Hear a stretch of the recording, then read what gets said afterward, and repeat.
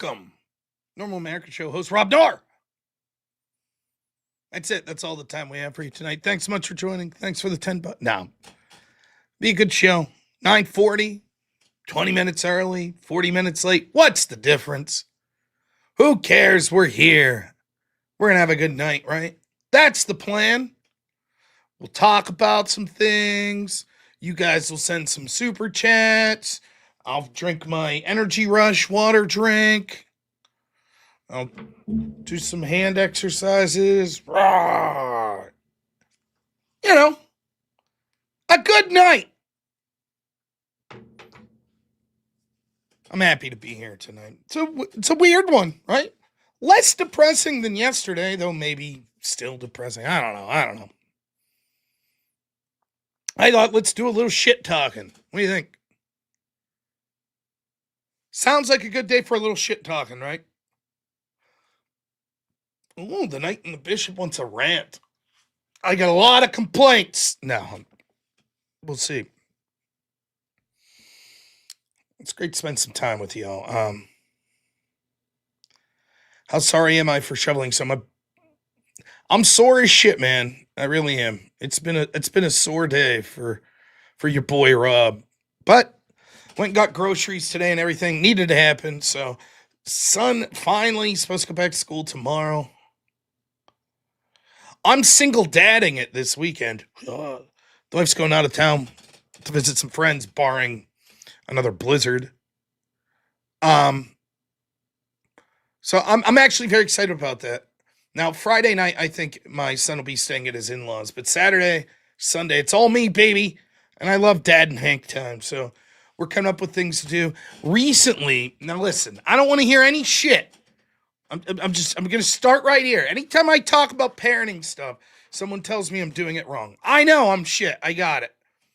So I know from a big fat guy like me, what I'm about to say, people are going to be like, oh boy. My son recently has a new food that he's got into, and I couldn't be prouder. My son saw the big Randy Savage Slim Jims at the gas station. He came in and he was like, Randy Savage looks cool as shit. He's got the big glasses and the, like the frills coming up. So I didn't get him the big one, but I got him a regular size Slim Jim because he was enthralled by, and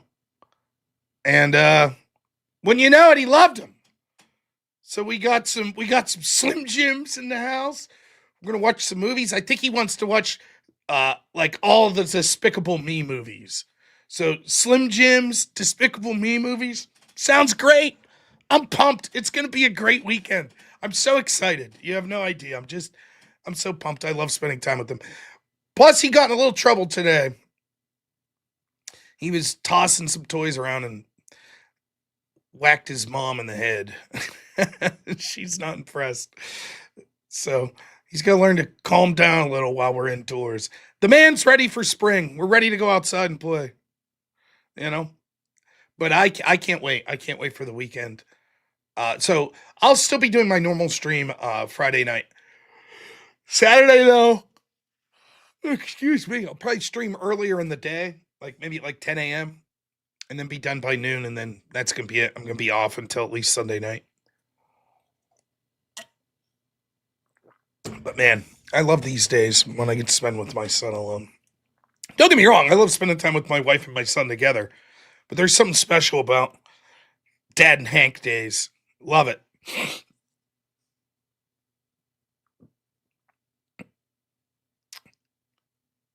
So, where are we going to start today? Man, there's stories galore. We got the new video on Alex Pretti. We'll look at that. I think it shows exactly what I've been saying. Further proof of it. Raids in Fulton County there. We'll talk about what that potentially means and the story surrounding that. And then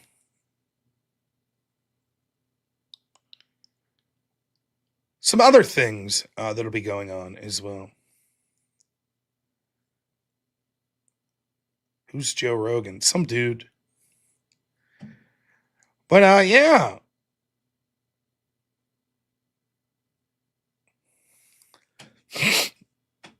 What a day, right? So if you didn't see, here is the link to Andrew's. There was a little Papua New Guinea conversation. There's the link to Andrew's appearance on Joe Rogan. And I'll talk about that a little. I'll shit talk. And I'll talk about why the haters are stupid. And there he is. There's Andrew on Joe Rogan.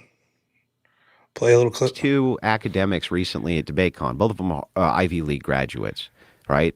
It was nothing. I could have easily destroyed them while enjoying a hot bowl of soup.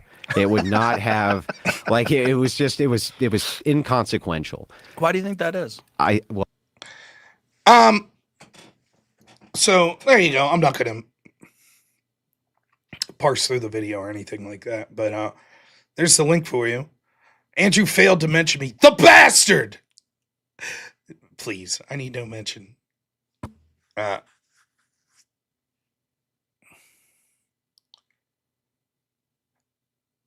So it was very interesting. So I'll talk a little about the appearance and like the things that go on to it. So I mentioned this before, but you know, Andrew's one of the busiest dudes in the world. He's always got like 50 projects. Yeah, Jason, I know that. I got to tell my editor, Black Elk, that the thumbnail for the live streams, everybody says it looks like a memorial. I'm sorry. That's not the intent, I assure you. Anyways, Andrew's super busy. So like a lot of stuff will come up where it's like, oh, there's this project and there's this project and there's this interview and there's this debate. And in a very small way, that happens to me as well. Nowhere near that. But there's always something. There's another project, another, thing to go do in real life. And like anything in life, I don't think it's just this stuff, like online streaming, debating and stuff. Anybody, like I have friends that like, my one buddy, he has a job where he's like, runs a business where he does concrete for people. Like, a lot of the offers you get might not come through. People say, hey, can you come give me an estimate? So you don't announce it until you kind of know that it's happening. You know what I mean? So I know that there's like a lot of stuff possibly on the agenda for me, for Andrew, for other people. But you try to plow ahead with your day-to-day show, plus then prepping other stuff. And, yeah. So when the idea of, I'm not trying to cause any controversy here, but I'm just going to say it. Like, when you saw that Andrew left Word War, and he was talking about how busy he is legitimately that busy. And Word War took a lot of time. In a good way, I enjoyed. But I don't know if Andrew was staying attached, like the amount of projects and time and stuff he has, it's crazy. He's way busier than I am. Thanks in bed, not in bread. Appreciate it. We'll talk about it if I'll ever do Joe's show. We'll have an announcement at the end of talking about this. So, but anyways, man, I had known for quite some time that an invitation was proffered from Joe Rogan's team to Andrew, and I was very excited for my friend to be able to do that. It's very cool. And obviously it's not my place to say anything, but when you're doing things like I'll cover the extravaganza for him and I know where he's at. I know he's like going to Joe Rogan's show and everybody's like, where the fuck's Andrew? Where's Andrew? He's too big for the show. It's like, well, he's off doing important things. So,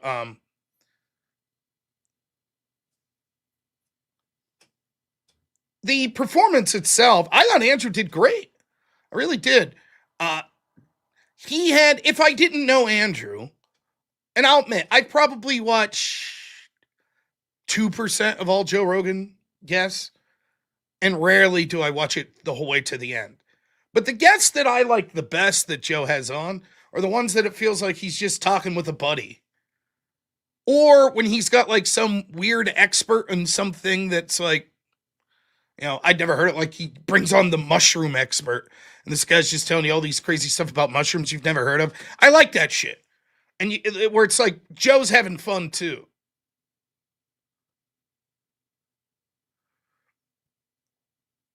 I think that's the core of Joe Rogan's success. That he has an enthusiasm for talking with the people he's talking to. It's why Theo Vaughn's very good as well. Like, I know it's popular to shit on Chevy Chase now, but I'm going to date myself as a very old man. I remember when they tried to give Chevy Chase like a late night show. And I don't know shit. I was still a little young, obviously, but I always heard one of the reasons that show failed was like, Chevy didn't want to talk to people. Johnny Carson, you could tell, was having a blast. He was having fun talking to the guest. Chevy Chase, not so much. And there's something infectious about watching a host enjoying the discussions he's having.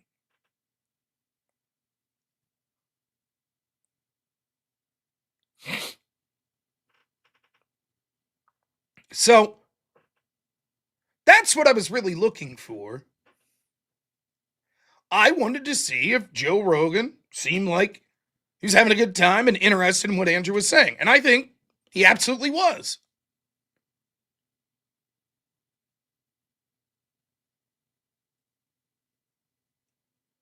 In my opinion, both of them looked like they were having fun, talking about stuff. There was a bunch of shit, even if you're not into politics, there's a bunch of shit. And they were talking about like conspiracy theories and Bigfoot and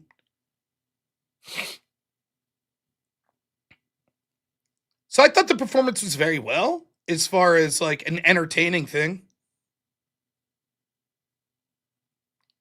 And then, as far as Andrew sort of presenting his worldview and what he does, I thought he also did very well.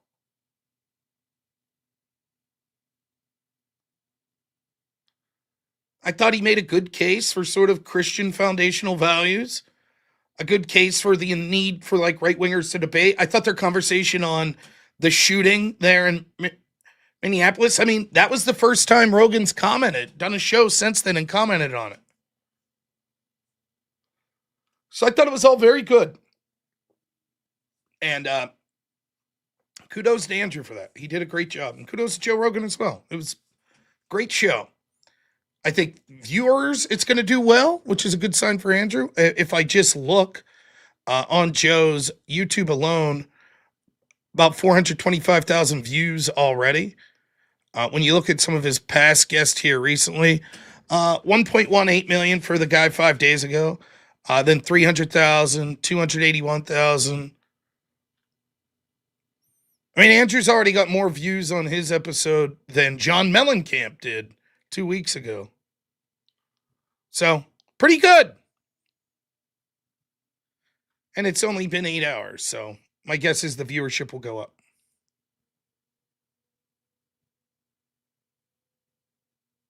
Yeah, he said he watches a lot of Andrew's content and debates, yeah.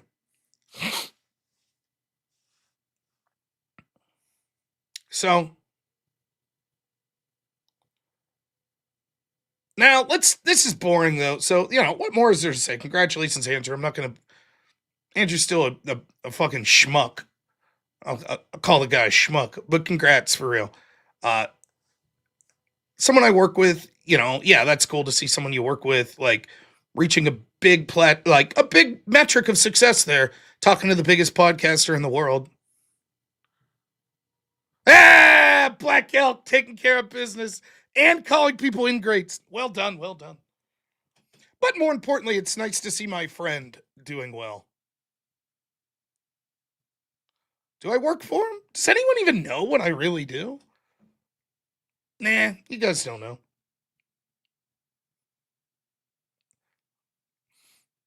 But that's, yeah. So enough of that, though. Now let's talk some shit. Where all them haters at? Did you see them? Where them haters at? Where they at? Oh, everybody mad. Everybody mad. Oh, Andrew's nothing. He's a piece of shit. He's not a Jubilee All-Star. Oh, boy. Where are they? Where'd they go? Now it's cope time. Now it's, they just had to scoop the bottom of the barrel for Andrew. Uh-huh. Wait, you guys, you want to do a little shit talking? Yeah, I remember when the numbers guy, whatever the fuck his name is, said that last year would be like the worst year of Andrew's life. His career would end. How'd that work? The Unfuck America people, right? They spurred out Andrew's a nobody, blah, blah, blah. How'd that work out?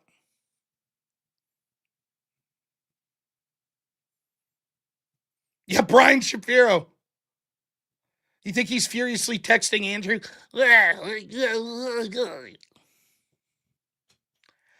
I remember when the Panelverse people said Andrew was holding Sarah back and she's going to be the next Piers Morgan or Joe Rogan.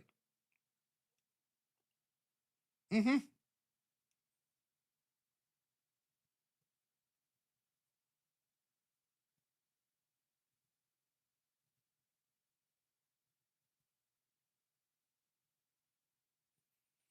How'd that work out? I remember when Andrew was starting out, when he was BPF over on Politically Provoked, and first time we talked, we were yelling at each other, right? But back in those days, like 5 years ago, Andrew was streaming to 30, 40 people. And I would talk to Andrew on the phone, and he'd be like, you know, you're getting blacklisted. You know, like on Twitch poll, they blacklist like people like me and you. They don't want to debate us. They're blacklisting us. And I was like, what? And then I saw it. I saw people like, oh, Destiny at one point didn't want to talk to Andrew Wilson. He's nobody anyways. Uh-huh. Jubilee All-Stars, they didn't want to talk to Andrew. He's nobody. Uh-huh.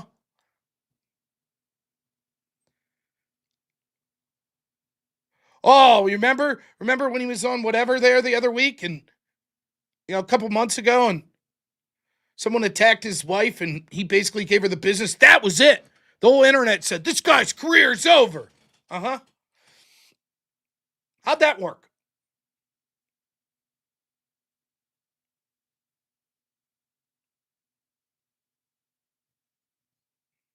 How'd that work out for them?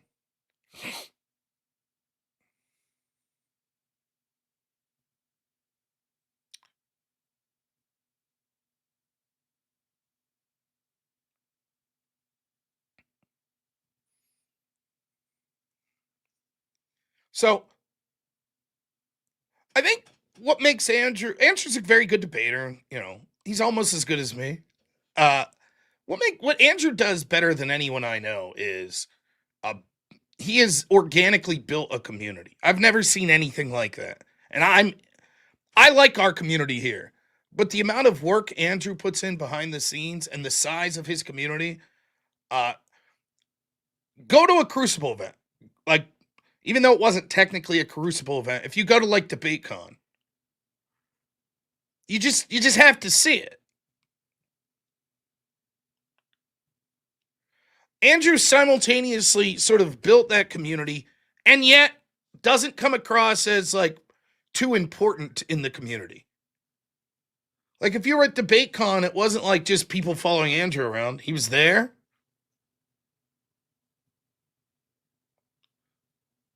Nick Fuentes, charismatic. He's built a big community himself, but I don't know that it has sort of the camaraderie that you see with a lot of people in the Crucible. Thanks, Monkey Sins. Appreciate it, man. I'm a Jubilee All-Star. I wish. Someday I'll get that. So I think that's where Andrew's real strength is.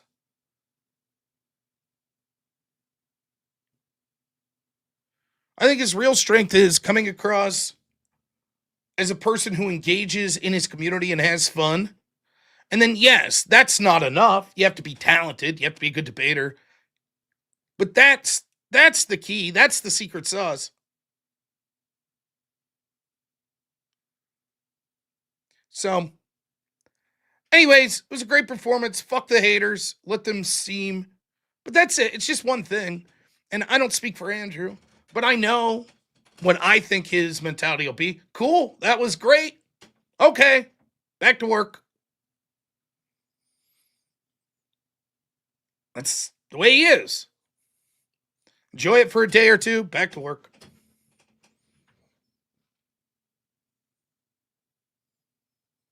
So it's good stuff though, and I recommend watching it. Now, as far as Rogan's take on ICE, he's far more right wing today.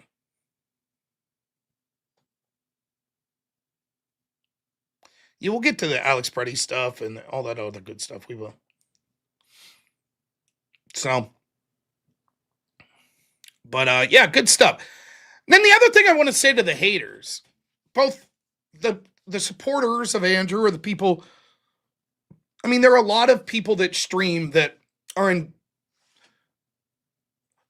I don't know what the word would be, like, they're chummy with the Crucible, like me and Jim Bob and Jay Dyer and Jake Rattlesnake. And then people like, you know, Speakeasy and Cool Vic and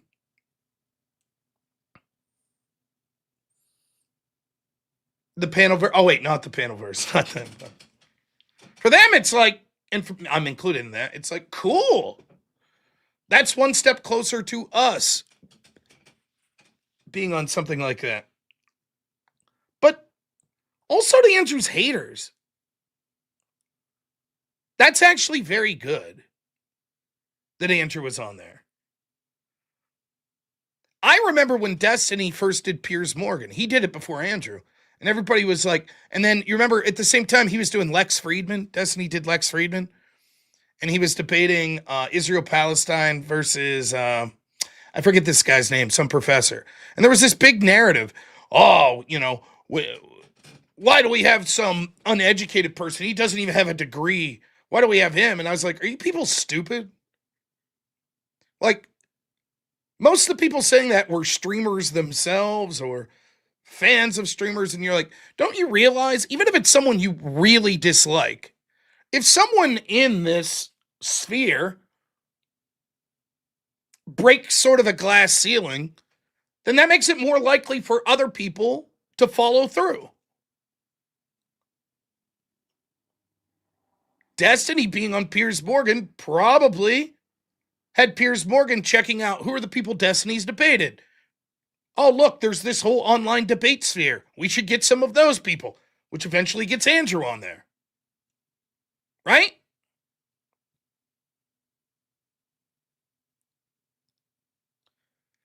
By the same token, if you're on the left and you see Andrew Wilson on Joe Rogan, I know your feels are hurt. That probably makes it more likely that you or someone on the left that you support someday makes it on Joe Rogan.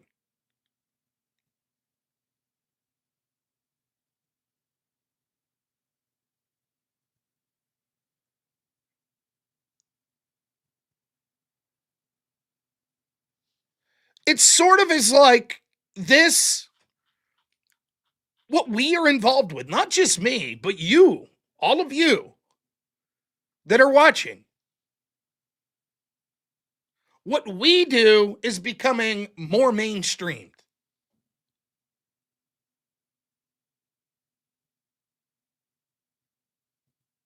Maybe 6 years ago, when I'm streaming or other people are streaming, we're in a little niche bubble and no one outside of it knows. But now it's becoming mainstream.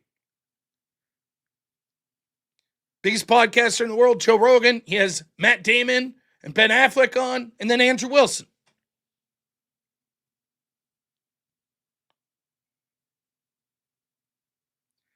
So I think whether you like Andrew or not, whether you're a hater or someone who really likes him or anyone in between, I think what it shows is that the online sort of political sphere is becoming more mainstream. I don't think 4 years ago someone like Andrew would have been on there. And I think that you see this in like Piers Morgan's show.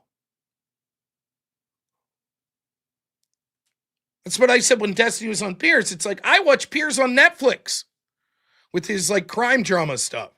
Here's a guy that's mainstream media journalist guy. And every night he's having debate bros on.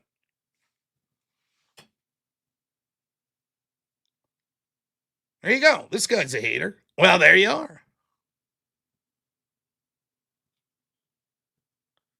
So, I think it's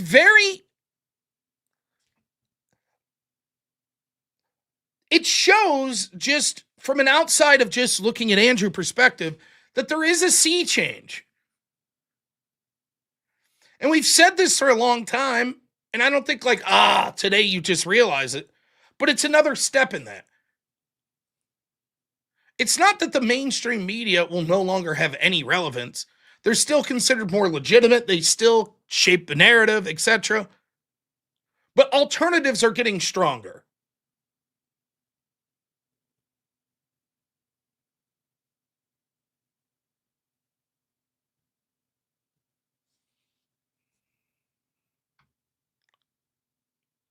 So, there you have it. That was Andrew. I'll put the link out one more time to the show. Don't go watch it until I'm done streaming it.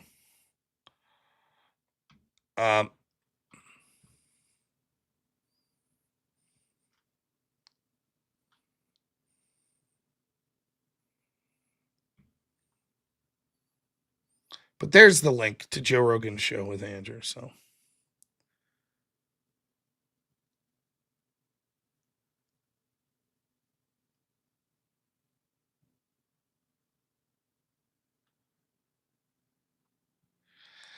all right, folks. So let's do a good job with super chats today. I think we could do it. We'll start off reading a couple here.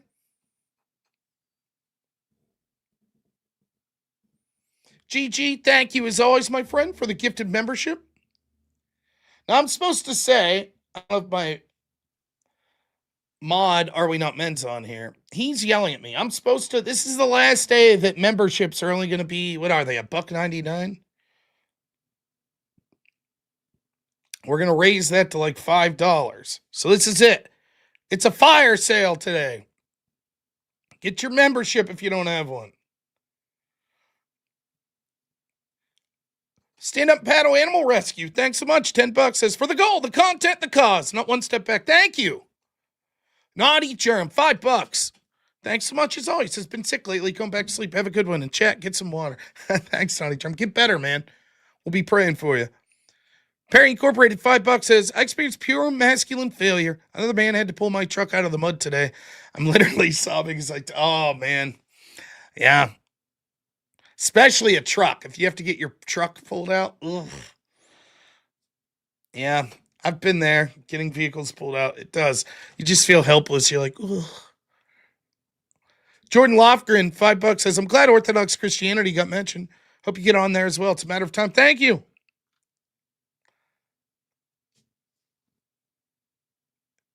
K-Toth Swiss, big W for Andrew on Rogan. Thank you. Absolutely. Then we got some memberships. Look at this ship. Barry Wren, new member. Thank you.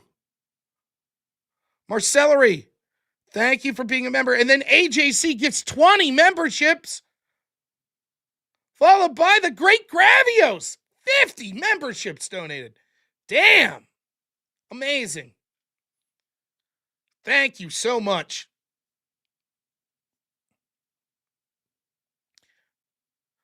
While we're getting these memberships, Gravios, thanks so much. $20 says it was a discount. I had to do it. Thank you.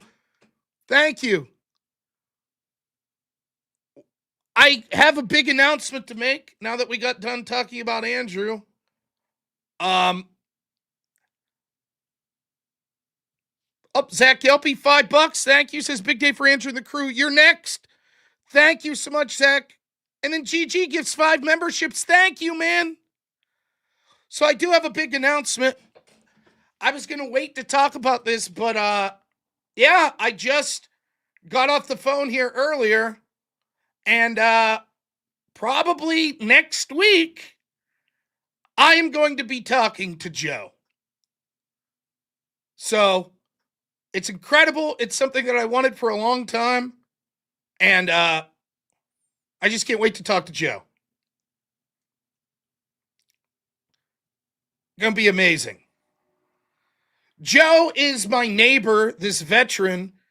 We're talking about putting some limestone down on my driveway. So I'm very excited. He's a great guy too. He always makes me laugh my ass off. So it should be good. So Joe, if you're listening, I can't wait to talk to you. I'm sorry. I couldn't keep the troll going that long.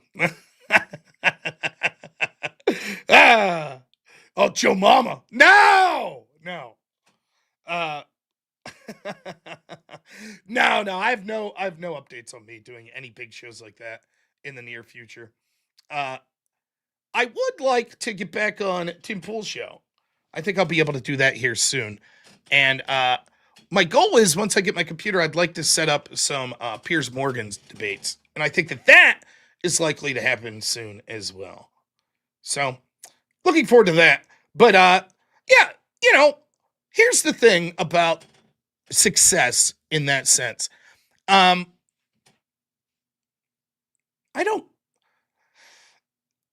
want my channel to grow. I want my community to go. But it's okay if it doesn't. It's okay. It's all right. Life goes on. I'm pretty damn lucky. So, if it happens, if it's an opportunity that comes up being on these bigger shows, that's great. But if not, that's cool too. But I do have some cool things that projects I'm working on behind the scenes that I think maybe not those big names, but I think important projects for our political future and cultural future in this country. So now that I shit on everyone, Zach Kelpie, $20 says, let's fucking go. And then for 5 says, fuck, you got me. I'm sorry. Flair Riot, $2, thank you. At Pathletics, thank you for becoming a member. Check Rumble real quick. All right. What do you want to talk about first here politically? Let's talk about Alex Pretti, right? Okay? Let's find these clips.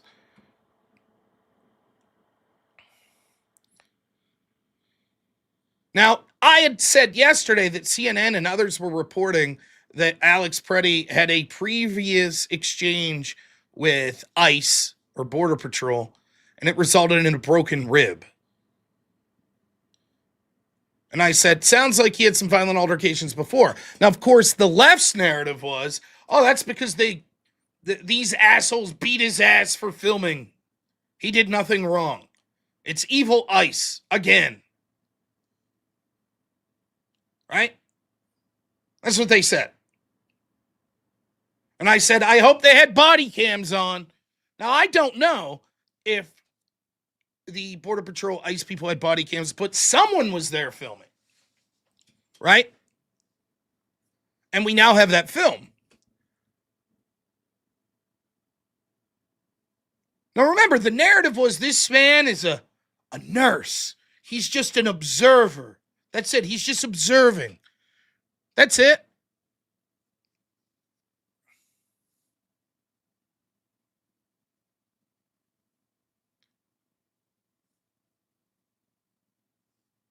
So that was the narrative. This man was a great man. You find clips.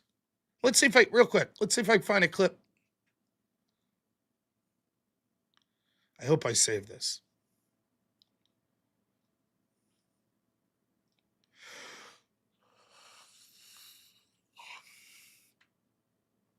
I think this was last night. We're always told this is what passes for a Republican. I think she's officially switched. But she used to be their Republican correspondent, Anna Navarro. Let's see what she has to say about Alex Pretti.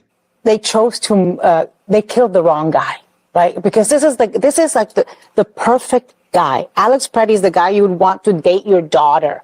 The guy you would want your son to grow up to be a decent human being who was serving humanity, serving sick veterans, who is, there's nothing that has been said about that man that isn't wonderful. And so they can't malign him. They can't malign him because we have the videos. We have the videos. CNN was actually reporting that they had videos of this altercation. He's perfect. Now, listen. I've not celebrated this man's death. Have I? I have not. I think it's terrible that he was killed. I do.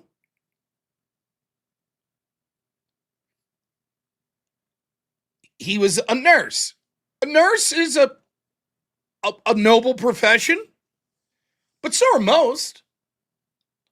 I mean, if he would have been a carpenter, would it have been a less story? By the way, she says the perfect guy that you'd want to date your daughter. Then why'd the mainstream media have to touch up his photo? Apparently, they don't think he's perfect. I would have never done that. He's a perfect guy for your daughter, but he's not cute enough, so we'll touch up his photo. Insulting. But I always think this is funny. This is an aside, but you heard this a lot during the pandemic about these professions were your heroes. I mean, my father-in-law's a truck driver. Is he a hero? I think that's a pretty fucking important job. It's a risky job, too. What about my friend that's a welder? How about carpenter? What about a bartender? Bartender is like a psychologist that actually works, you know? I don't know. I just always, this whole like, oh, his profession was such a noble profession. Like, okay. But fine, let's accept that. Well, he was a nurse. He took care of people. Okay. I worked with home health care with adults with disabilities. If I showed up at January 6th and was beating the shit out of a cop and got shot and killed, would they have said he was such a great man? He worked with adults with disabilities, helped take care of them. Would they have said that? Do you think for a second that would have been the narrative? They wouldn't have gave a shit. He's a violent insurrectionist.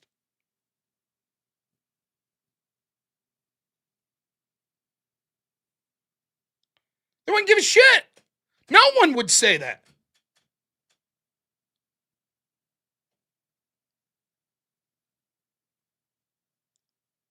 I appreciate that a lot of people think that job I did was a job that speaks nicely of me.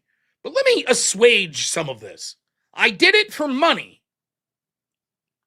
Yes, I deeply cared about the people I worked with. I did. But I wouldn't have did it for free. That's the truth. So I'm not that great of a guy.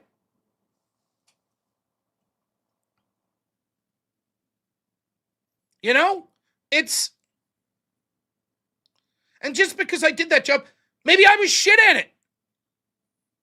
Tell you this much, I don't think I was. I think I was good. But I worked with a lot of people that were shit at it.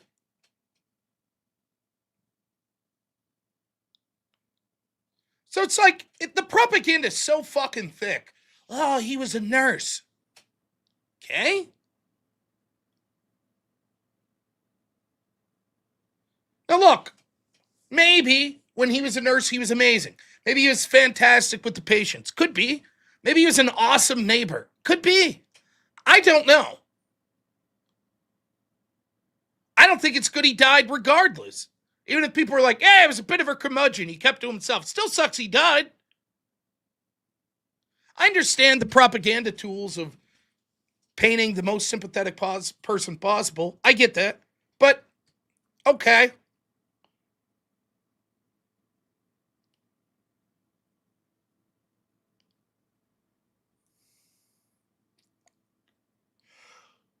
Excuse me.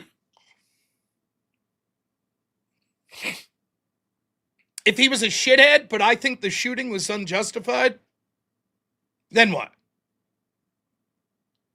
So this is all just about fucking a PR war, is what it is. Now, they claim, CNN claim, we saw the footage. He's a great man. He's near perfect. Okay. I told you, I hope they have footage.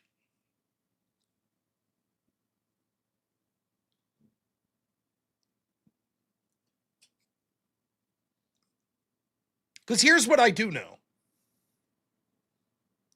I know there are people that are intentionally organizing to obstruct ICE and to basically carry out, in their definitions, an insurrection. And this guy fit all the patterns of that. That's what I do know. I know that these people are intentionally causing the scenarios that will make violent altercations inevitable. And then they will exploit that violent altercation. They'll kick the dog until the dog bites back and then go, oh my God, a vicious dog. That's what they do. Now, whether or not Alex Pretti was part of that or not, it seemed circumstantially like he probably was. For example, reporting was that the Signals apps directed people to the site of where Pretti was shot before Pretti was shot. In other words, he was probably one of the ones on the Signal app that was told to go here. But until we saw video proof, it was what it was. So, he's perfect. He was great. Evil ICE broke his ribs for no reason in a week earlier in a previous altercation. Okay? Now let's see what the video shows. Thankfully, someone was there filming and we have video. The narration, whatever, but let's watch the video. Now I could show this one because it doesn't result in a death. Fortunately, because it could have. Here we go. Now, as we play this, I just want you, for a second, just one thing. Keep this in the back of your mind as you're watching this.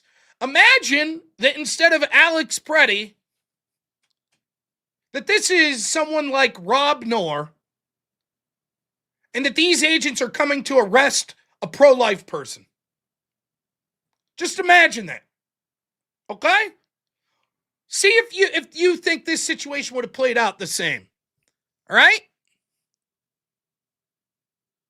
Here we go.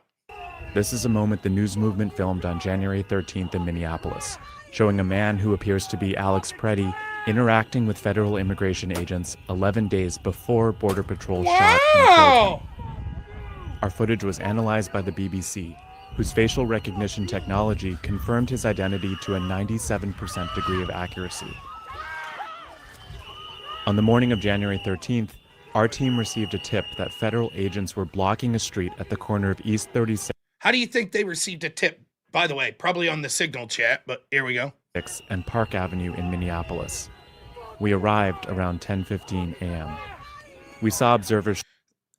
Let's watch as he spits. Now watch. That federal agents were blocking See this agent here? Okay, now watch what the happens. street at the corner of East 36 and Park Avenue in Minneapolis. We arrived around 10:15 a.m. We Spits at him. saw observers shouting at the By the way, you hear the horns, you hear the whistles blowing. agents as they walked back to their vehicles. When they started driving away, the man kicked their taillight. An agent then got out of the vehicle, grabbed him, and pushed him to the ground. Real tough guy there, huh? Let's watch the tough guy in action, right? Okay, standing 36 there. and Park Avenue. Our team received a tip that federal agents were blocking a street at the corner of East 36 and Park Avenue. Waits in till the guy Minneapolis. turns around, We then arrived follows around him, 10:15 a.m. then We saw spits on observers him. shouting at the agents as they walked back. Then, as the agent's leaving, remember, this is it. The situation is now non-escalated. They're leaving. He spits at them. Then he attacks their vehicle as it's leaving, right?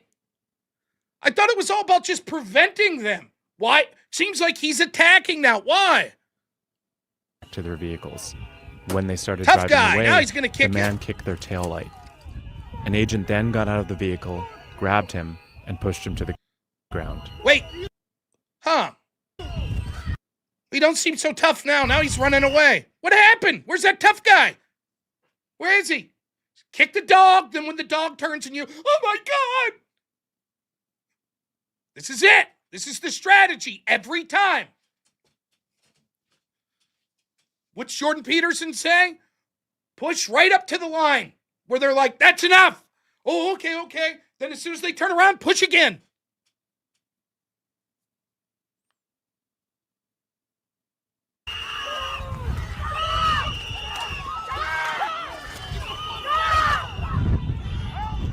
During the altercation, Now he's yelling, help me. Agents fired tear gas and pepper balls into the crowd. Now look how the crowd's screaming. Like this guy shouldn't be arrested. They continued to hold the man down before they retreat, and he walks away.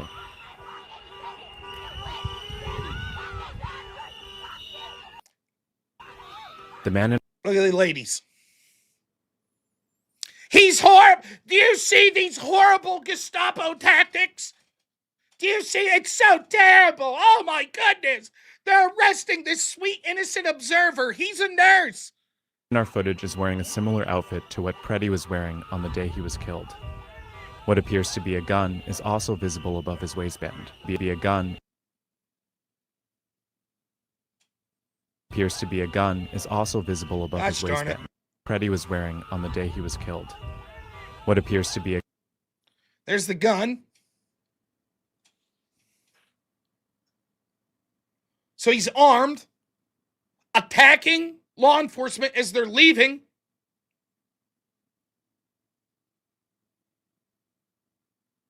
There he is. He's an innocent observer. He's a nurse. He's perfect. He's the perfect man. Gun is also visible above his waistband. Now he gets away. Remarkably, they don't arrest him. They're like, get the fuck out of here. He gets right back in their face.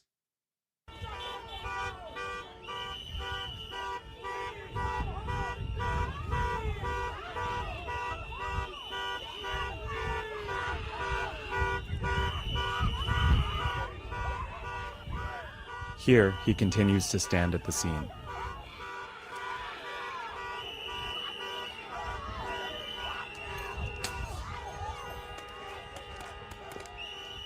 On the day he was killed, There's trying to leave again, and people are aggressing towards them. the Department of Homeland Security claims Pretti, a 37-year-old ICU nurse, approached officers holding a handgun. That claim has been contradicted by analysis of bystander videos from multiple news investigations, which concluded that Pretti was holding a phone, not a gun, when he was pinned to the street.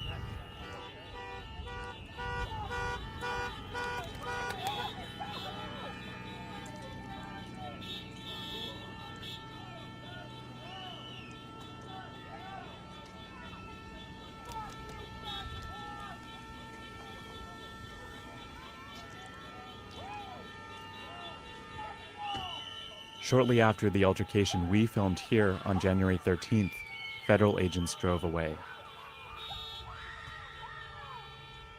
Soon after that, we left the scene.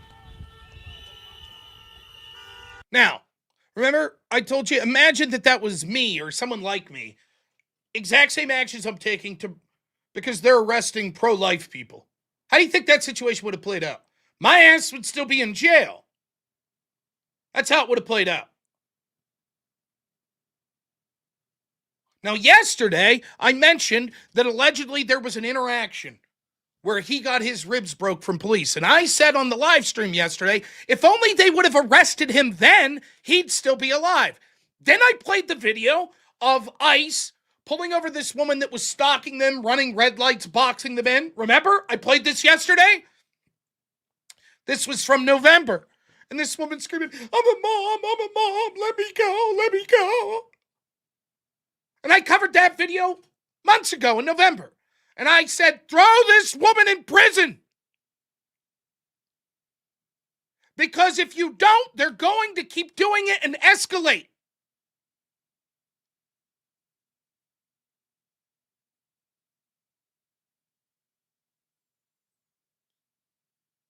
But they're soft. Nope. Nope, send her home. Okay. Over and over, it's the same cast of characters in Portland, in Seattle, in Dallas, Minneapolis. They either arrest the people, very rarely, and then they're out the next day doing the same shit, or they just let them go. And then, surprise, surprise, they're back to their violent shenanigans the next day.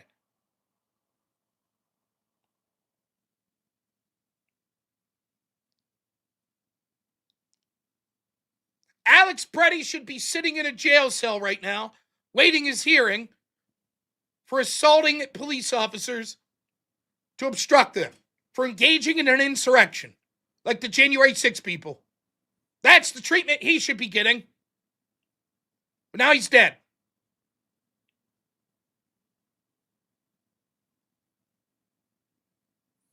And more people are going to die. Next, it'll be a nice officer. Because they won't put their foot down. Now, I talked about this in the extravaganza today. Oh, another example. Remember that woke farmer guy? White dude with the beard that was with Don Lemon and them when they broke into that church? That dude does that shit all the time.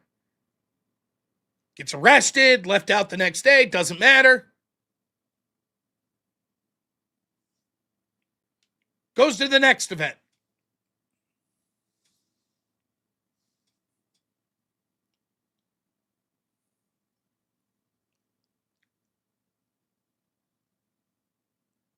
I thought this guy was the beacon of peacefulness. I thought he was the perfect man, a nurse, just an observer.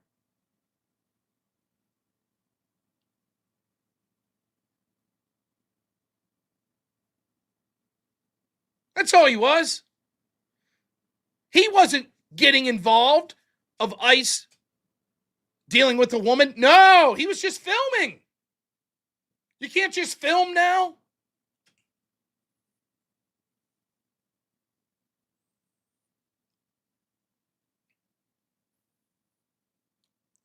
First, when this broke today, I saw people trying to be like, that's not real. Well, that didn't last long.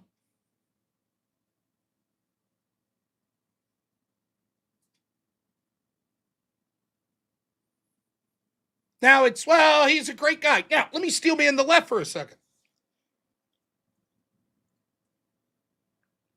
Does this interaction have anything to do with whether or not it was a lawful shoot? Not really. I think it speaks to his mindset, but the officers involved wouldn't have known probably this prior incident with this gentleman. Maybe they did. And that does change things a little if they're like, look, this guy violently came at us before. Now here he is again. We weren't fucking around, pepper sprayed him. Heard he had a gun. But let's assume, unless we hear evidence to the contrary, that didn't happen. They wouldn't have known about this previous incident.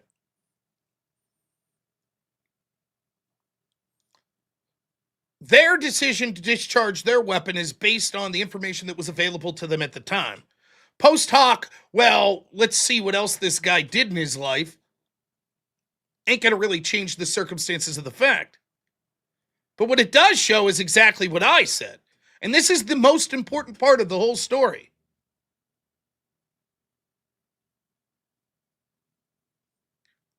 Law enforcement officer shootings will come and go. Sometimes law enforcement will be negligent or criminal.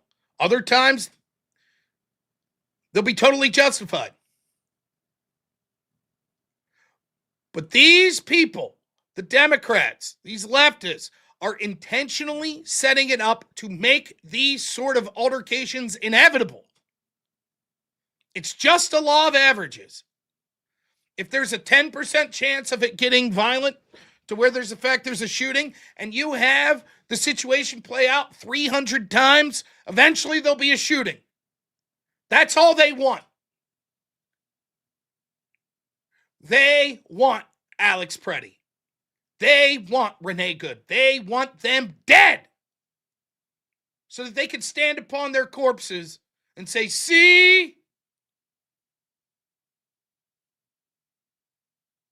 Watch this again. This right here, in a nutshell, this is everything right here. The corner of Of East what their 36th average and Park mentality Avenue is. in Minneapolis. We saw observing away the man kick their taillight. An agent Now everyone in the crowd just saw him do that. Now watch. then got out of the vehicle, grabbed him, and pushed him to the ground.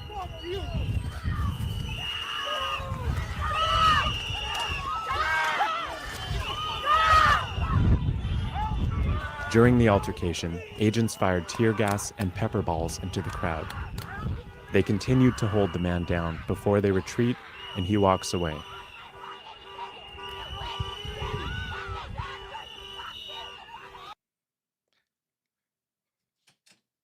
That is everything.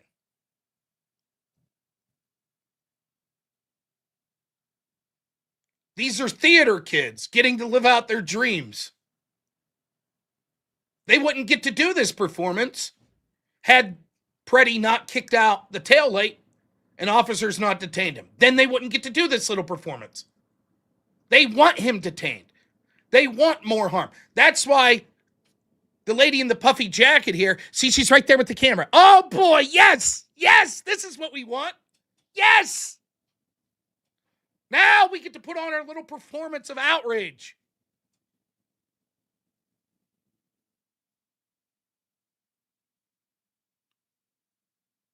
They're happy he got detained right here.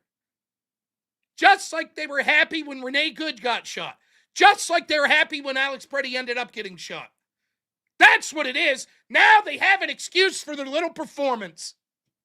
Of course, these stupid fucks here, these two ladies, they don't realize if they end up in a violent altercation where they're killed, all of their buddies will celebrate just like they are.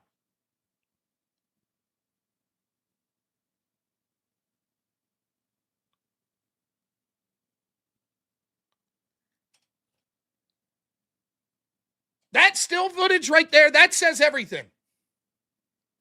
Unhinged man attacks law enforcement as they're leaving, intentionally gets himself detained. Two white ladies start performing. Look, she's actually looking at her buddy there. See how good I'm doing? Fuck yeah. See? Filming it. It's all performance, all theater. Because they don't like detention, or they don't like illegals being deported. That's it. They don't like that they lost the election, so they're going to get violent.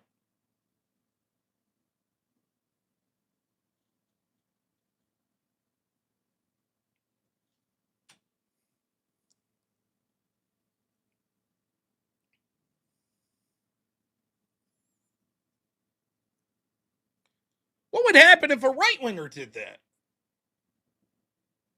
Smash property like that, attack law enforcement like that.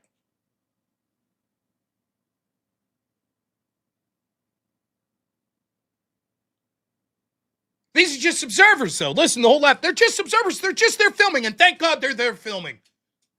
Really? Then when we find out, all right, the previous incident this guy was out, look what happened. They'll be like, oh, well, it's irrelevant. So what? It was good anyways. Remember that stupid shit Whick that called in the other day? Telling his audience to go obstruct ICE, to lie, to break the law, to get arrested. Remember that?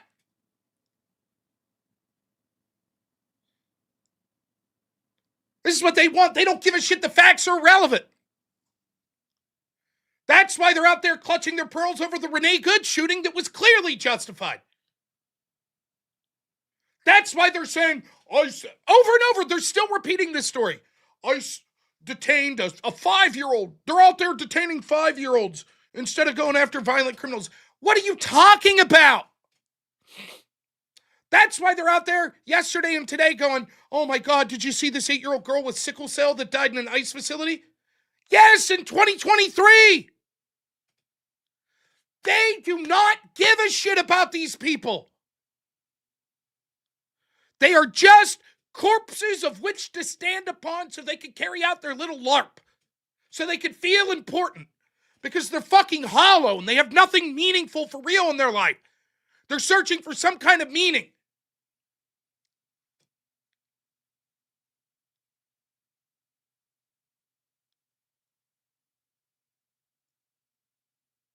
And the Democrats and the media, they're more than happy to give them that meaning. You're fighting Nazis. Can you do what the Germans were incapable of in the 30s? Can you stop it before it happens? Before the Holocaust? Oh boy, my worthless life now has meaning. On Rogan's show today with Andrew, they talked about this guy. Let's see if I can find it. I thought it was funny. I know very little about D&D. I played a little there, but I knew what this meant.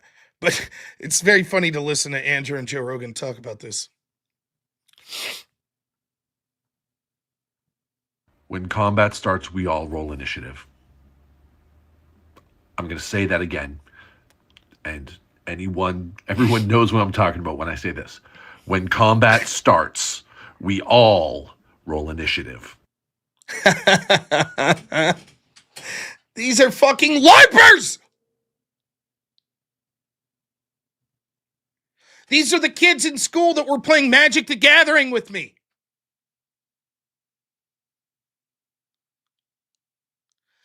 Guess what, motherfucker? I'm about to tap 3 red mana on their ass. Better watch yourself. You're about to get a lava axe. Counterspell, motherfucker.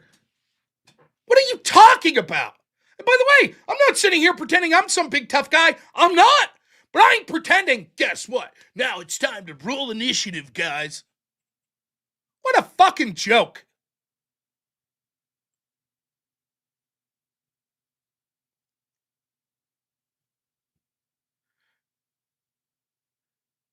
They're mentally unwell people looking for meaning in life.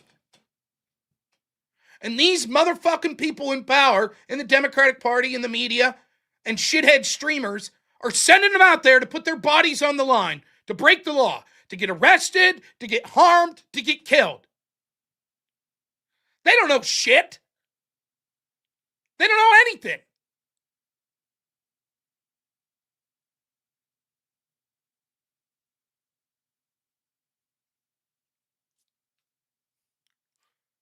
But they're absolutely certain that they're fighting the new civil rights movement.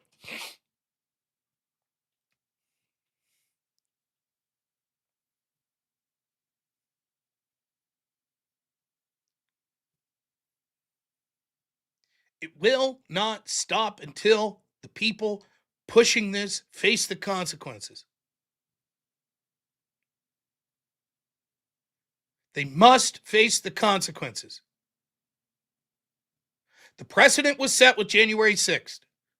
Give me right. Here, let's put the, where's my left-wing glasses? Oh, shit. Oh, there they are. Dude.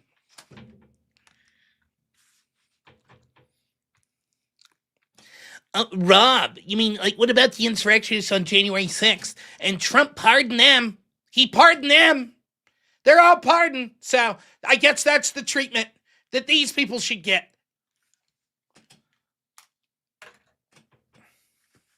I find your terms acceptable. Okay. Throw them in solitary confinement for 3 years. And then, if Democrats win the presidency, you could pardon them. Sounds like a fair deal to me. Okay. What's that? No? No? You guys don't want that? You don't want the same treatment? Oh! Isn't that strange? I thought you just got done saying that.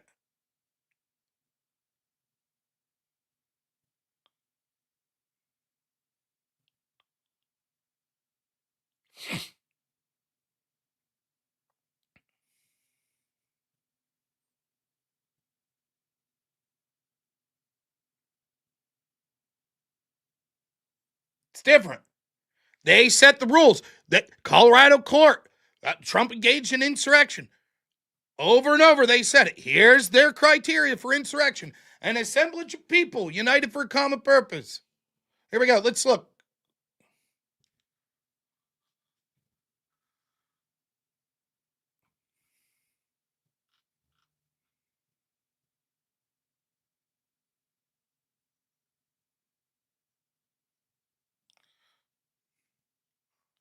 before Border Patrol shot and killed him.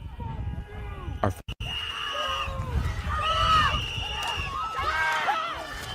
to what Pretti was wearing on the day he was killed. Are there an assemblage of two or more people there united for a common purpose? Yep, they're against ICE. As the journalist admitted, we were told, we were made aware that people were going because ICE was blocking traffic. Okay, there was an assemblage of people. Were they resisting the execution of a particular law or interfering with the course of government proceeding? Yep, those are ICE people that they're trying to interfere with. That's exactly what they're doing. Step 2 met. Step 3, force or intimidation.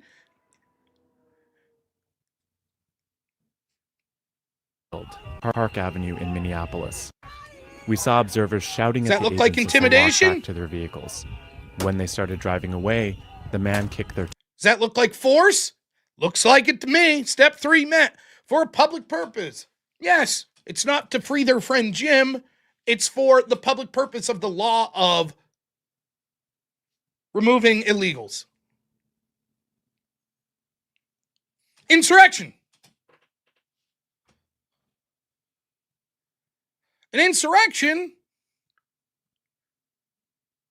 that we have people calling for thousands of times online. When combat starts, we all roll initiative. I'm going to say that again. And everyone knows what I'm talking about when I say this. When combat starts, we all roll initiative. There you go. There you go. There's the big man. There he is. That's the big man. Woo, boy. So with thousands upon thousands of people openly calling for insurrections, including law enforcement officials in certain areas, prosecutors, attorney generals, district attorneys, politicians, we have more evidence of coordination through these signal chats than we did anything with January 6th. How isn't this a conspiracy to engage in insurrection? How isn't it? How aren't the people that are saying we want to disband ICE and supporting these people helping engage and incite an insurrection?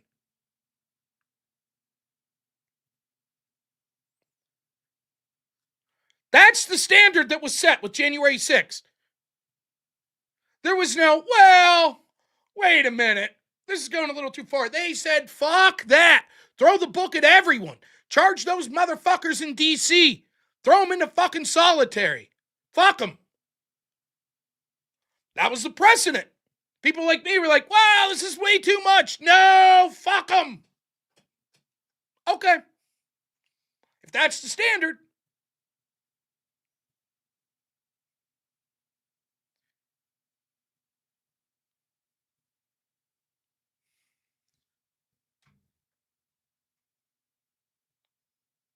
Now, one example to see the sort of absurd way that this goes.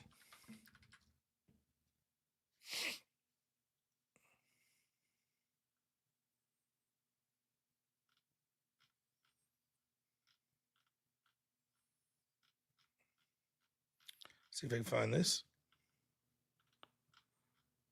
Maybe.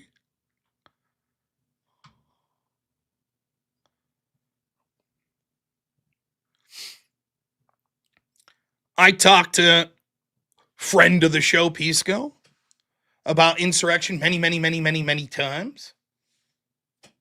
And about levying war, a phrase that's used, and about treason. Of course, punishment for treason is wide-ranging, but it can be up to capital punishment.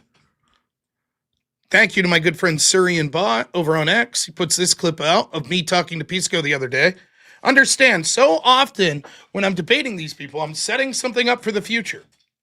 When I was debating them on insurrection, I was setting them up knowing full well that the left would, by their definition, engage in insurrection many times. So I happily debated them so I could say, okay, what now? And watch them go, it's different.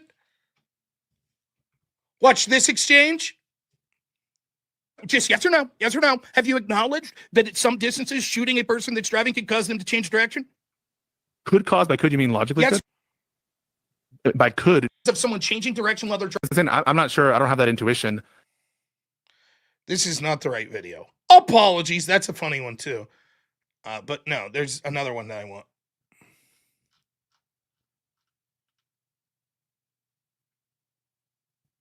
This is the one I want.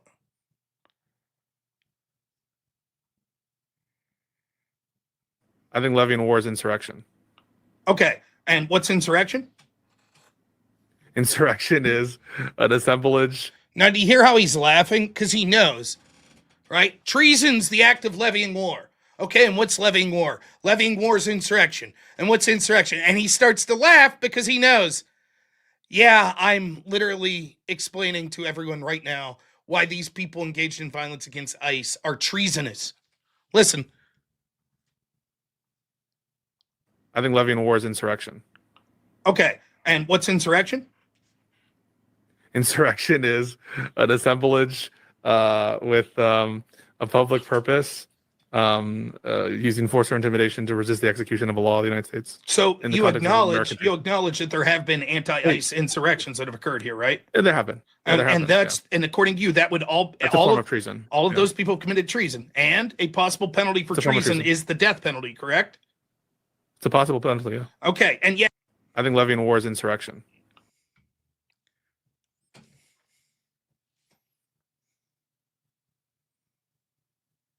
huh?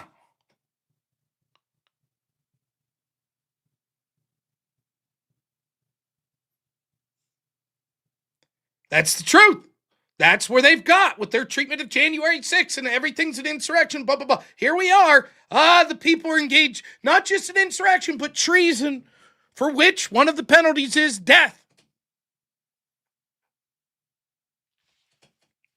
Okie dokie. Now, it got even more ridiculous when I was talking to Pisco about Trump engaging in insurrection. He just says, well, it was because he incited based on the Brandenburg standard. Okay, whatever that may be, you saying that would mean that him saying things like fight like hell and retweeting someone saying the cavalry's coming.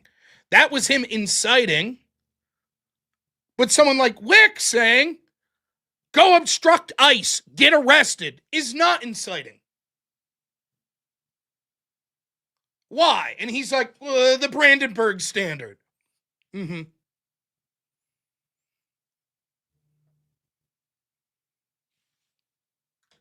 You see the game?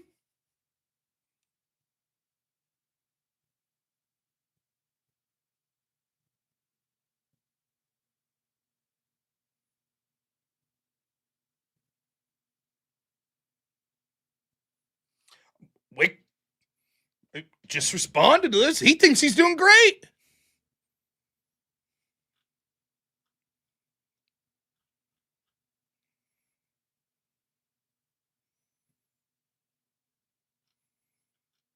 Somewhere, I don't know.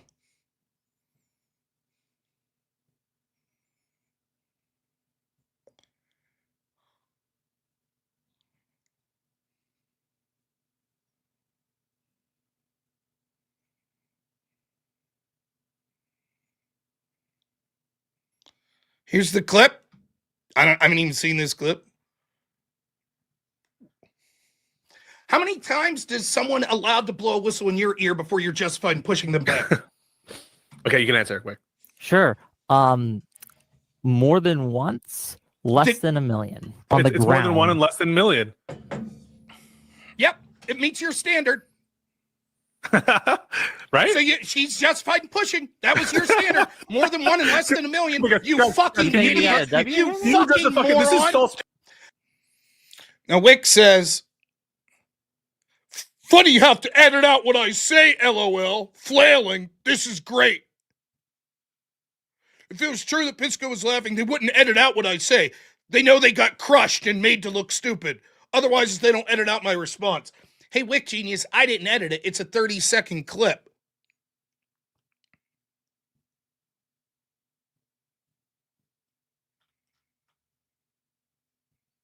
You didn't respond.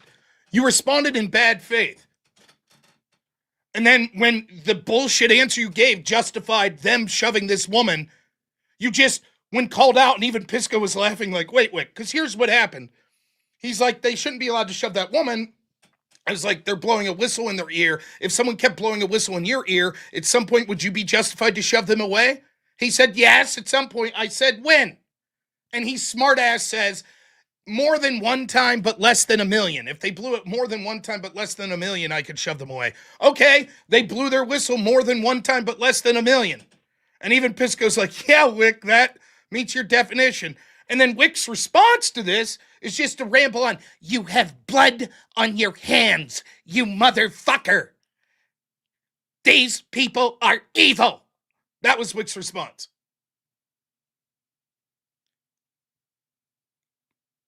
He can't answer to the substantive issue that's being discussed here, and this needs to fall back on his performative. But they are evil. They're killing people. As Christians, you're morally justified. That's it.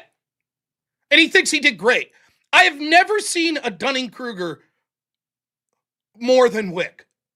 Embarrassing. I hope Whick clips the whole fucking thing and puts it up. No problem. It was one of the most embarrassing exchanges I've ever seen someone have. And he is absolutely convinced he did amazing. It is objectively hilarious.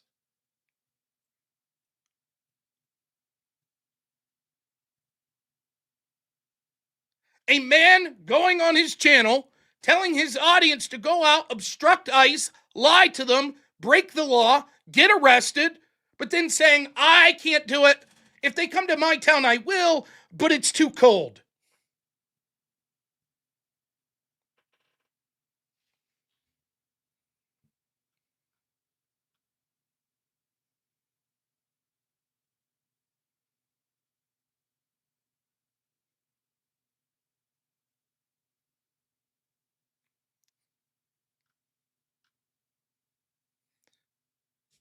Big tough guys.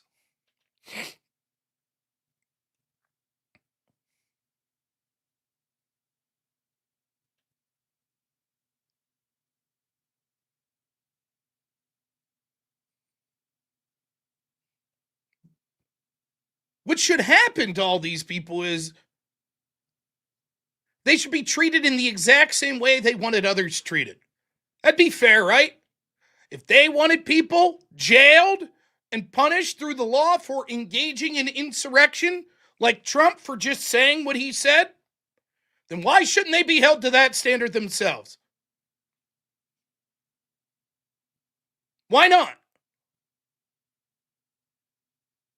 Do you think if Trump would have came out and said, I want you all to not listen to the Capitol Police, obstruct them, lie to them, do you think they would have said, that's evidence he's engaging in an insurrection?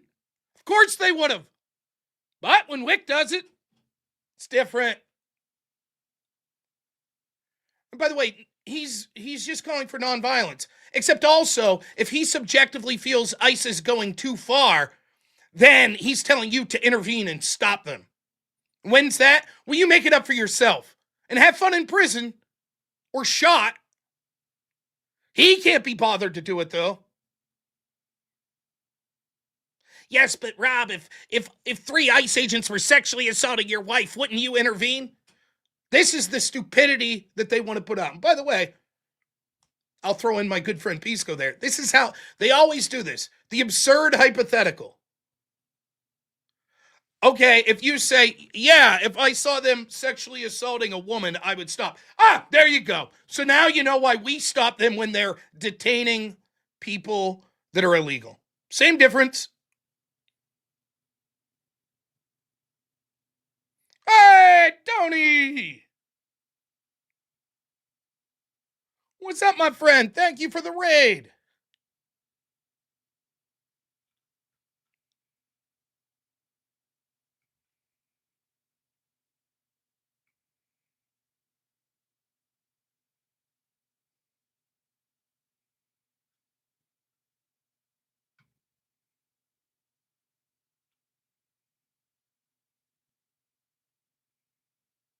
Good to see you, Tony.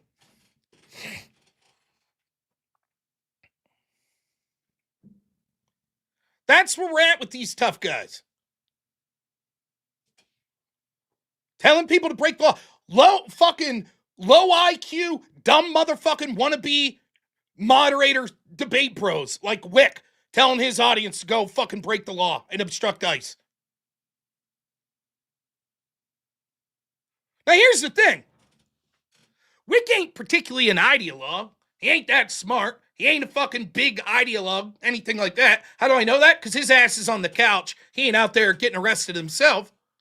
By the way, I don't quite know where he is, but I'll bet there's ICE operations in his nearest city. Where is he? MIA.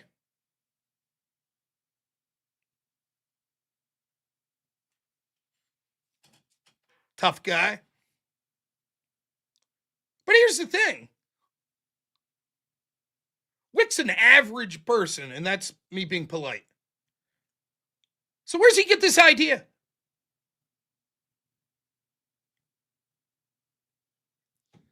You see, let me show you what Whick is. You ready? That's Whick. See, Whick's ready to roll initiative.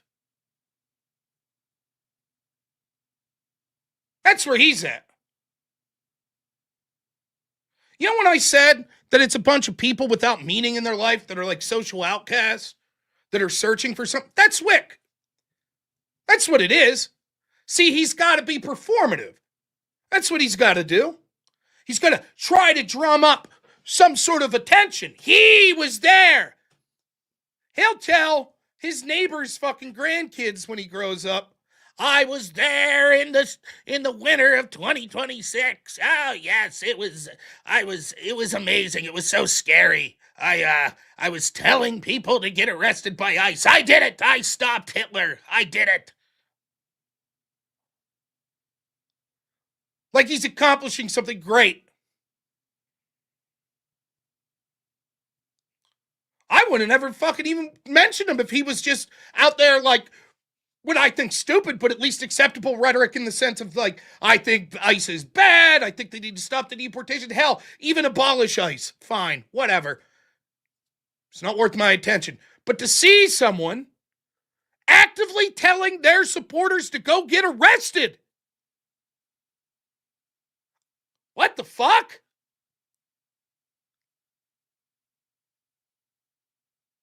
That's the power that this narrative has, that smarter people than Whick are pushing out there. These fucking lonely, mentally ill people, they're giving them meaning. Go fight ICE. That's the meaning. Think of where we're at culturally when you could go on social media and say that out loud. Yes, go break the law. By the way, there won't be any consequences for Whick, which is fine. I don't want there to be. Let him get out there and say this shit. Still not the worst I ever heard. Vaush was calling for fucking shooting Patriot Prayer people. It is ironic how much I got fucking censored for nothing compared to that.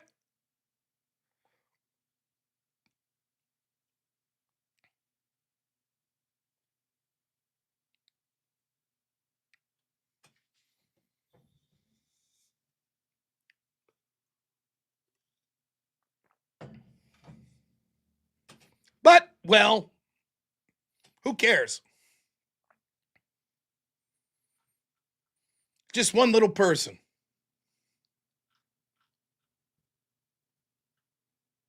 But understand that mentality is what's permeating.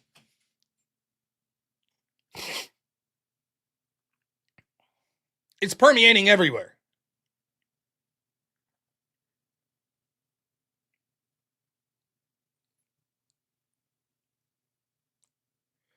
Remember when there was an assassination attempt at Donald Trump? The first one, Butler, where someone lost their life? Let's see if I can find this.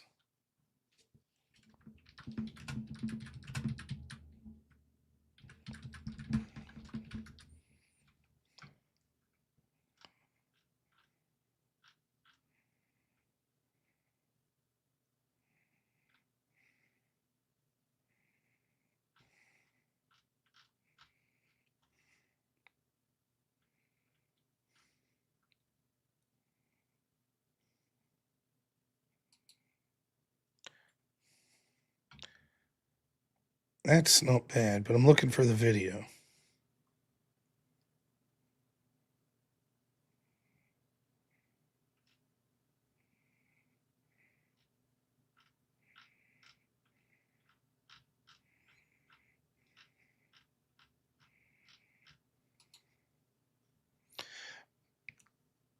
So I'm looking for a video here. I found the quote, but I want the video.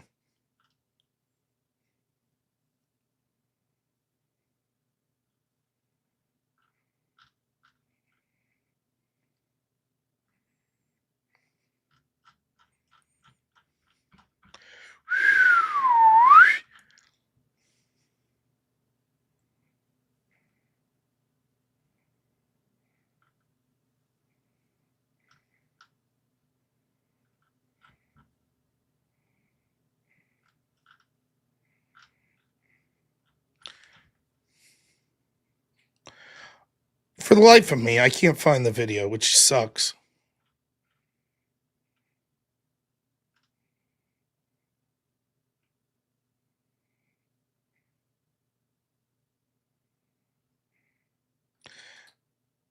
I don't even see the fucking quote now.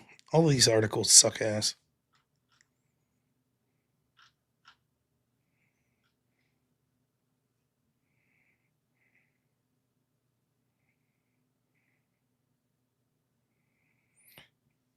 All right, it's good enough. So the assassination attempt at Trump, where someone lost their lives, other people were actually shot. Trump had his ear winged. And he had all these people that were coming out and they were like, oh, making jokes and shit. And then he had this guy. Kyle Gass. You guys know who Kyle Gass is? He's in Tenacious D with Jack Black. Right? And Jack Black asked him, like, do you got a wish on stage right after this? And he says, next time, don't miss Trump. And the audience all laughs. Now, of course, Kyle's on his I'm so sorry tour. He felt there was no way out. I'm human. I made a mistake. I was going for a joke, but timing's everything. If there was ever a too soon, it was this. No, he's not wrong. He's not. But why would he make that comment? Well, Rob, he was just telling a joke. Okay, but why would he make that joke? You want to know why he made that joke? You want to know what that joke symbolized? That it was safe. It was a safe joke, he thought. We saw this after the Charlie Kirk assassination as well. You had all these people going to social media and they were just saying this shit out loud. Yay, I'm happy. Yay, great. And then you saw some people getting fired. And remember, I was talking about this. I was like, these people are fucking blindsided. They're like, why? What? I don't understand. As a society, we've agreed Trump should be dead. Charlie Kirk should be dead. Make fun of them. I'm sorry. That's what everything in my culture tells me. This is the only morally righteous position. These aren't great thinkers. These aren't people that have heavily thought about their position. They're people that are just going along with the narrative that they're being shoveled. That's it.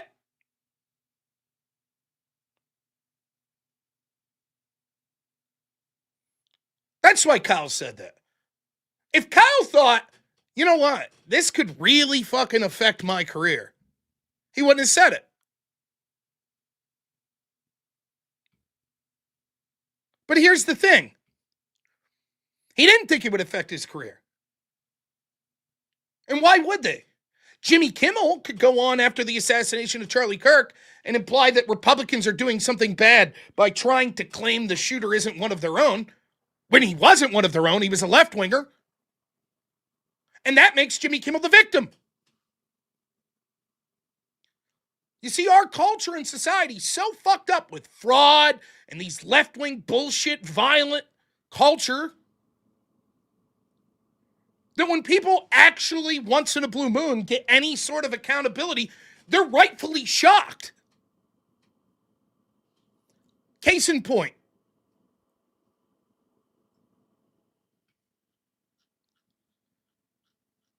To Pam Bondi's credit, they arrested some people today that were obstructing ICE, including the bananas and rice lady. Yay.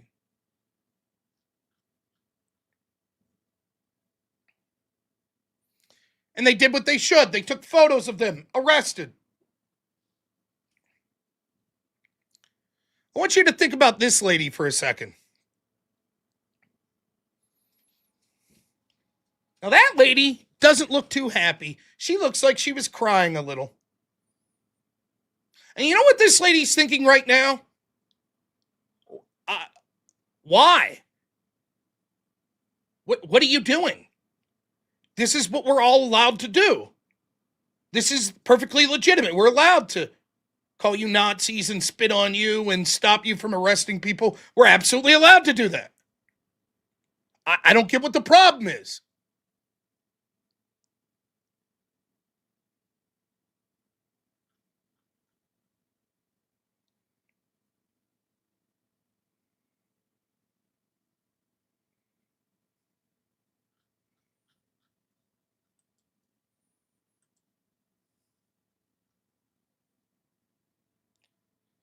You think that woman's there because she's deeply thought about this issue? No. She's there because that's what her culture and everyone told her to do around her.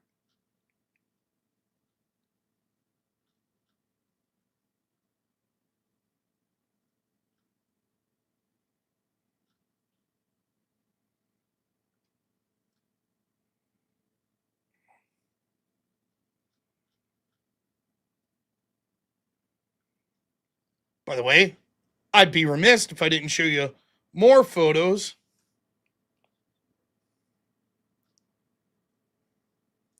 Look at these lovely bunch of folks.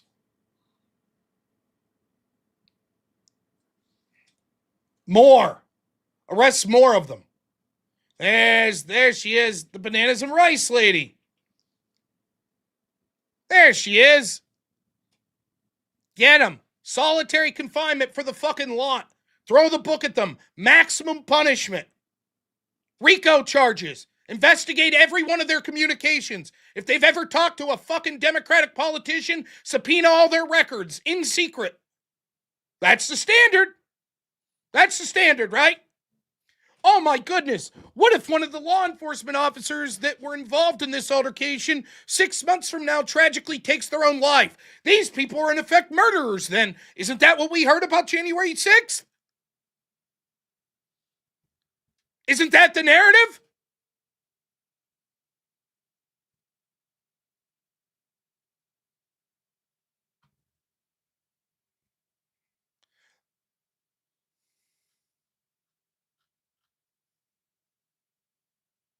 Everybody remembers this. This is epic. It is. It's an all-timer. So I'm Somali. I'm proud to be Somali. To me, being Somali isn't just eating bananas with rice. It's a lot. It's like it's an interesting thing. It's very hard to describe what it means to be Somali and what it means to be American, but it's like a cultural fusion. It's kind of like the bananas and rice. You know, people don't really see, like, you know, it's you know, people don't think, oh, you can eat bananas with rice, but that's what it's like to be Somali and American. It's like that combination of banana and rice, but you're gonna get what I mean. Now, if you forget this is hilarious, and I mean, every Somalian stereotype, by the way, thanks, Whick, for your joke about low IQ Somalians based there the other day. Every stereotype about low IQ Somalians wrapped up. Look, bananas and rice. People say that's what being Somalian's about, but that's not it. What it's really like is bananas and rice. So it's fun to pick on the stupidity, but there's actually something more insidious that's going on. Does anyone remember why she was on stage? I'll give you a clue. It has to do with that Band-Aid. Does anyone remember?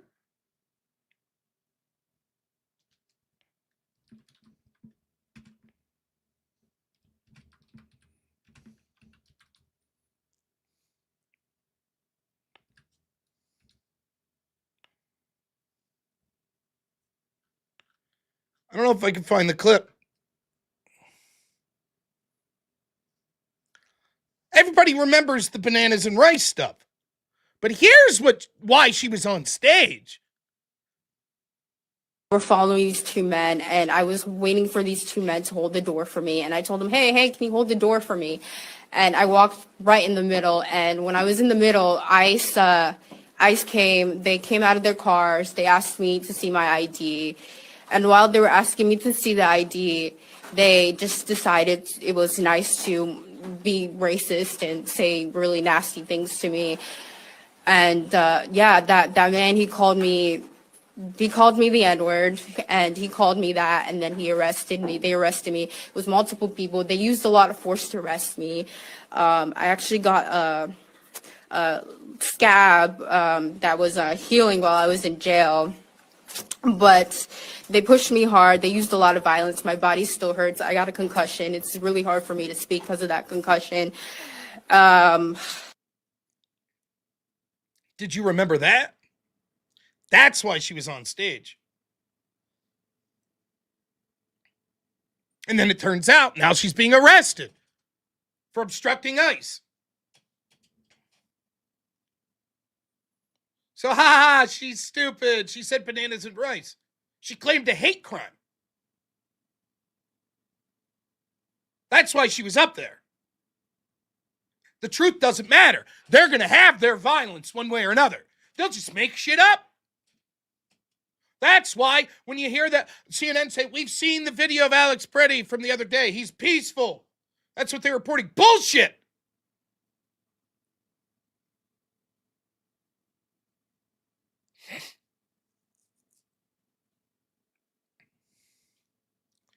The brazenness of these fucking lies. By the way,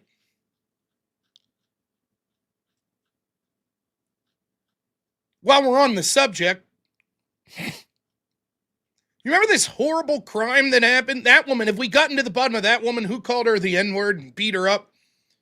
Here's another Somalian American. Remember the horrible crime when, as it was being reported, how much fraud there was going on at all of these daycare centers? Do you remember this horrible crime? You remember this? Yesterday morning, I was called by the owner because unfortunately someone came in to our daycare. We looked and saw what happened, and we saw that the suspect came in from the back, broke in from the back kitchen, and he also destroyed the wall to come in. As we walked around the daycare, we saw that our office doors was broken into as well.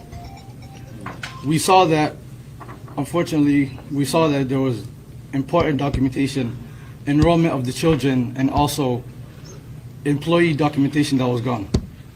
There were also checkbooks that were ripped from our check papers that were ripped from our book.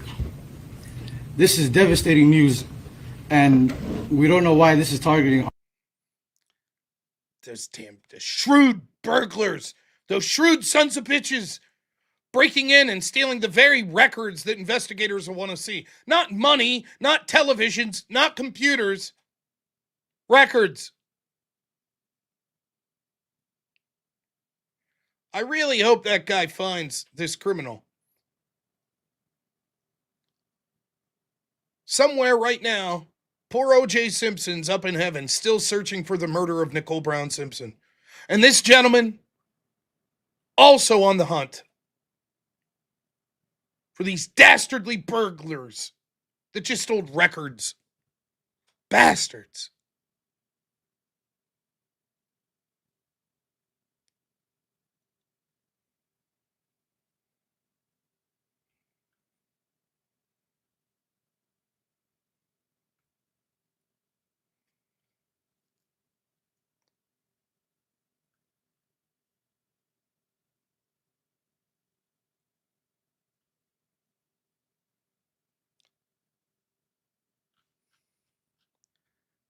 The narrative's out there. That's why these people are going and engaging in violence and obstructing ICE. That's why people could go on their YouTube channel and call for breaking the law brazenly. Because they feel that they are morally righteous to do so, and they have enough backing that they could do it.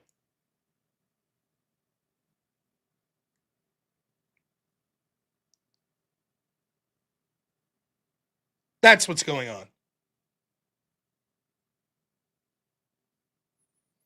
Now, for as doomered as we could be sometimes on here, good news, the Pam Bondi arrested some people. Other good news, reports are ICE was still out in the street, rounding people up today. Good.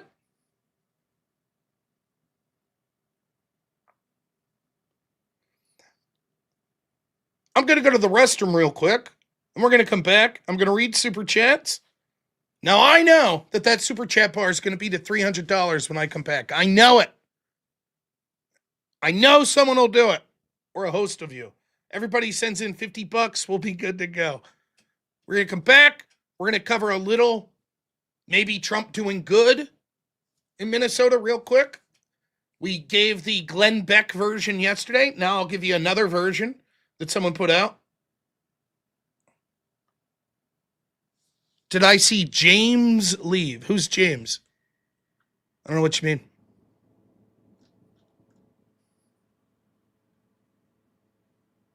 Elaborate. I'm interested. I don't know why that comment caught my eye.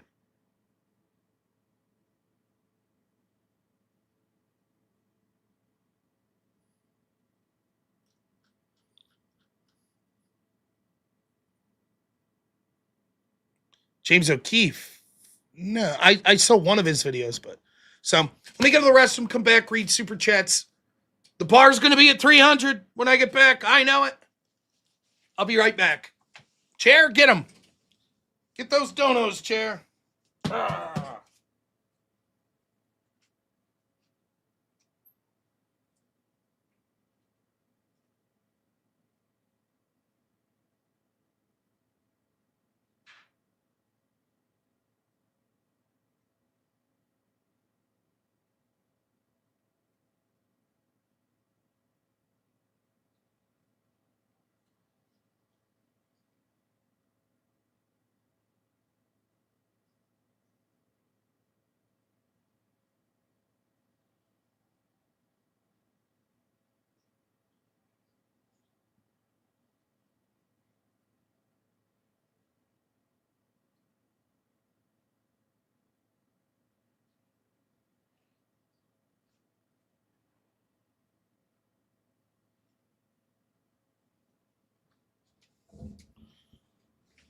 Wait a minute. That's not 300. Ah! It's all right. You guys are still the best. Oh, shit. Now we're close. $20 more by the time I'm done reading Super Chats. You guys will have made it. A. Helms, thanks for being a member, my friend. AJ Noakes, 15 months. Wow. Previous profession was more noble, homie. Thank you. Look at this absolute Chad. 50 memberships. My goodness. Gravios, that is incredibly generous, man. Sorry I missed that. I hope you're still here, man. Thank you so much. El Burrow, thanks for being a member. Really appreciate it. And then Gravios gives another 20. Says, I felt it. Not fair to only pay half price for the 50 gifted. So here's the other half. Thank you, man. Incredibly generous. Jolly Feats, $10 says, notice that Pretti wasn't armed when he was apprehended this time. You can see the same setup we had the gun holstered last time, but then he was armed in the next interaction. No, I think he was armed in that first interaction as well. I do. Mrs. Nothing, $5 says, aren't nurses required to do no harms like doctors? Violating oaths, that means nothing to them. The Hippocratic Oath, like the idea is supposed to be in the tenure of doing your job. Do no harm, but Jolly Feats, $5 says, my bad, I got the sides mixed up. See, there we go. Thank you again.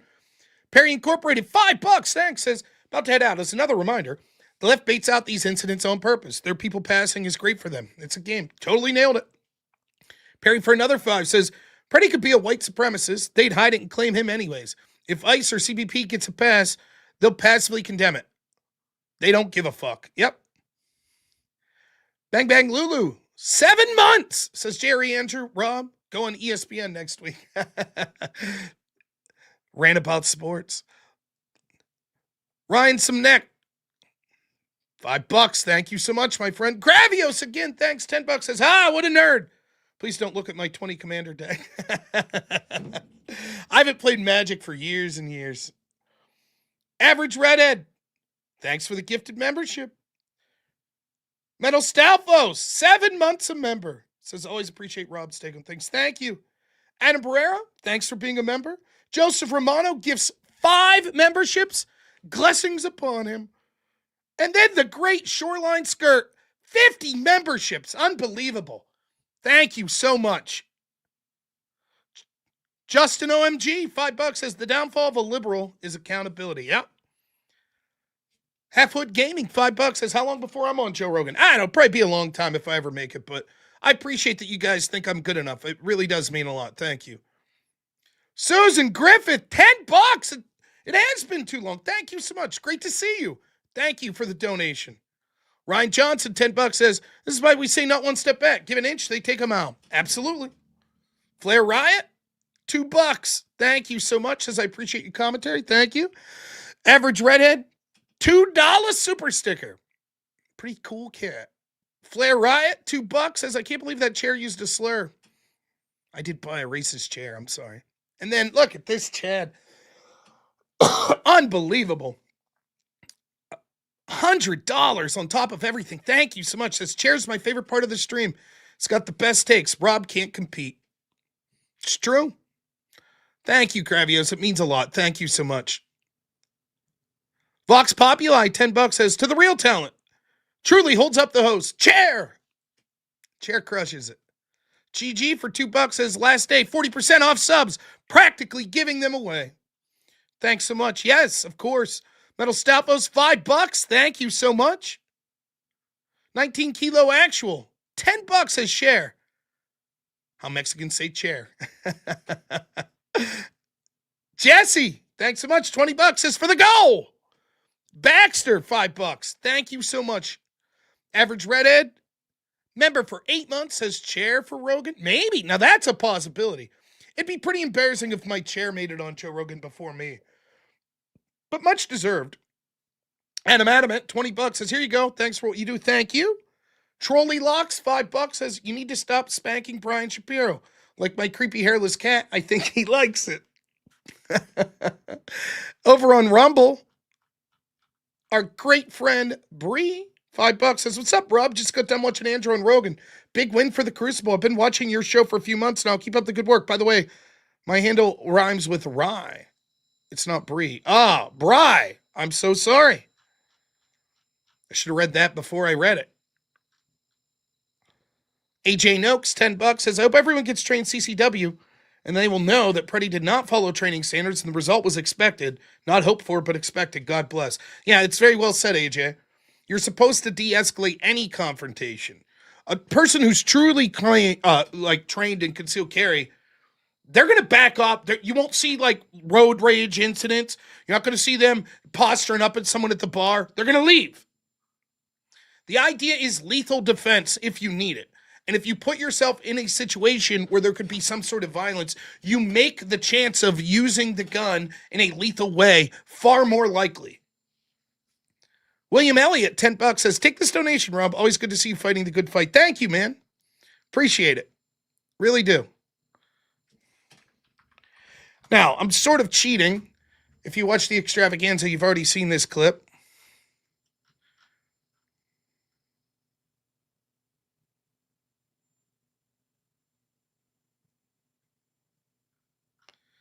Maybe.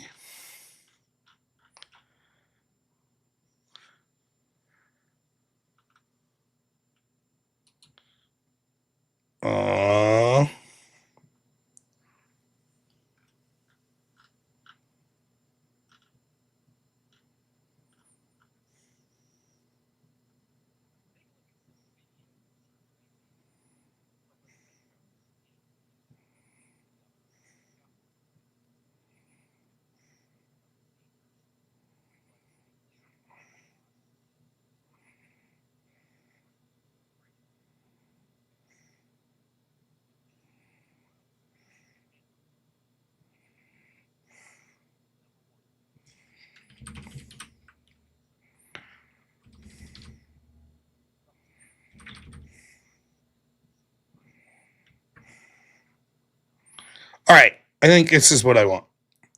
So here is, last night we played Glenn Beck, right? And he was looking at whether or not he was making the case that he thought this wasn't Trump backing down.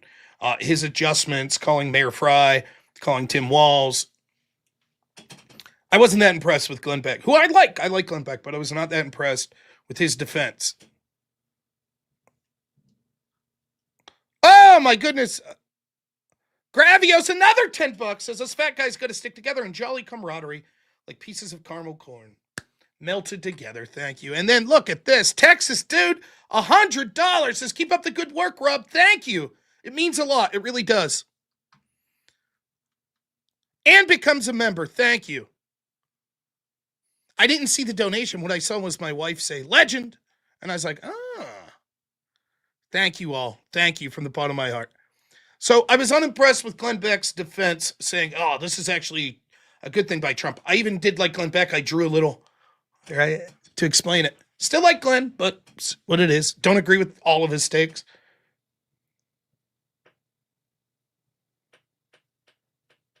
Now I want to show you someone else that I like sometimes, and other times I don't agree with, but overall I like Tucker Carlson.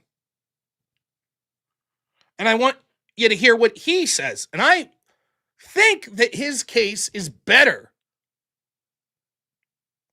But still, I don't think that it proves that Trump's not backing. I think the jury's still out. I still think that it'll perceptually look like Trump backing down. Nonetheless, here we go. So first, the question of what to do about it. The Trump administration, for whatever mistakes it has made up to now, understands very well that this is peril for the country. And so the Trump administration has reached out to officials in Minnesota, the governor, the lieutenant governor, the chief of police, the mayor, Jacob Fry of Minneapolis, and made the following offer. They haven't done this publicly, but they have done this. There are 4 points to this. Here's what they are. Number one, state officials in Minnesota agree that ICE agents, federal agents on the scene, will have police protection when they call. Currently, if an ICE agent calls in Minneapolis and says, say, I'm surrounded by people trying to kill me, the local police will not respond. That happened the other night in a restaurant in Minneapolis. ICE agents stuck in the restaurant, couldn't get out, had to lock the doors. They were going to get killed if they went outside.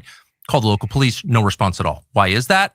Because the local police have been instructed by the mayor and the governor, and probably the lieutenant governor as well, do not respond.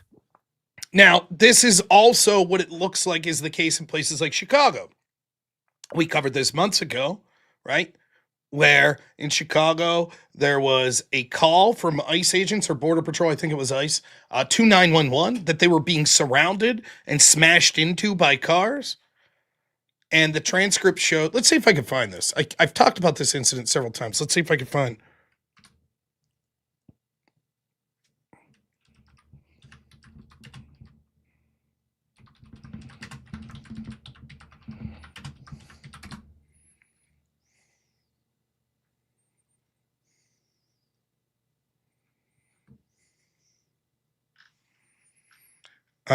Give me a second.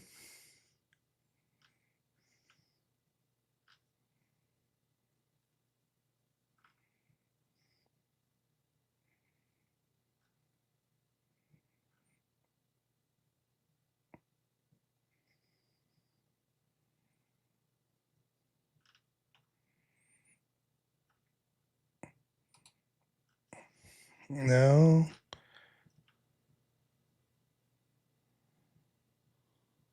Okay, I think this is it. Now, this was an incident in Chicago. This is in October.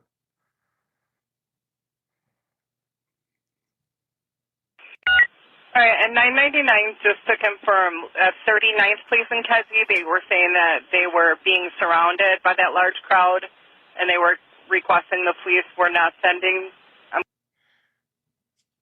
ICE, surrounded by a large crowd, called in to the Chicago PD, requested police. Waving off all the cars heading to 39th Place in Kedzie. Again, those are the orders we're being given. She says, we're calling it off. We're waving off all the cars. That's the orders we've been given, says the officer. Okay, 10-4. And again, for all the units that we called to go over that way, 39th place in Kedzie, if you could just hold off 911, 913, 923, 924, 933, 934. Just disregard that. 39th place in Kedzie. Now, do you see what Tucker's talking about? By the way, this happened in LA as well. It's happened multiple times. Law enforcement stands down. The video we showed you the other night of where they're at the hotel.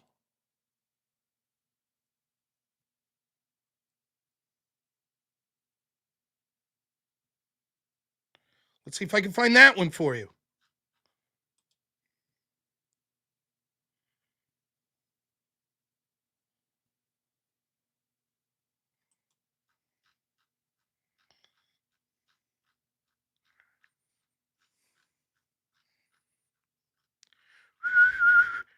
Remember we had that video of the two guys that were bleeding?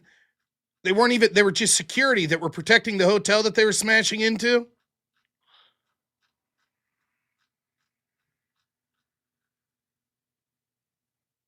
This video?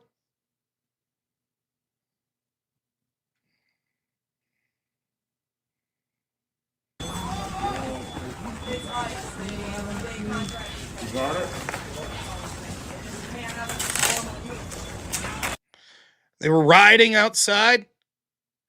Someone threw a brick and hit him in the head. Remember that? All this damage was done. Remember?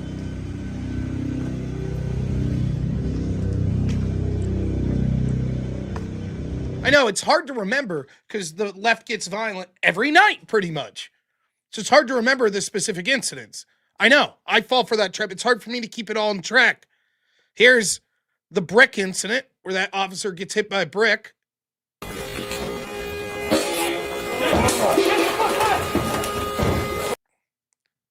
Remember that? Where they were surrounded and it was just two Chads that were basically defending them? Here.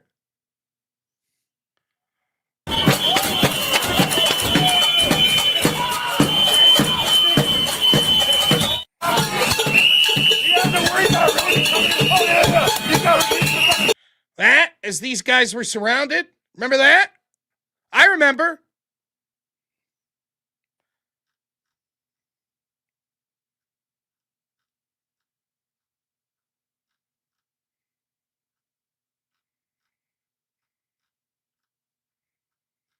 Oh, tell me. Did I not save what I wanted? Son of a... I could have swore I saved that.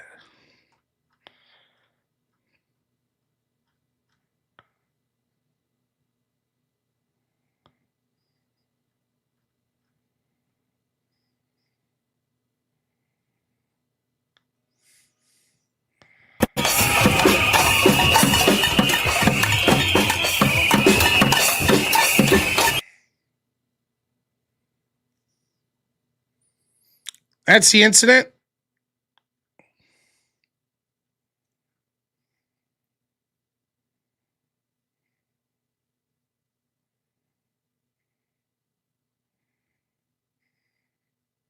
Listen to this one. Is everyone press? We're over 90. We're all members of the press. We're all press here. Okay. This officer appears to be bleeding from the mouth. Oh my God. Are you okay? I'm fine. Are you okay? Fucking Chad. He's all right. He's all right. Where's the local PD? That's my question for the press. Okay. Where is the local PD? Where's the local PD? Says the one guy fighting back against the rioters attacking him. Why wasn't this a huge story?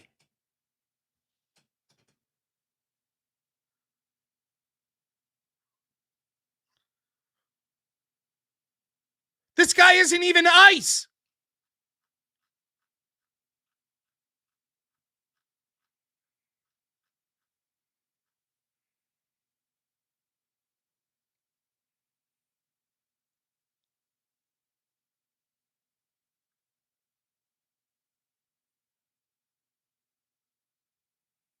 I had footage of where the PD was. Here they are. You want to know where the local PD was?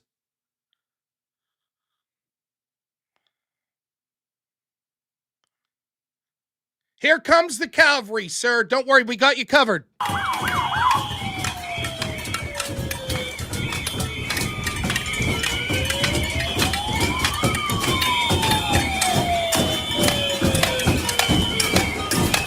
And away they go.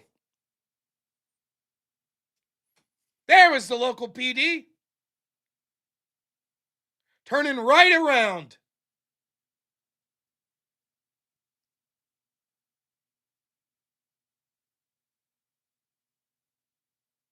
So when Tucker says, I believe him, that Trump's got 4 demands. The first demand was, look, you have to respond to when our agents. This was the whole argument. If you go back to LA, this was the whole argument. ICE is out there. They're getting the shit beat out of them. Remember? Gavin Newsom and company were like, no, we're not going to send the police. They're getting overwhelmed. So Trump was like, fuck it. Then I'm going to send the National Guard to protect our ICE agents. And they were like, no, you can't do that. Then we had that sheriff or whatever that said, they were like, is ICE making, or is the National Guard making it worse? And he's like, I don't know. I'm sort of glad we had him tonight. Because they wouldn't protect. I was doing shows. I was like, here's what I would do. Remember this? This is what I said. Wait, it seems like a lifetime ago. 6 months ago when the ICE riot started. That's how long we've been dealing with this shit. I said, here's what I would do if I was Trump.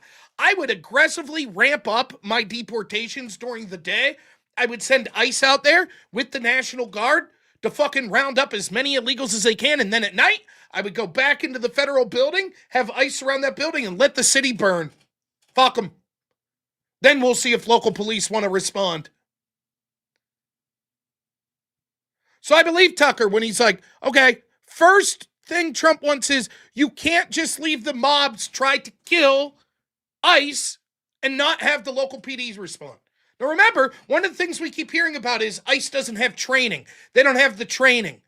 CBP doesn't have the training to deal with crowd control like this. Then why isn't the local police there? Is local police incapable? How does random people know where ICE is carrying out their duties better than the local police? How's that possible? If Alex Pretti and all these people know exactly where to show up because of these signal group chats, why isn't law enforcement there to make sure that they're not interfering with ICE?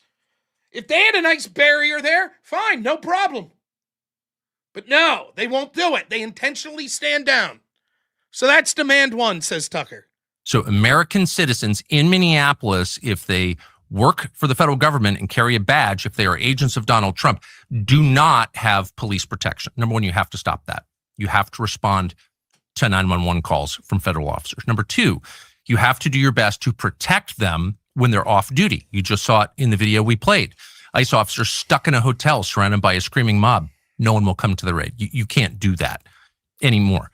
Number 3, jails in Minnesota have to respond to federal requests for deportation.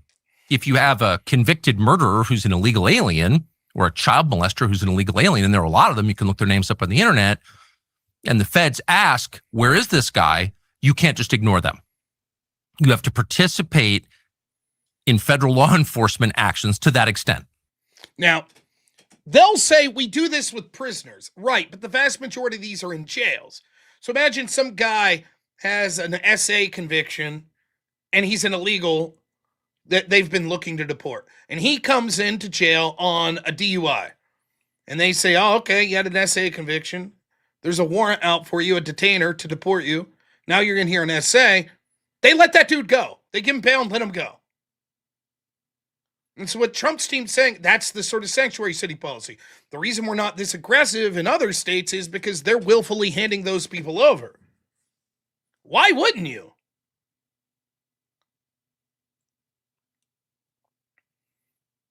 That's the argument.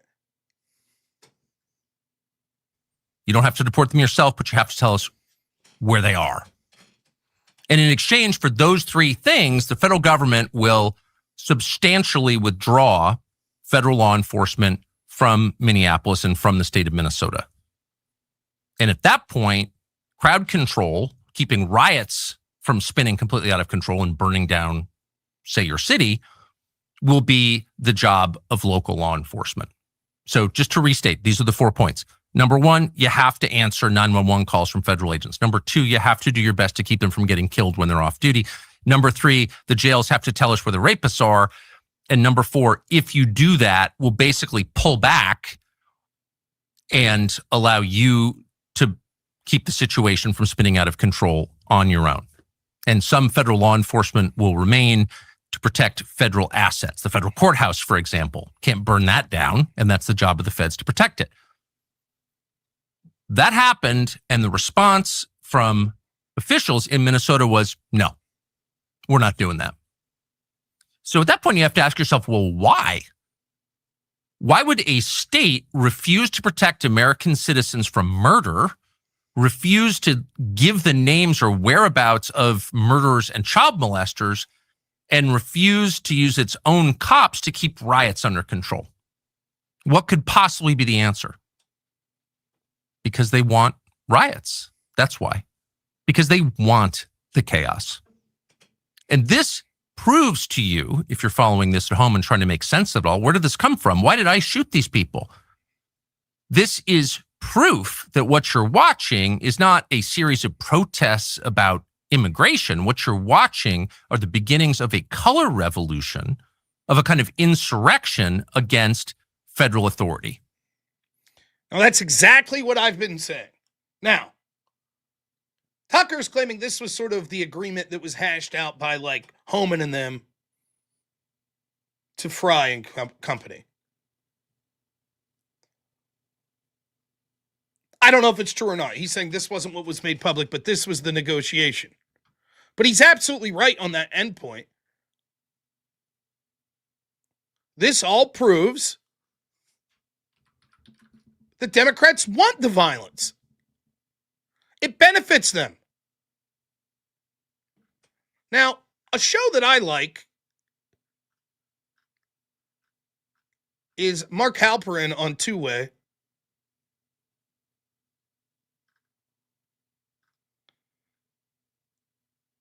Let's see if I can find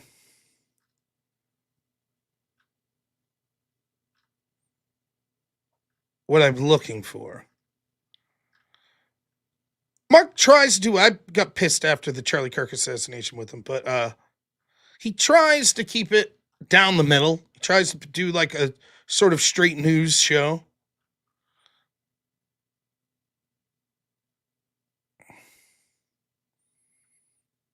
Fuck, why can't I find this clip?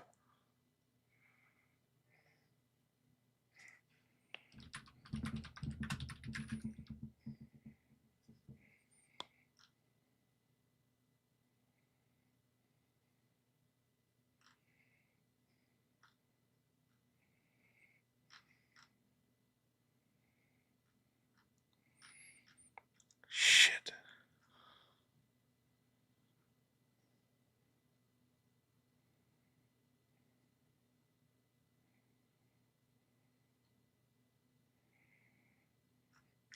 Where is this?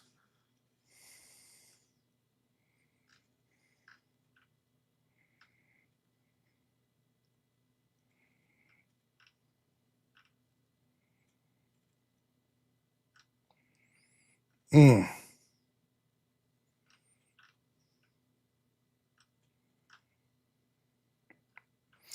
right, let's see if I can find this.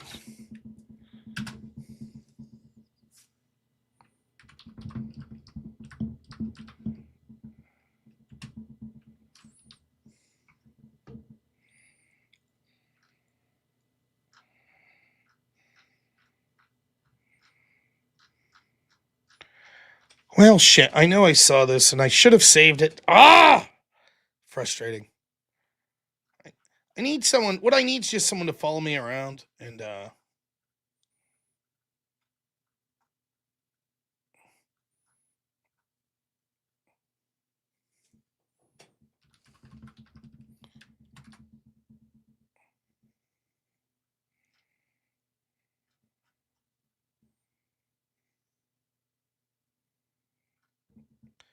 Save all my sources.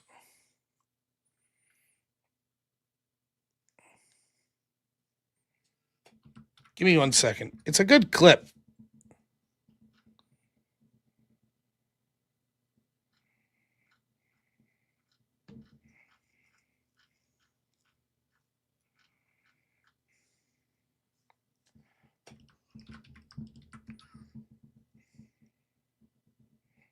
All right. Last chance. I don't understand. I thought it was here.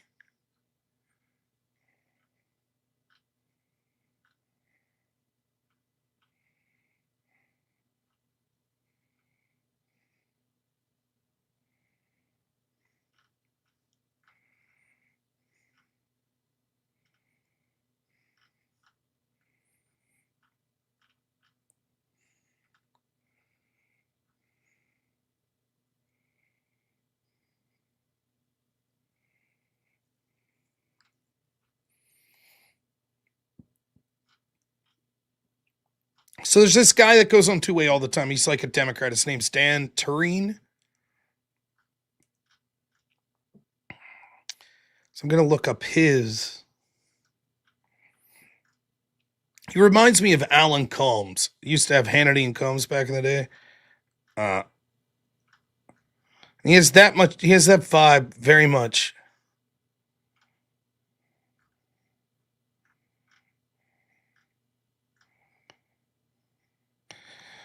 This is a bust. This is a bust. I'm ruining my show because I can't find one fucking clip that's not even that important.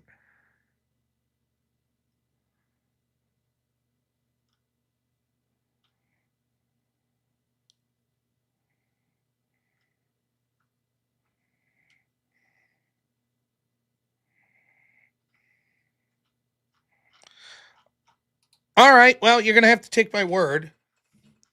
Basically, though, what happened was this Democrat was like, listen, here's the deal.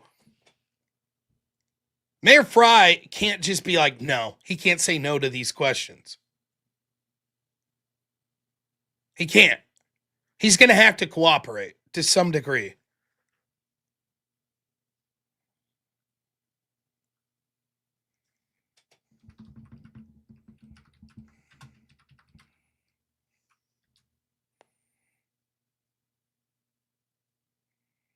There we go. I found it. How about that? So this is a Democrat saying this.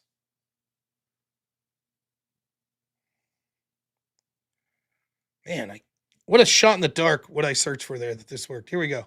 He's got to get Fry under control because we cannot start saying we're not going to work with you on criminals. We just can't. The polling is overwhelming on this. We're going to get to it here when we talk about Capitol Hill and some data that was being circulated last night amongst Democratic senators.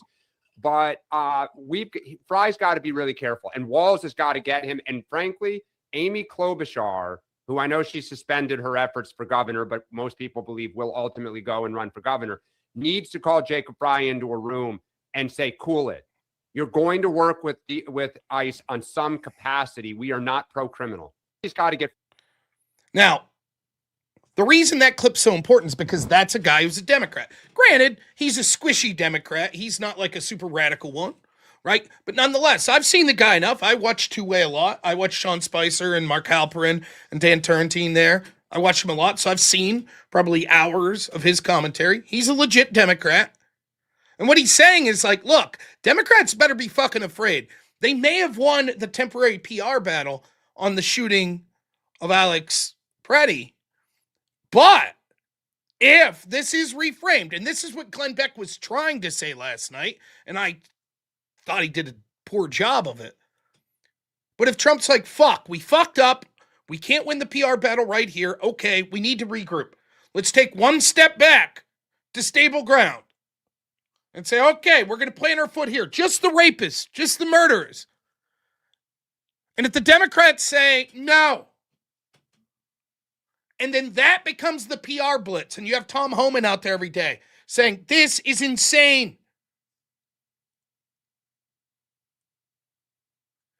Now, is that what I want? Do I want it to just be just the murderers? No.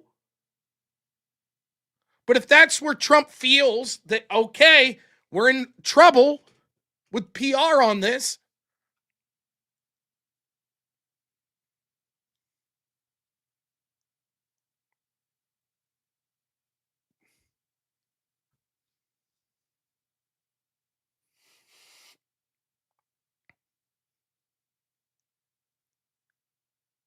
so interesting. I think Tucker sums it up better than Glenn Beck did there.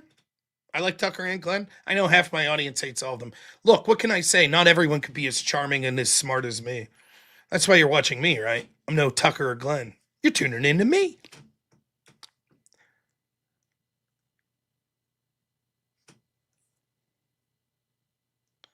Having a hard time feeling me out and what I want.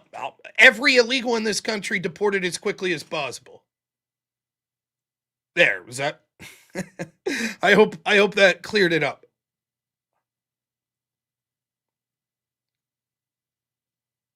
Hard bastard fan. There you go.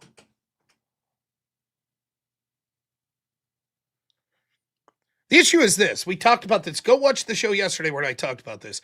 The problem is, whoever you want to blame, the optic battle's being lost with this Pretti guy. Right? It's being lost.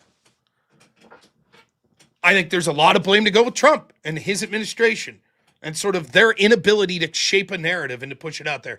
But a lot of it has to do with the Republicans in the House and Senate that secretly want these riots to go on because they don't want mass deportations.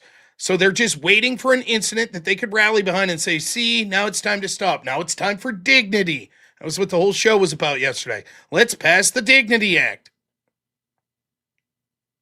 And I said, although I'll be the first, and I think that anyone who watches me knows that I will heavily criticize Trump, right? Right?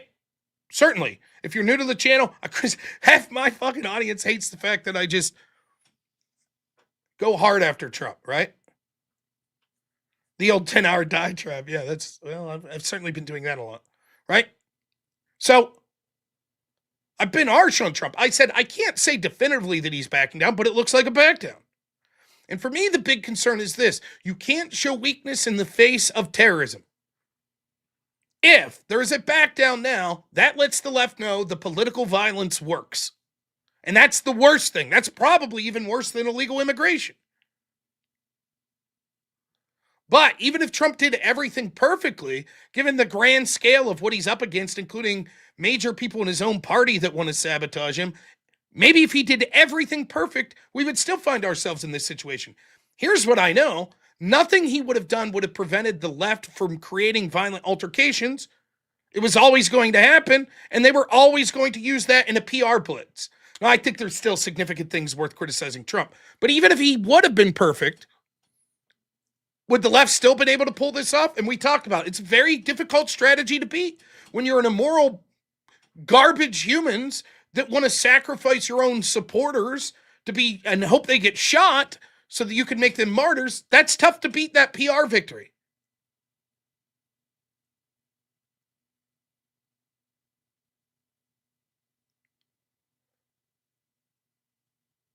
So I don't want to see a step taken back, but I'm just giving you the case. I've probably spent most of the last 10 hours of streaming saying, looks like this is a step back from Trump, and that's bad. So don't get pissed at me if I'm like, listen, here's a case for why maybe it might be good. And that is, listen, he sees the writing on the wall. There's nothing we could do at this point to change the narrative except a radical shakeup. And that radical shakeup will be to highlight, now we're just asking for murderers. That's it. And keep our agents safe. Don't let them get killed. And if they're like, nah, dog, we can't do that, then you start the PR blitz there. I don't know. We'll see. Here's the other thing.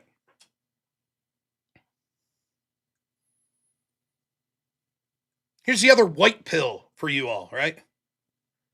Trump caving in, right? Trump's caving in. I said it too. Don't get me wrong. But here's a white pill for you. Ready? I think this country's tired of the fucking rioters.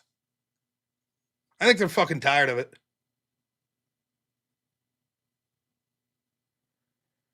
We're almost like a bipolar country. Like an individual could be like, oh my God, that shooting was so bad. And yet simultaneously within a week be like, holy fuck, these people are rioting again.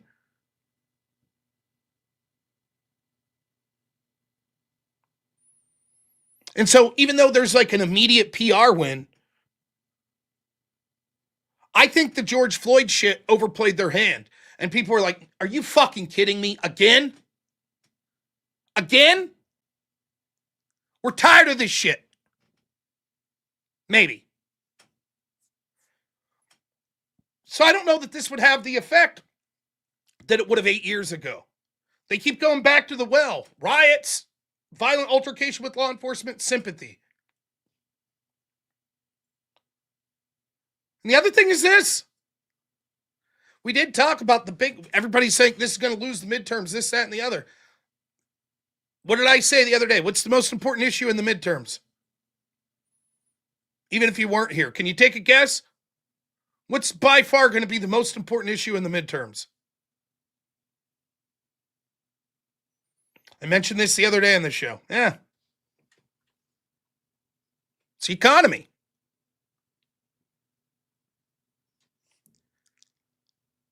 And it's surreal to say this, but if since Trump came down that escalator, if there's one thing that holds true in United States politics more than anything else when it comes to sort of the opinion of the public, if there's one thing that's been shown to be above all else clear and we always forget, it is never underestimate the short attention span of the American public.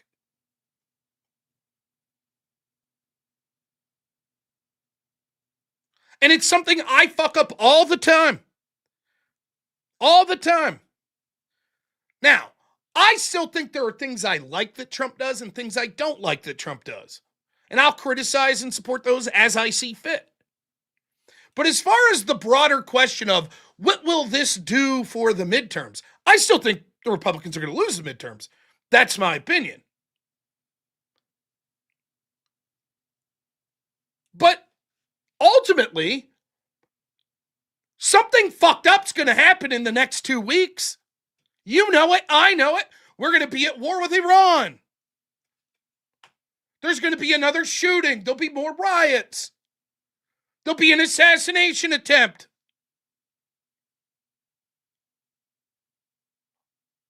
A freak fucking tornado will wipe a bunch of shit out.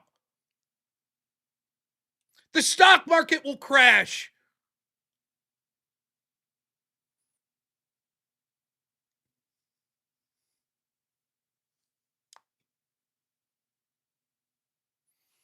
And it's like, there is a chance that I, who, as my job, am looking at fucking news stories every day, right? There is a chance that I'll be streaming some night this late October. It'll be around Halloween, right? And I'll say something like this. I'll say, what were the name of those two people that were shot? You remember that? Minneapolis? You remember it was like a really huge deal. Everybody was, in January, it was the biggest story in the world. That seems ridiculous. It seems ridiculous to say that. How could that be? This will be on everyone's mind. Will it?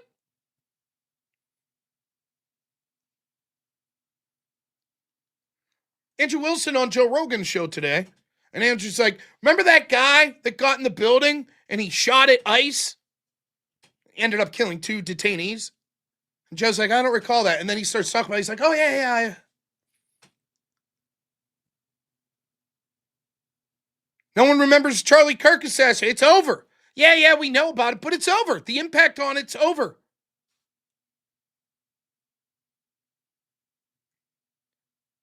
Guys,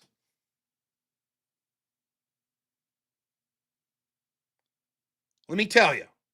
I saw someone say this on X, so I can't claim it. I forget who it was, but the midterms are over. It's over. Trump cannot survive the Rob Reiner comments. Right? Remember that? Comments that I did not like at all. Is that fresh on your mind? Remember that? That was the end. That was fucking 3 weeks ago. No one gives a fuck anymore. Whatever. It's even worse with the Democrats.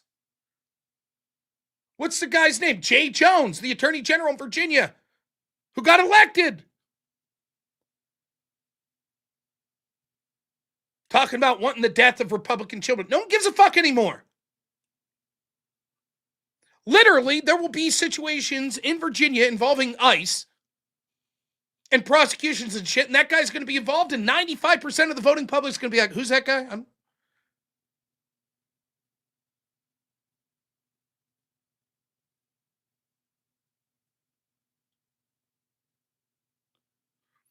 Yeah, maybe the Hadron Collider. Maybe aliens will finally... They'll announce that aliens are real. Or maybe they'll prove voting fraud in the 2020 election.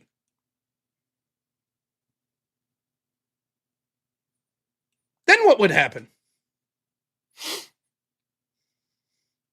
What would happen if the entire narrative of the Democrats about the worst thing that Trump ever did was all bullshit? Then what?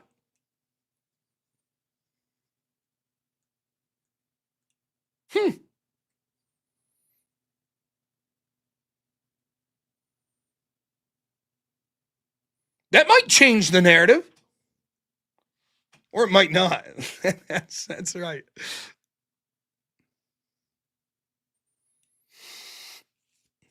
A couple more super chats. Texas dude, thank you for being a member. Alexander Medeiros. I'm so sorry I screw up your last name all the time. Thank you so much, though, for the $5. It's a pleasure. The great Zach Gelpy, $10 says, I think it's actually happening, at least protecting ICE. I just sent you a message with a clip of the state police protecting ICE. I'll have to check that, but I did see they did it the other day. Adam Adamant, $20 says, I have an issue with deporting criminals that I'm surprised the left doesn't use. Deportees countries have zero obligation to enforce our prison sentences. In a way, we're letting criminals go free. Now, if we made them... Adam Adamant for another $5 says, if they have to serve their sentences first and get deported, I'm all for it. A lot of the times that is what's happening, though. A lot of the times it's people that already were convicted or pled guilty to some sort of charge like that in the past, and then they get a deportation order. So then they get arrested for a crime that's not that, right? So they'll get arrested for a DUI or a drunken public or something like that. And then they let them go.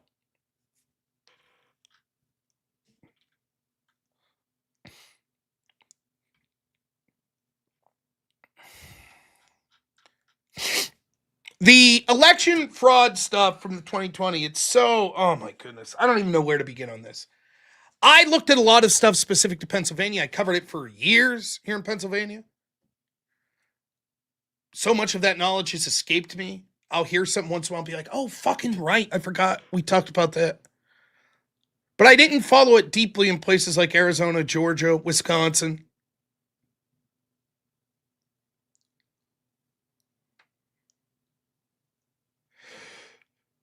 Now, it's so crazy because I've never articulated this, so give me a second to think how I want to say this. It's something I've really been thinking how to phrase for a while. Fuck you, EOD. No, I'm just kidding. That's not my message. We like EOD. Little joke there.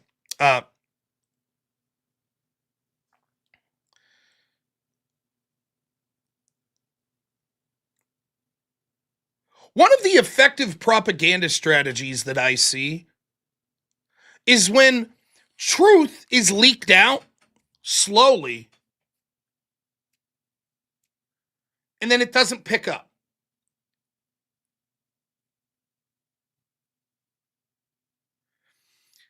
Scratch that.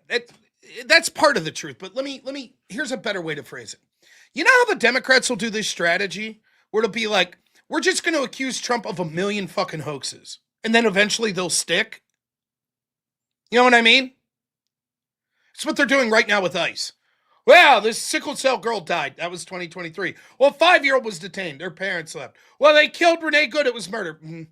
Over and over and over, right? They do that. And then it's so much that it just becomes, well, it must be true. All these stories can't all be untrue. So there must be truth there. Therefore, it sort of goes that way the opposite way.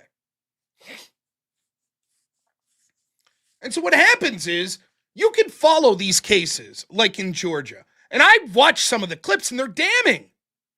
Where you'll see these people admitting to things under deposition. Yeah, we falsely certified 300,000 something ballots. Wait, what? Yeah, we threw away the envelopes. We don't know if signatures matched. Wait, what? And then what happened? And then there's also just complete bullshit that's thrown in as well.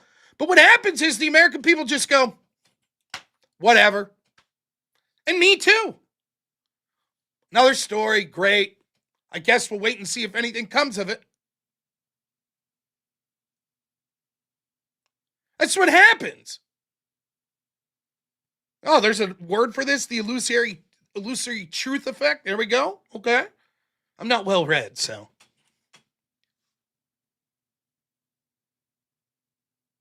And part of it's the people that break these stories' fault. Like, here's a pet peeve of mine. I hate these people on X. I know why they do it. Bombshell! They'll have just breaking in all caps.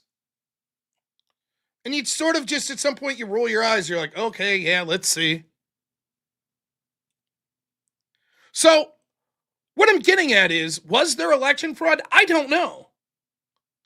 Things look real shady, particularly in places like Georgia, particularly in places like Arizona.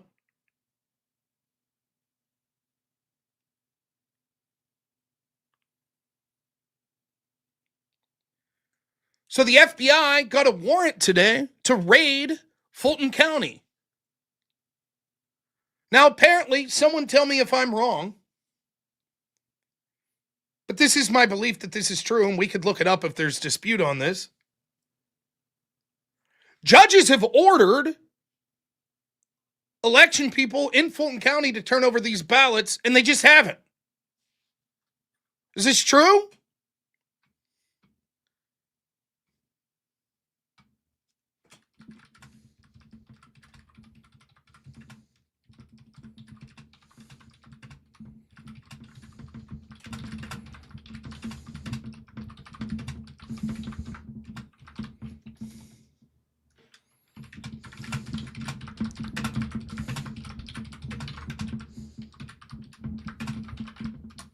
Let's see what we can find.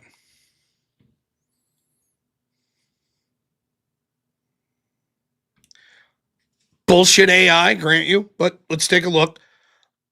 A federal magistrate judge, Catherine Salinas, signed a court order search warrant authorizing the FBI to seize physical ballots on January 8, 2026. That's today. Prior to this, in December 2025, the U.S. Department of Justice filed a civil suit against Fulton County Clerk of Courts Shay Alexander, alleging she violated federal law by refusing to turn over requested 2020 election records. Alexander had previously denied requests, stating the records were under seal per state law and could not be released without court order. She filed a motion to dismiss the DOJ lawsuit, arguing the records required unsealing by a state court and that the DOJ lacked legitimate basis. No ruling's been issued yet. Okay.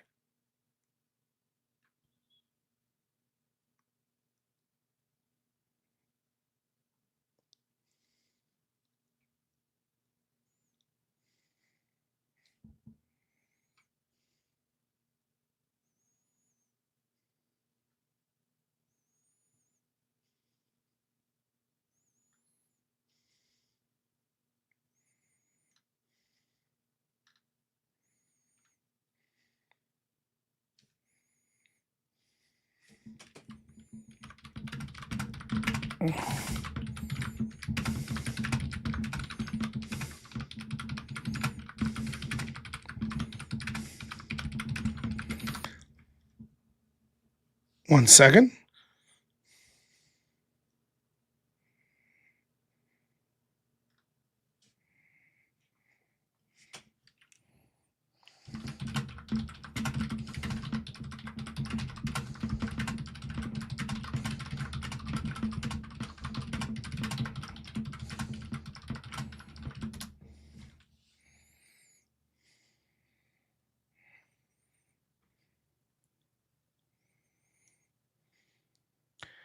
Okay, here's what I was looking for.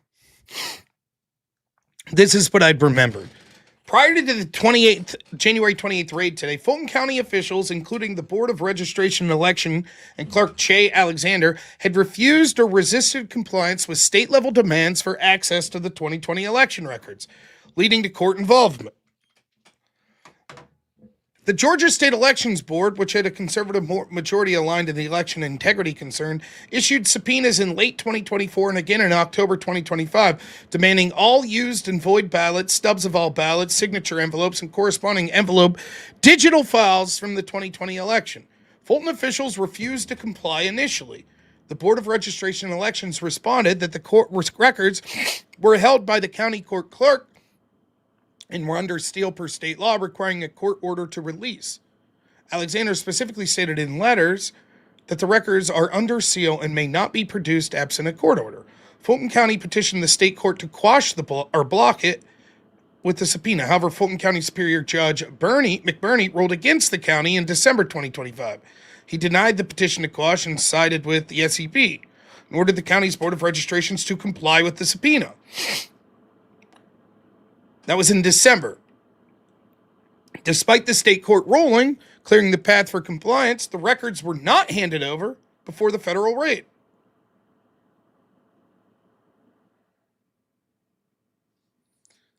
So they had not complied. A state court ordered them to turn it over, and they had not complied.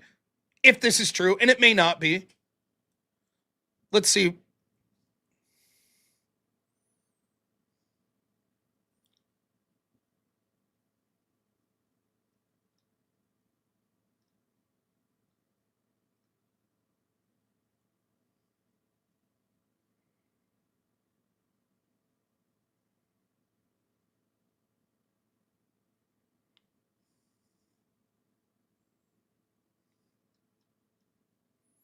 For crying out loud.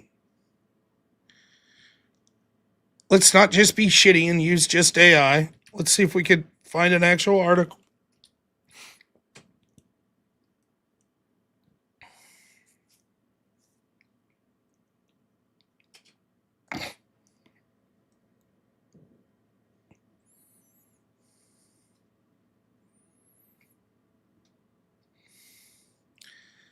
Man, it's just not the same anymore. This Archive IS used to be way better.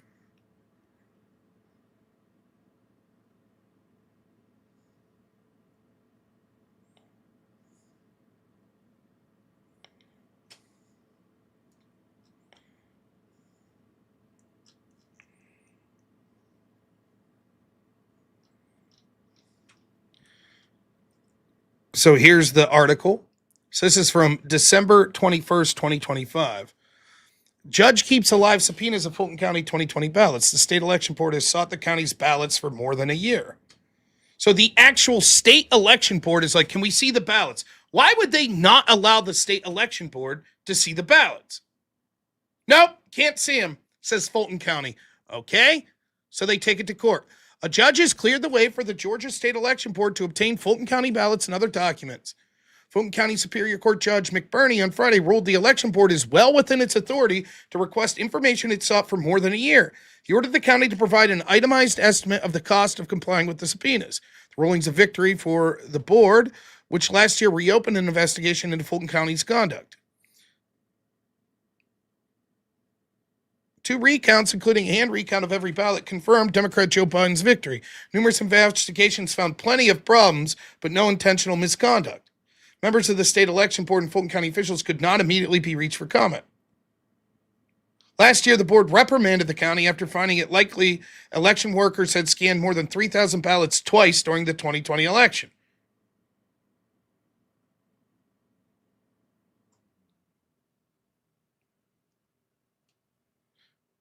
Fulton County wanted to squash the subpoenas, arguing they were unreasonably broad and related to an investigation that had been closed.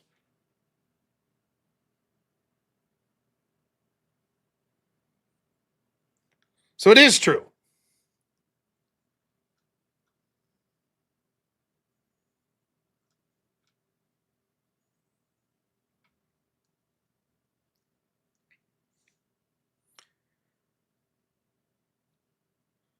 So that's where we're at today. And so today there's a raid. And allegedly, they had at least 3 trucks that they were bringing out ballots from.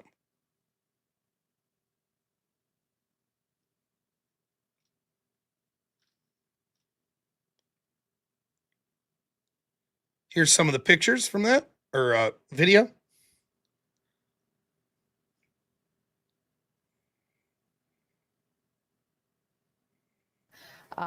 Going inside of the election facility.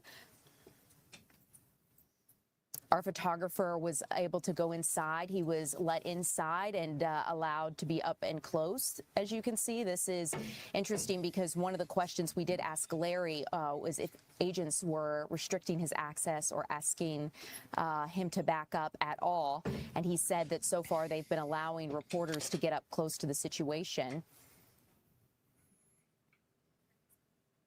Outside if you want to take that. Yeah. Okay, so now agents are asking them to back up. Actually, you shouldn't even be in this area, but. So there you see it, and there were allegedly trucks.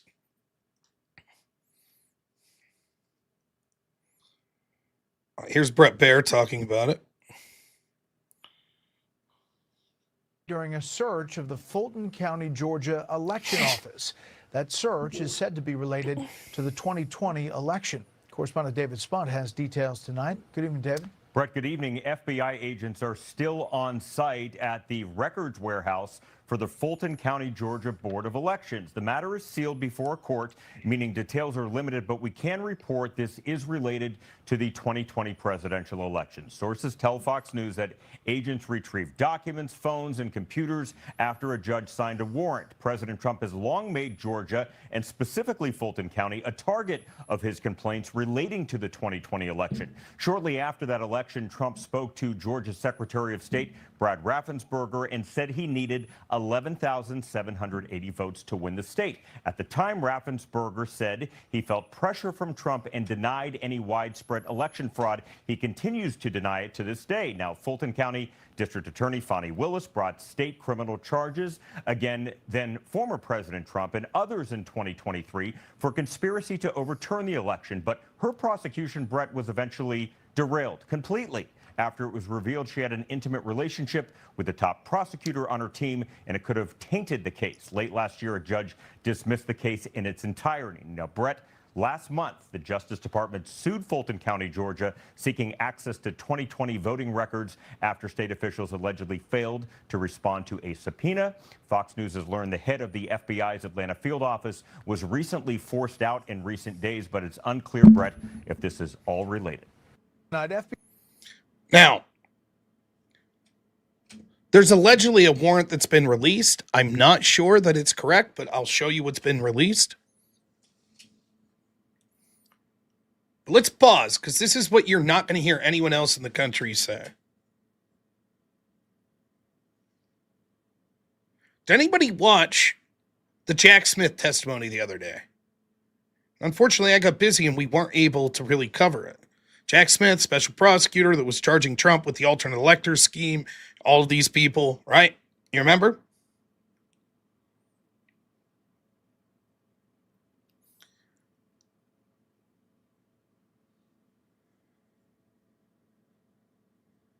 In order for it to charge Trump, they had to argue that he knew that there was no fraud.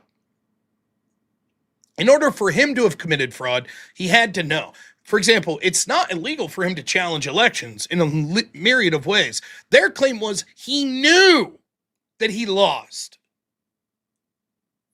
And I've debated lefties over and over, and this is their argument. Trump knows that he lost the election, and he's lying. Not that he's mistaken, that he's lying. He secretly knows he lost the election. If that's true, why would Trump be doing this?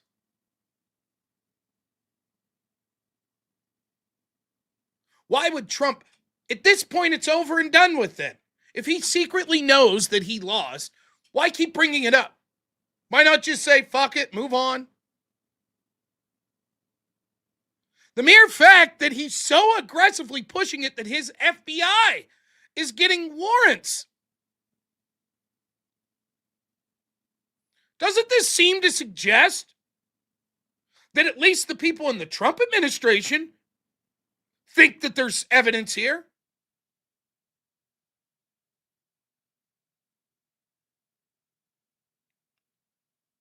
He's a sore loser. Then why reveal proof of it? If he really is lying, why subpoena it and then have to go through the arduous process of saying, we looked at it and there was nothing there? If he knows there's nothing there, wouldn't you be better to just let it go? Now, I talked earlier about when I debate, oftentimes I'm setting things up for the future. I've asked almost every lefty I debated, well, what happens if we do find out that there was fraud? Then what? What if it turns out all of your, oh my God, blah, blah, this is an insurrection, blah, blah, blah. What if it turns out Trump knew, they investigated all this. But what if we later find out like, oh yeah, turns out Georgia did declare the wrong winner. Then what? Destiny said it. He said it to me. He said, if it turns out that it was stolen, then based. It was a good thing that Trump did this in January 6th. Now, some of them have hedged their bets. What they'll say is, well, even still, he didn't know. And furthermore, even if it's just one state that changed, one state, that doesn't mean that it was enough to switch the election. Oh, I beg to differ. And I think the American people will as well. If, and it's a big if, let's be honest, if it turns out that there was fraud in Georgia and Biden was declared the winner of Georgia and it should have been Trump, that's the nail in the fucking coffin for that argument.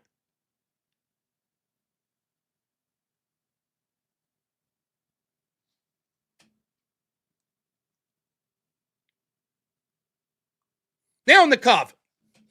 Because then it becomes, okay, now we need fucking voter ID. We need to. Here's the problem. The great Scott Adams, rest his soul. May he rest in peace. Miss you, Scott. I saw him say this once. Maybe the 2020 election was stolen. Maybe it wasn't. But I know this. If, given the stakes of elections in this country now, huge stakes, if your elections are incapable of being audited, eventually someone will steal one.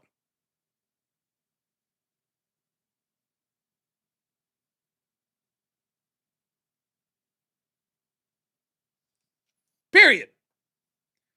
Maybe it'll be Russia. Maybe it'll be China. Maybe it'll be Israel. Maybe it'll be Trump. Maybe it'll be Biden. Maybe it'll be Kamala. But someone will do it eventually, given the stakes.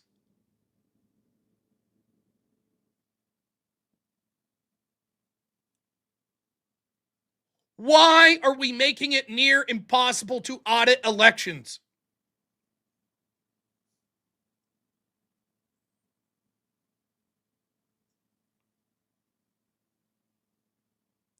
And make no mistake, that's the most likely outcome here. I think the people that think that this will lead to something, probably wrong. There is the theory, there's the conspiracy theory, that Trump's got his people talking to Maduro, and Maduro knows that there was outside involvement. And that's one of the big reasons that we took Maduro like that.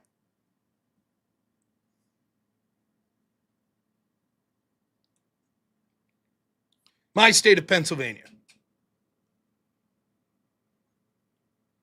2020 election comes, we massively changed how we vote here in Pennsylvania. We went from almost no mail-in ballots to millions. Act 77 allowed this to happen. Now, everybody knew that there were going to be significant court hearings about this election, particularly in Pennsylvania here.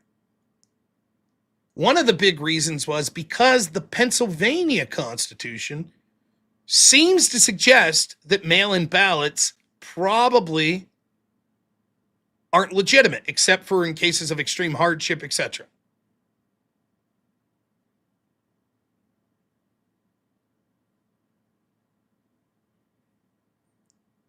So there were all these questions. Are mail-in ballots legitimate or not in Pennsylvania?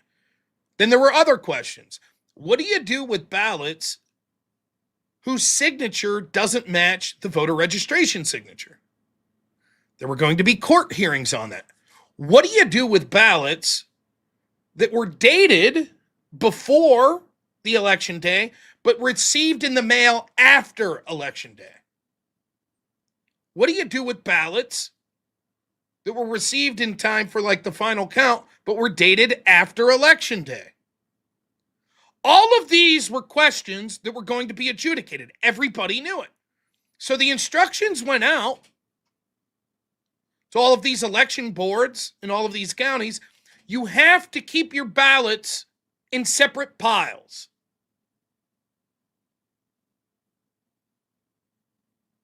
So, keep the mail-in ballots separate from the in-person. Keep the ones whose signature didn't match separate from the ones that did. Keep the ones that were envelopes were or dated differently. Keep them separate from the others. You want to know what happened? Take a guess what happened.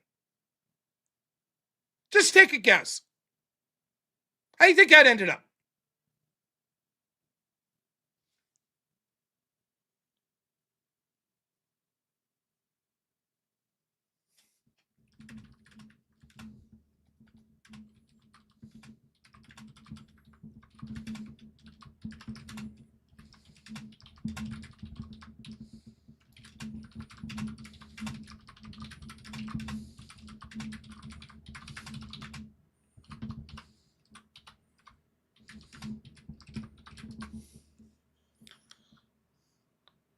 It wasn't that they counted them all. Of course they counted them all. They all got mixed together.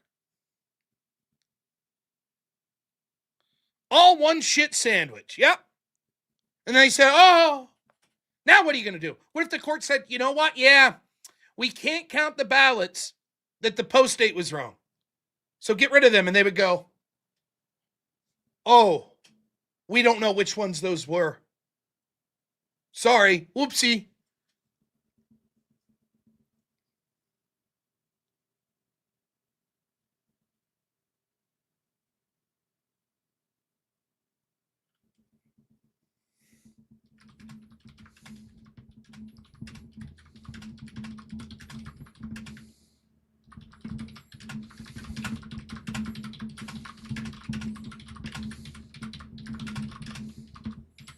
Responding to a post here, sorry.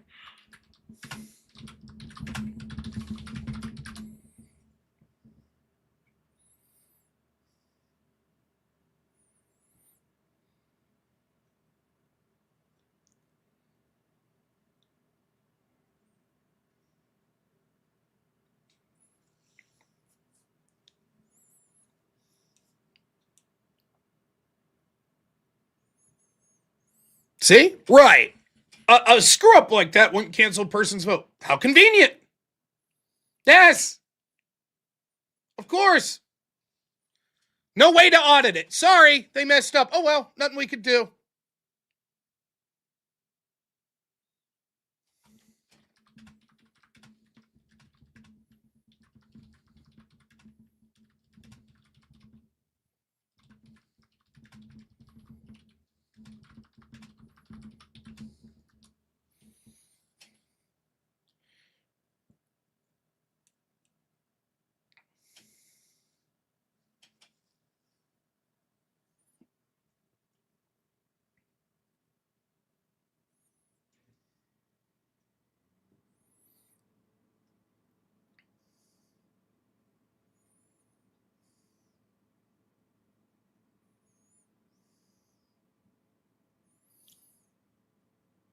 Right, we can't prove it because the evidence isn't there.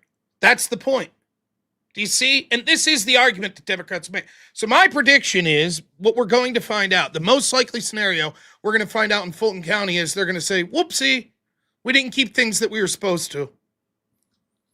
And then the Democrats will go, oh, well, simple mistake. What can you do? Nothing to see here. We had problems with chain of custody in places like Georgia with the ballots with chains of custody. Oh, well, what can you do? Pipes were breaking. Observers kicked out. Boards placed on windows. Troves of ballots found in the middle of the night. Sorry, we mixed everything up. Well, now we can't audit it. We're sorry. Oh, well. What can you do?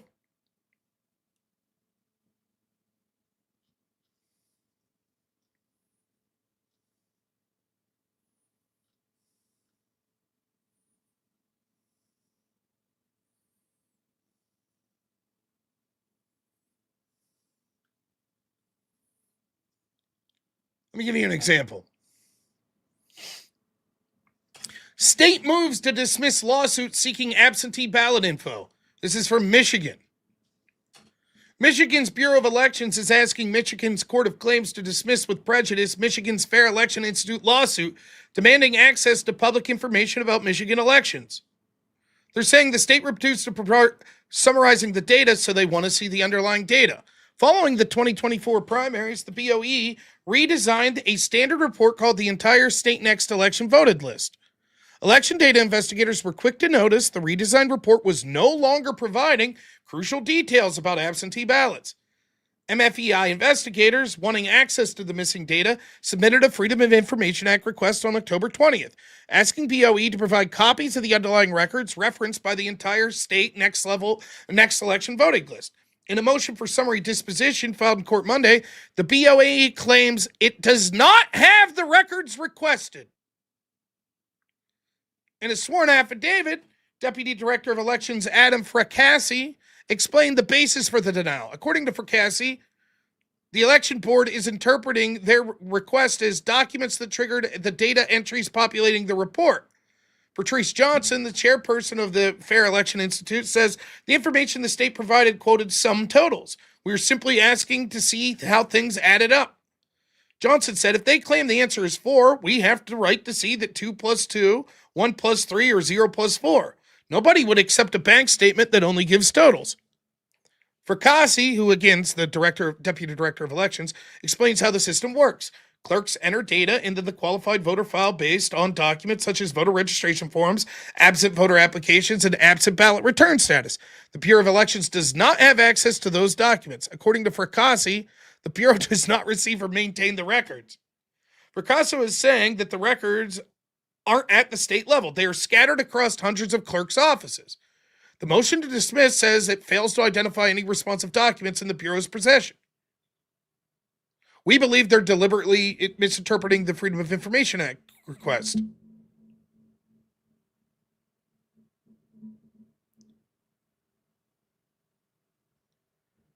We don't have those documents. That's going to be what happens. They're just going to say we don't have it. And the Democrats will go, oh, okay, simple mistake, nothing to see here.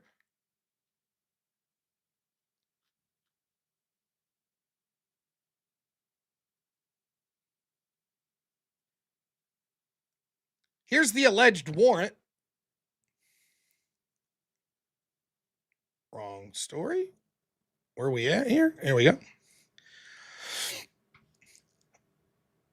United States District Court search warrant case number. It's under seal to the Special Agent Hugh Raymond Evans, an authorized officer of the U.S., an affidavit having been made before me by the special agent who has reason to believe that on the property or premises known as the premise located at the office of the clerk account, there's now concealed certain property, certain data, and certain information, namely, see attachment B, which constitutes evidence of the commission of a criminal offense and property which has been used as the means of committing a criminal offense concerning violations of Title 52, U.S. State Code Section 20701 and 20511, over which the United States District Court of the Northern District of Georgia has jurisdiction.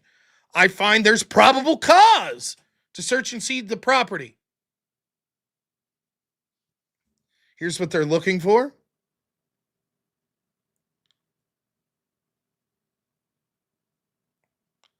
All records relating to Title 52 U.S. State Code 20701. Let's type those in.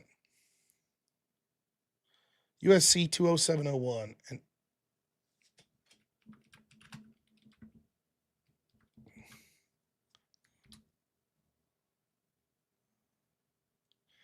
And what was the other one? 20511.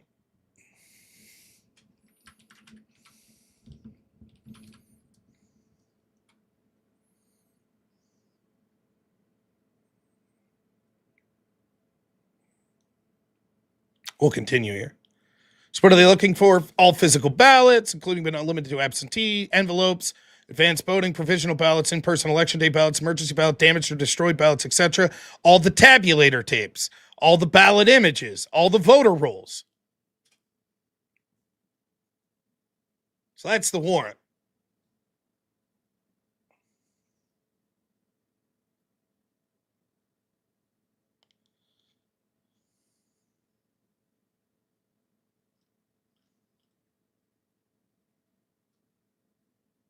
Here's the code.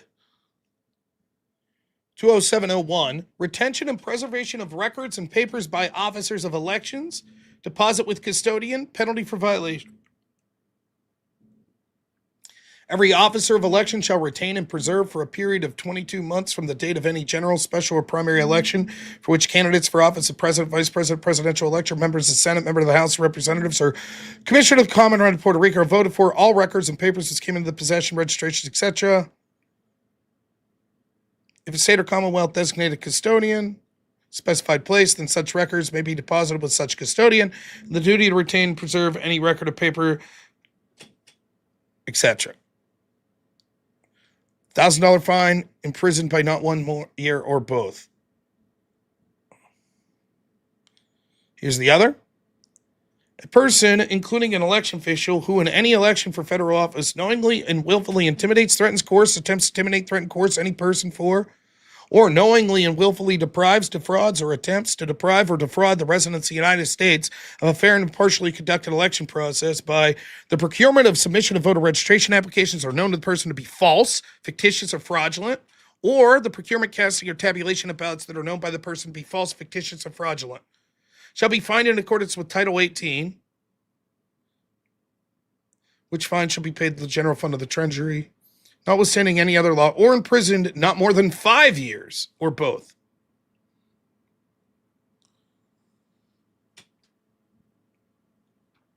So they're saying, we think that they didn't retain records, and we think that they cheated in the election.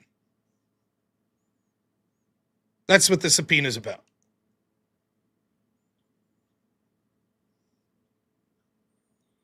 Now, a couple points on this. Again, I predict they'll say, oh, we're just missing a bunch of shit. Oh, well. That's why they fought tooth and nail to not leave people see this.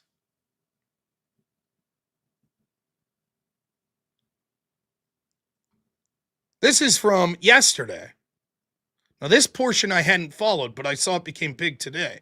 It says, Maricopa County election insider just testified under oath Dominion techs walked right into voting sites during a live election, plugged in external hard drives to machines, downloaded ballot images and sensitive data, and then walked off site with zero chain of custody, no logs, no oversight. Let's see if that's true.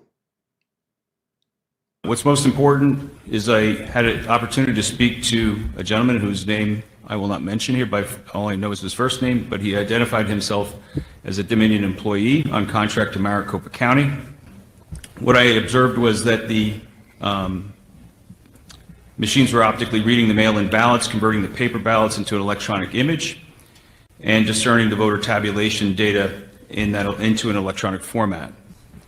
So on Sunday, November 1st, in the adjudication tabulation scanning room, and in witness with other observer, who's here to testify today as well, as my witness, I spoke to this gentleman from Dominion and asked questions on the computer systems contained in the room and contained within that caged area connected to the ballot scanners.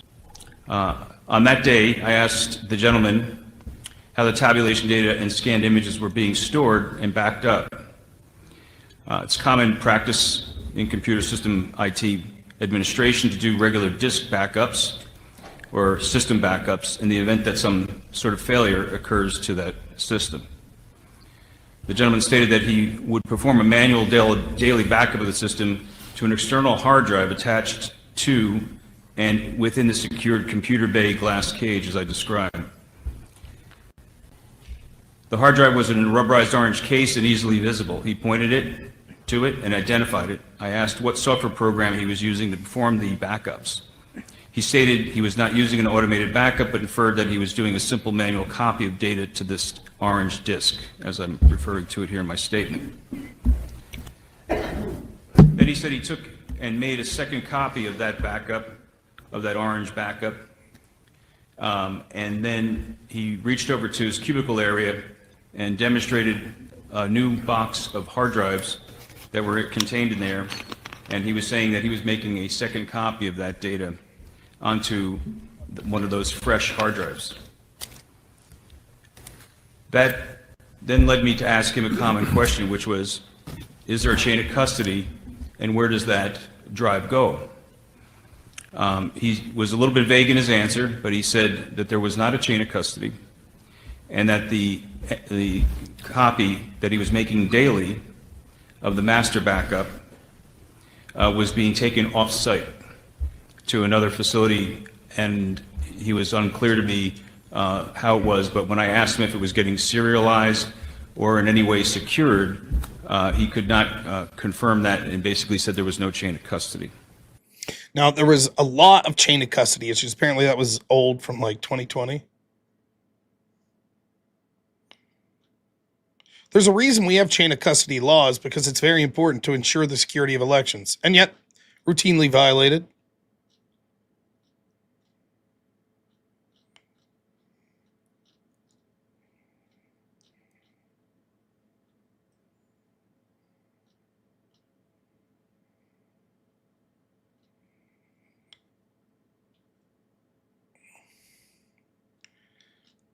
I'm looking for another video here. Give me a second.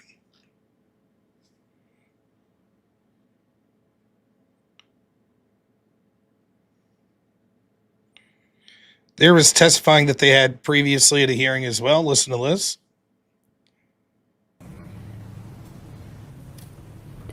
Does the investigation confirm that there are missing ballot images? Yes. Yes. Do you know why 380,761 ballot images from Election Day machine count are not available? We subpoenaed Fulton County for all of their ballot images. We received approximately 518,000 ballot images. From Election Day? Those are for the recount.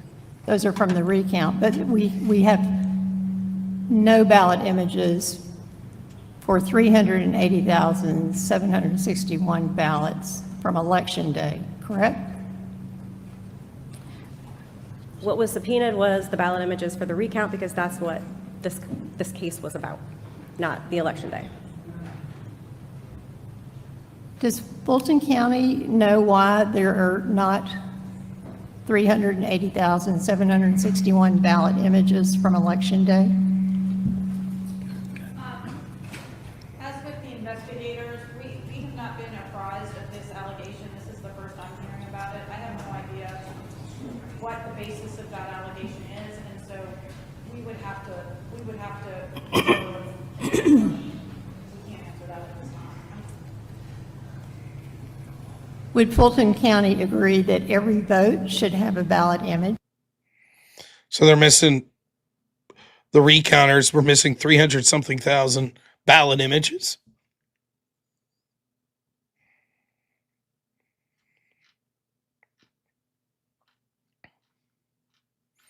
So we'll see. It's interesting. At least you can't say there isn't movement on it.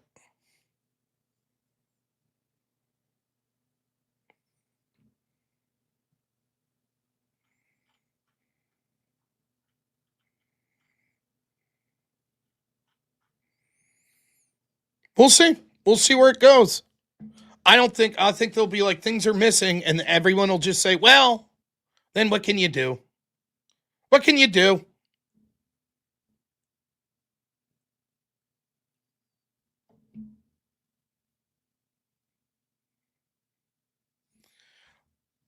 What I just played from you was 2 years ago. See? Lame. We locked them up for 4 years and wouldn't leave anyone see the evidence. admitted that some of them were missing and destroyed, huge numbers of them. Lame that you have a problem with it. Lame.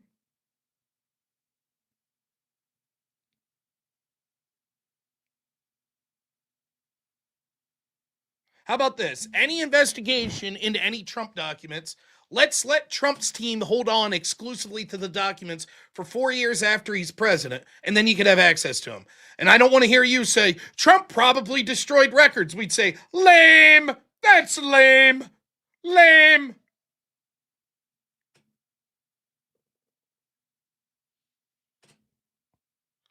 I think Trump lost by like 11,000 in Georgia. So we'll see.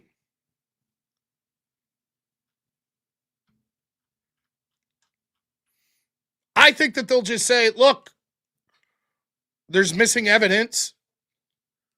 And the Democrats say, well, that's not proof of fraud. But I think the important thing to remember for this is at least movement on this. And if it's really true that Trump knows he got his ass kicked and he lost in Georgia, why would they be pushing this?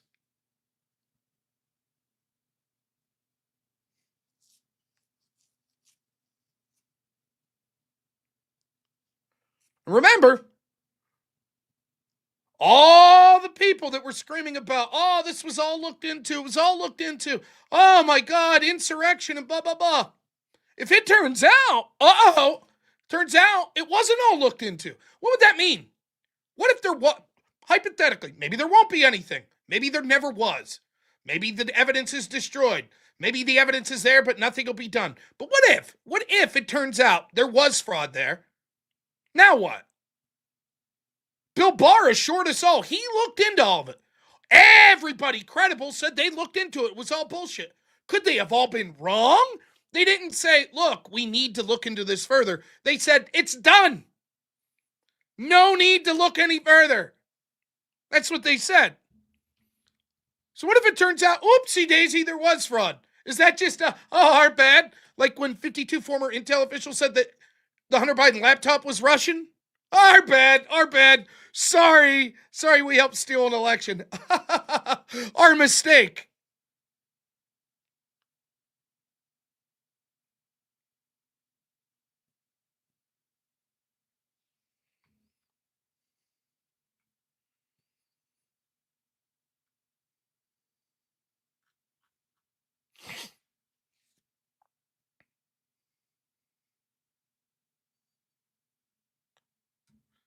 Again, I just put the shoe on the other foot.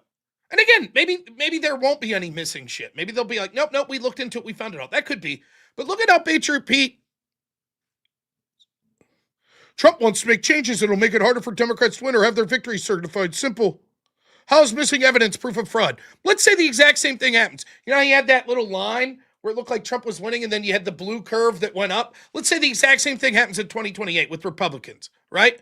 Looks like they're losing all night. All of a sudden, wow, a pipe burst, and we found a trove of votes, and they, 9-1 went for the Republican. Amazing.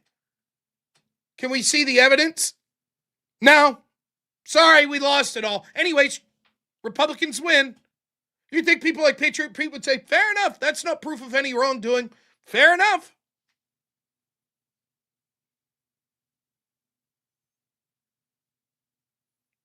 You think for a second? You're right. We'd say that's not proof of fraud, Patriot Pete. No, nothing to see here. Nothing.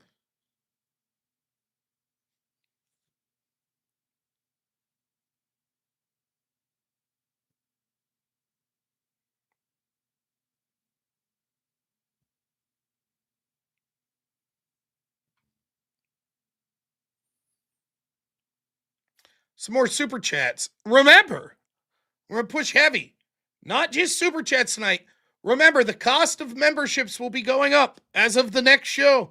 So get those memberships in now. They're going to be more expensive as of tomorrow. And let's try to get that dono bar to $1,000 as well. Intel Wild, $20. As Trump talked to Mayor Governor yesterday and said they were positive. Well, 30 minutes ago, Trump tweeted the mayor just said Minneapolis does not want to and will not enforce federal immigration laws. Trump said playing with fire. I saw that. Electric Pineapple, thanks so much. $5 says, is The Enemy Within documentary too wild to believe? I haven't seen it. I don't know what it's. I'm assuming it's about election stuff. Probably not. I believe there's a lot of shit that is worth looking into. Jabroni Big Time $5 says, here in Washington, illegals can't get driver's license and drivers are automatically registered to vote by mail. Nope, no fraud. Oh, they intentionally set up the system to make fraud possible and more likely. There's a reason they're against voter ID.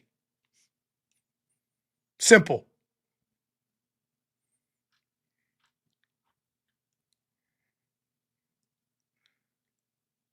So we'll see. We'll see what comes of this. But hey,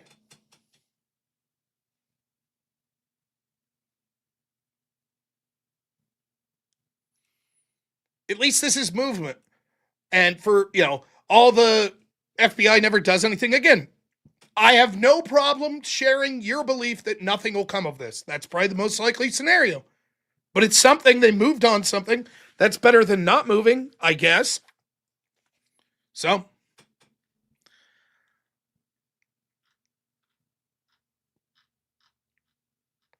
One other brief story that I'm going to cover.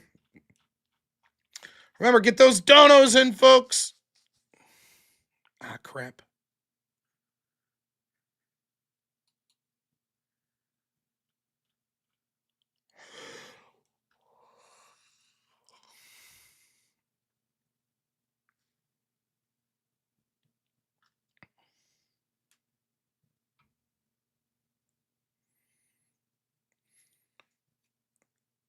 This is a ridiculous thing I'm about to show you that doesn't seem that big deal, but it has large-reaching implications. You ready?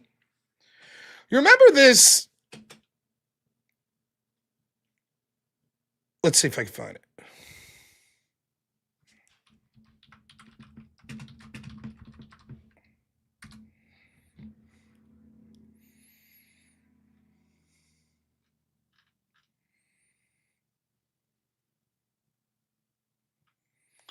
This photo was circulating everywhere.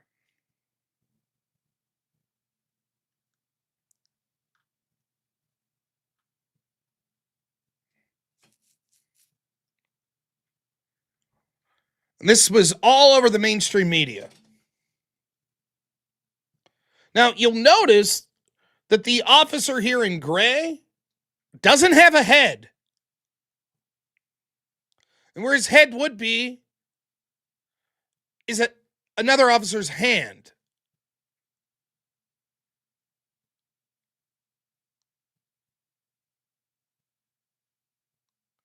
Notice that?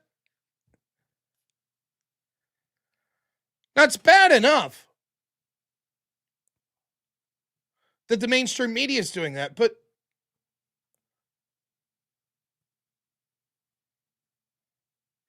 here's Senator Dick Durbin today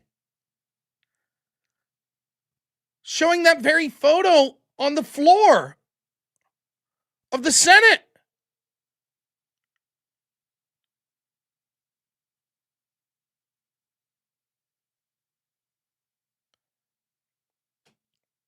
Are you shitting me?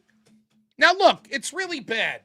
Like, I don't understand. Like, I get it. I do get it, but it's so fucking ludicrous. And maybe these people know more about propaganda than me, but I mean, the footage, the pic, you couldn't get a picture yourself that doesn't look bad. It does, but it didn't have the exact right flair that they wanted. Just like the fucking, like, I'm so sorry. Look, I'm not gay. I like Mrs. Noor. That's it. But I don't see a problem with the image of the guy on the left. As far as, oh my gosh, this poor man's dead. But no! They have to use fucking Photoshop or AI to chat him up a little. It's all so inorganic and pathetic.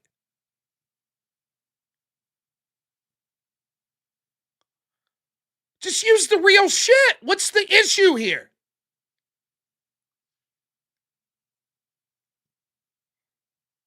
Does he look too Jewish on the left? Is that the problem? Maybe. It's fucking crazy if that's the argument for them, but it just goes to show it's so inorganic. Oh, you can't look too Jewish. You can't look too ugly to be our martyr. It's not enough to just have a shoot that's tragic and looks bad. No, we got to Photoshop AI fucking so it looks even worse, like the officers. I mean, but it does raise a broader context. This does. I mean, where the fuck are we going to be as AI gets more sophisticated in the next 5 to 10 years when it comes with their photo abilities? Where are we going to be? If already blatant, headless AI photos could make it into the halls of the Senate, where are we going to be?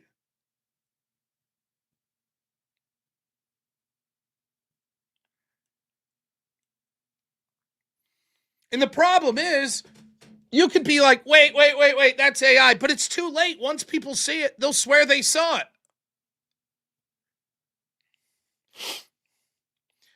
I remember someone who I respect, who's a good person, but doesn't follow the media that much, dislikes the Democrats. I remember them telling me in Trump's first term, you remember when Trump gave the State of the Union and Nancy Pelosi stood up and ripped it in half? You remember that? What was like The Onion or the Babylon Bee or something put out, their satirical like comedy. They put out Nancy Pelosi rips Bible in half during State of the Union. And they just had a picture of her like starting to rip it. And this person who I like was like, did you see that Nancy Pelosi ripped a Bible? And I was like, no, that's fake. They're like, no, I saw the article. I saw the picture. And the picture was comical. But at a quick glance, and if you didn't click on the story, you just read the headline, you could be like, oh, that wasn't even AI. That was just simple Photoshop. Where are we going to be? My goodness.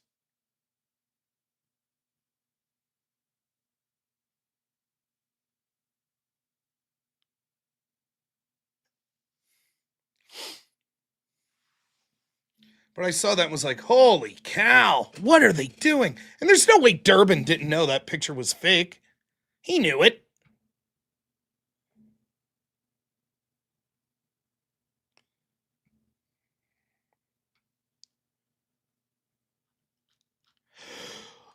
Bry, $5 over in Rumble says, just want to show support. Say my handle correctly. Love the content. And then Bry says, root beer versus birch beer. I prefer birch beer normally. There's a new AI app that can make you look like any celebrity. Oh, that's comforting. Kyle Ran Emil. Thanks for the gifted sub. The Quality Leering Center gives $10. Thank you. Our good friend, Mr. Ubercross. How you doing, my friend? $50. Unreal. Says, Rob, you've sold out. Membership's more expensive. Dono goals increasing. I couldn't possibly financially support someone who's decided to place the almighty dollar over his principles. I, for one, won't stand for it. Hope you appreciate it. Thank you, Ubercross. Always appreciate it, man. Kokomo, 5 memberships gifted. Thank you. And Birdie the dog, $10 says, here's my 2 cents. Thank you so much.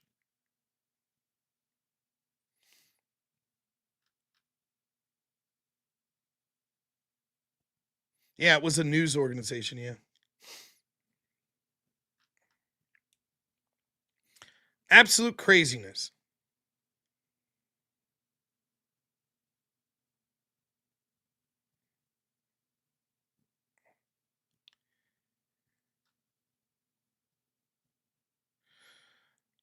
Mr. Ubercross here. I can't wait. Another attorney friend of mine, Ryan Mullally, that we do Law and Order with. Can't wait for Monday. He's doing a debate tomorrow night on Whick's channel about this shooting, which is funny. Of course, tomorrow I'll be doing the no prep debate. Yeah, I don't know, Ubercross. If they didn't get the joke, to heck with them. But yeah, the no prep debate tomorrow. It's supposed to be a spicy one. Of course, if you don't know what that's about, it is a debate series we're doing on my friend Speakeasy's channel. And I do not know who my opponent is, and I do not know what the topic is. But they have been preparing for me for over a week. So they'll pick the topic, they have the prep, and then they'll tell me what it was, and I'll debate. So that's going to be at 8 p.m. Eastern time tomorrow.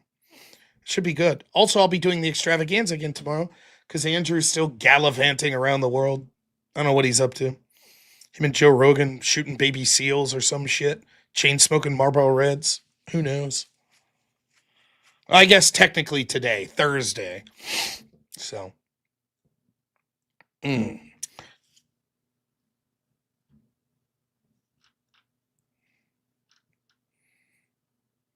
But we'll see.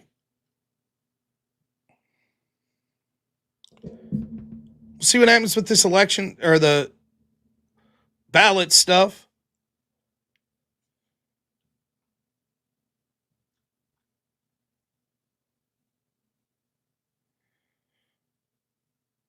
I hope you got a little picture.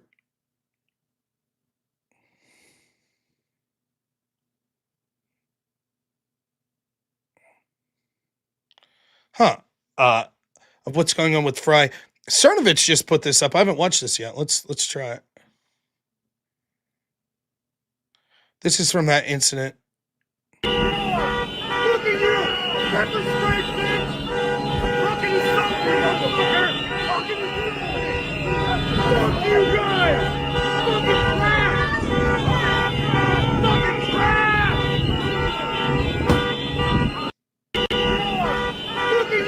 Just an observer. Just an observer. Pepper spray me, you bitch. Do you see? He's telling you what the game was. He's telling you. Use violence against me. Do it. He's spitting on them. He's kicking them. Trying to make it. That's what they want. Watch again. Look at you! Pepper spray, bitch! Fucking something, motherfucker! Fucking fuck you guys! Fucking trash! By the way, he does try to spit on him. I don't know if the spit got on him, but he shut the door as the spit was coming. Watch.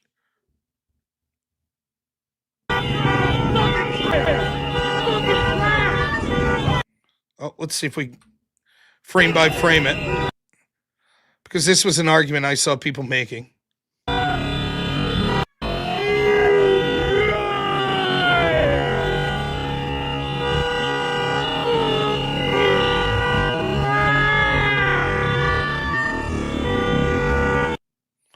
See, the door's still open, and it looks like the spit got in.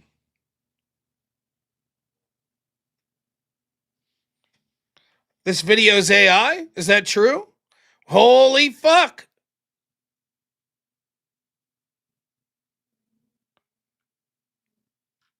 That may be the case.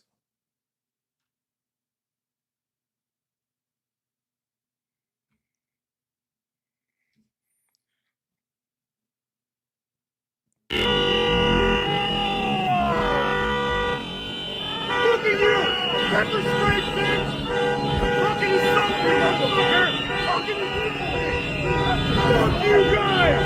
Fucking trash! Fucking trash! Okay.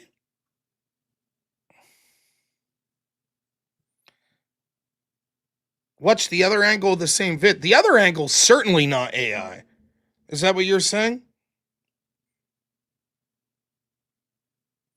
The first angle of this vid, you could clearly tell it's AI. Maybe this audio one is AI, but that first video that we played is not AI. For sure. Even the BBC's confirmed it. I think his family's confirmed it.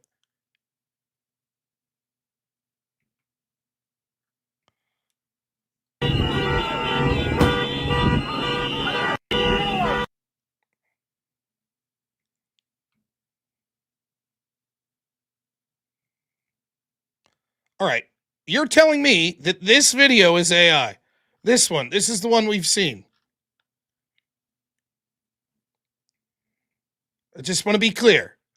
You're saying this is AI. This is a moment the news movement filmed on January 13th in Minneapolis, showing a man who appears to be Alex Pretti interacting with federal immigration agents 11 days before Border Patrol shot and killed him. Our footage was analyzed by the BBC, whose facial recognition technology confirmed his identity to a 97% degree of accuracy. You're saying that's AI? No way. I mean, that would mean that his family was wrong. The reporter here is wrong and lying. The BBC was wrong and lying. CNN was wrong and lying.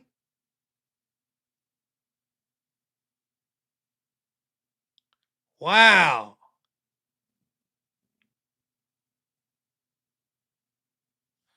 Watch his sling. Okay. So the sling is going to show that this is AI. Okay. In Minneapolis, showing a man who appears. We'll put it in slow-mo. I mean, you're the only person I've heard say this is AI. Everyone else has accepted the video.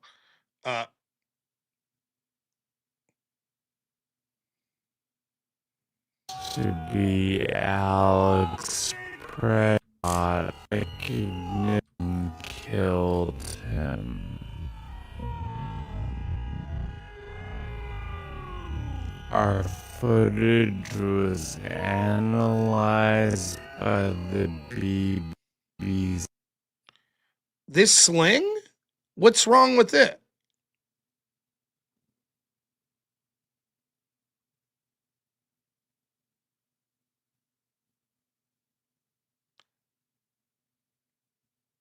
It's artifacts from compression, very common.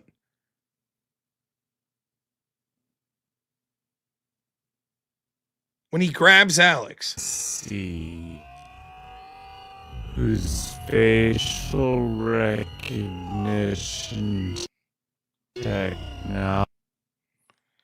That his gun's now hanging down?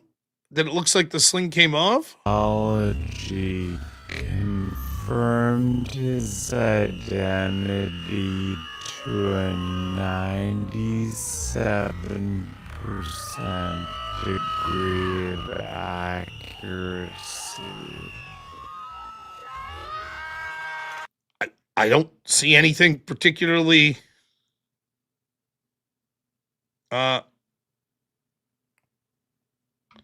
Unforced Ego said it's a single point sling that's only attached to the weapon at one spot. That's why it hangs like that.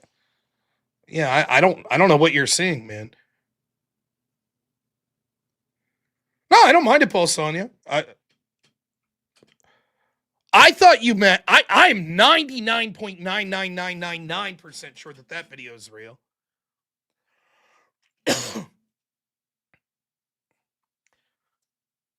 If that video wasn't real, that would mean that the news organization that put their name on it, who is clearly pro-Alex, intentionally crafted something through AI that was convincing enough that DHS accepted it, this guy's family accepted it, the BBC accepted it, and then we have another angle of it. I thought you were saying that the Cernovich video that I put up was AI.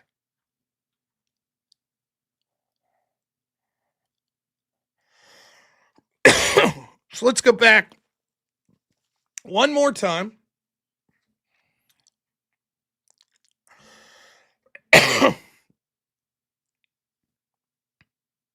No, Balsania is not a lefty. He's not.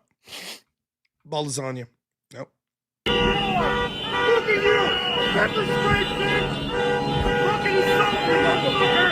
Fucking fuck you guys! Fucking trash! Fucking trash!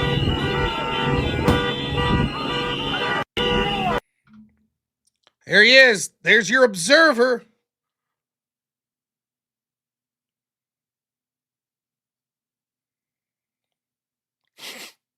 There he is.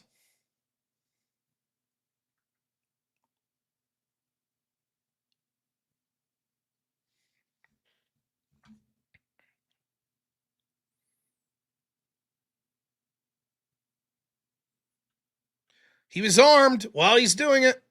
Pepper spray me, motherfucker. What do you think he would have done? Now ask a question. He was armed. If he would have been pepper sprayed there, would he have drawn his weapon?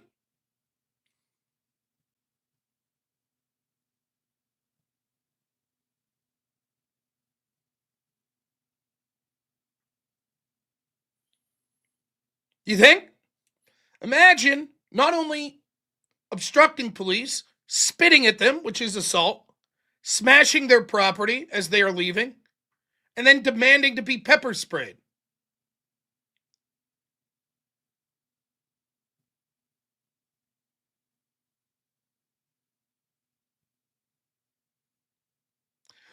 Why would you bring a firearm without the intent to use it if you're asking for law enforcement to illegally pepper spray you? Wouldn't that be the exact time to use your weapon? Right?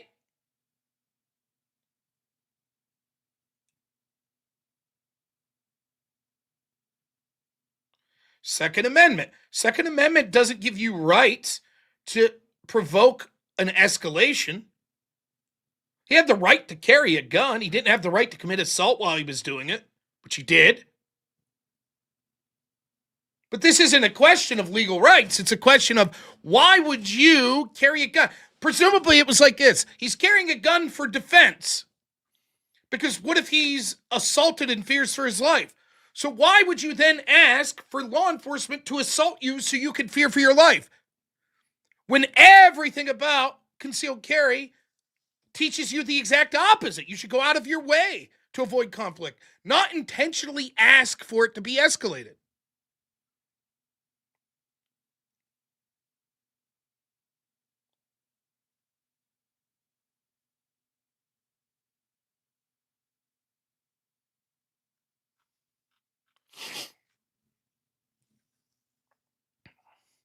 That situation is fucking insane. That Denver situation in 2020, that was some fucking like Antifa observer assholes security that just fucking gets pepper sprayed and just fucking coldly just poof.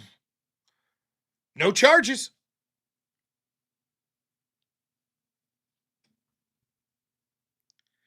Crazy situation. I remember when that happened. Never charged the guy. And he wasn't even law enforcement.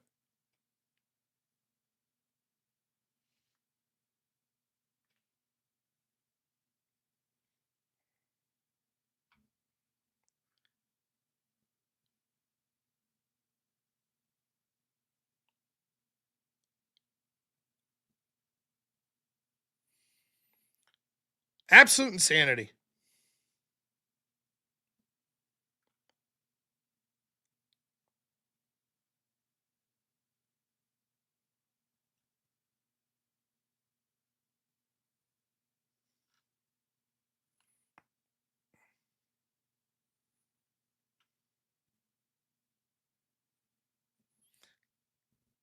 Here's how you do.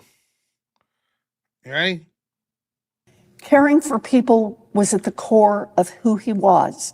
He was incapable of causing harm. Alex carried patience, compassion, and calm as a steady light within him. Even at the very end, that light was there. I recognized his familiar stillness and signature calm composure. Caring for Yep. Well done, whoever did that.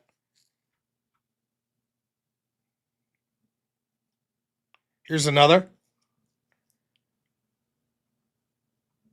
What they did was, and with Renee Good, what they did is they hit at the best of us doing activities that are at the core of what it means to be American. What they did was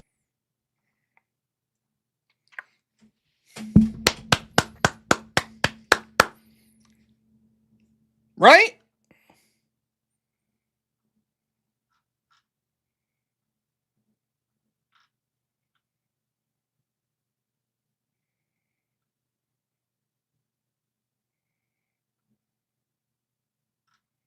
Amazing.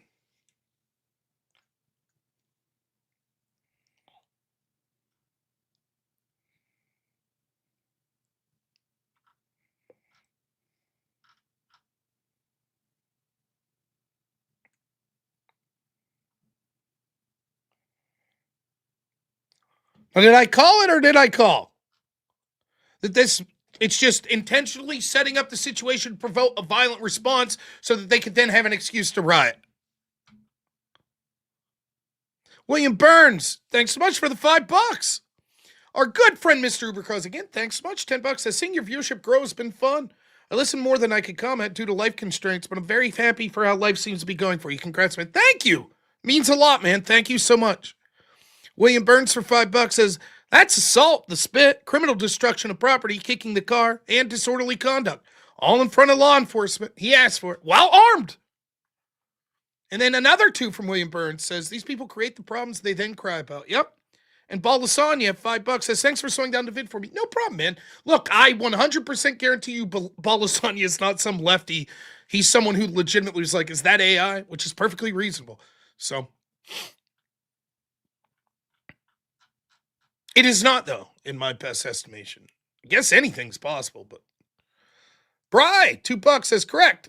That's not protected under the First Amendment. Also, your Second Amendment does not protect you against obstruction of a law enforcement officer. Correct.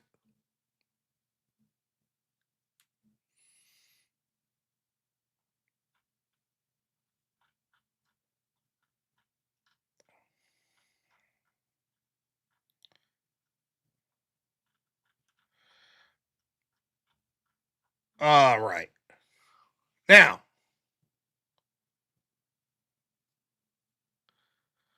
I want to ask before people leave, thank you so much, by the way. If you haven't subscribed, please sub to the channel, particularly whatever platform you're on, but on YouTube particularly. That'd be very good. I'd like to get to 25,000 subs here soon. I think that would be cool. And have a little special 25,000 sub video. I think that'd be all right. Subs are free. Give it a sub. Tomorrow, Crucible, Rumble Channel, Extravaganza, 5 p.m. Eastern. I heard there might be a segment where me and Jake Rattlesnake go toe-to-toe in some trivia. So everyone will be able to make fun of how stupid I am. Then I'll be back here tomorrow at 8 p.m. Eastern time for the No Prep Debate series. Speakeasy will be moderating, and we'll see who my opponent is. Someone else smack around. It'll be fun.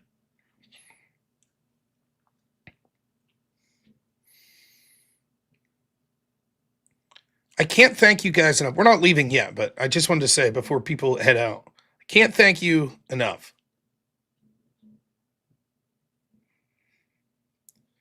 You guys are incredible. We're not quite at our goal. Now, the goal's kind of cheating because it doesn't add subs. I don't know how to figure that out. But we're close. Someone could still donate to get us to the goal, to the $1,000.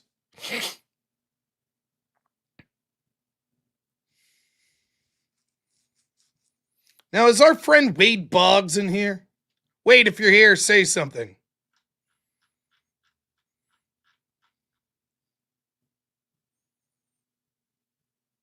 That's right, a private security guard, that Denver shooting.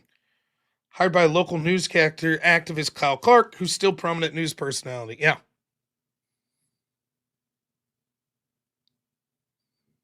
Yeah, the journalists are in the Signal group, right? Run for president. Look, I actually talked to my wife yesterday. That asshole I was talking about from the problem-solving caucus, I forget his name. But he's from Pennsylvania. He's from District 1 in Pennsylvania, which is Bucks County, which is outside of Philly. And I was like, ooh, motherfucker, I'm tempted to run. Problem solve this, motherfucker. That'll be my campaign. Problem solve this. Just picture like that. Wade's not here. Well, alrighty. Now it is $100 now. We did inflate the price of whip songs as well. To $100. So if anyone's really itching to hear a whip song, you could donate $100. Yeah, but I don't want to change my streaming career into a political one. I'm happy to help other people be politicians. I don't want to be one from the bottom of my heart. I fucking hate it. What's my political stance on whip songs? I like money, but I hate whip songs, so I'm sort of in the middle. But money's cool.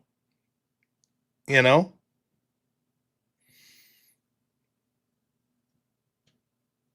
Don't be like Bongino. Yeah, I don't want to.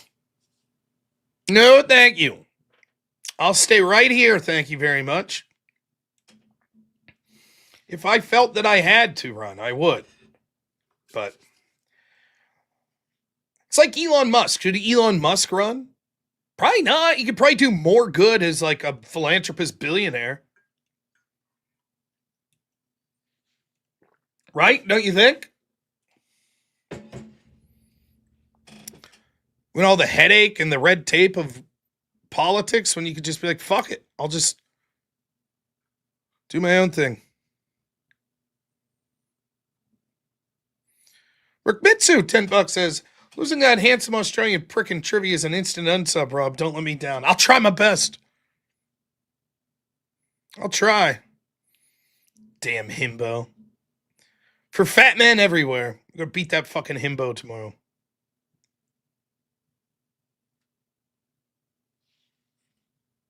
Robots? Oh my goodness. Robotic butts? Sounds terrible.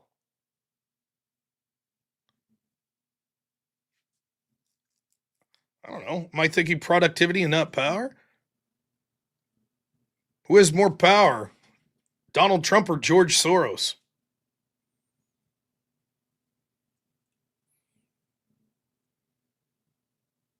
Yeah, Elon can't run. I get that, but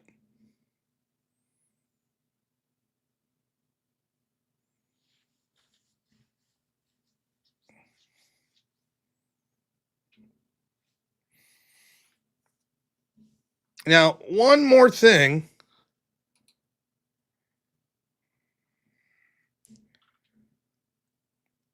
If no one wants to donate for whip songs, I'm okay with that. But I implore you, check out Andrew's appearance on Joe Rogan if you haven't.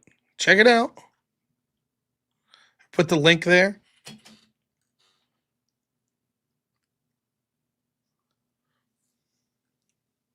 What'd you guys think? Good show tonight? Fantastic show, Rob. As always. Thank you. In the back, doing the job. How was the donos? It's perfectly Pretty good. Yeah. No We'll Wade see. Boggs tonight, eh? Oh, we could, I should. Nah, forget it. Now, Wade, he must have stuff going on. Tomorrow will probably be a long stream. I don't know. I don't know who I'm debating. So the first one last week with Teriak, I mean, it was supposed to be a 2-hour debate. It was supposed to be a 2-hour debate, and it fucking ended up to what, like 5 hours? So maybe even longer. I think maybe it was like 6.5 hours or something. Well, I'm super excited because Speakeasy won't let me know because he's like, too attached to Rob, right? So to me, it's a mystery too. So I was like, oh. Yeah, I feel cool. I hope it's a lefty. And the one thing is, it's hard for I don't want to say it's hard. Most of the people that come on Speakeasy's channel probably lean somewhat right wing. And don't get me wrong, I'll argue right on white violence, no problem. But it'd be nice if it was a lefty. So, well, I've actually realized that there are a few of them out there that I didn't even know about.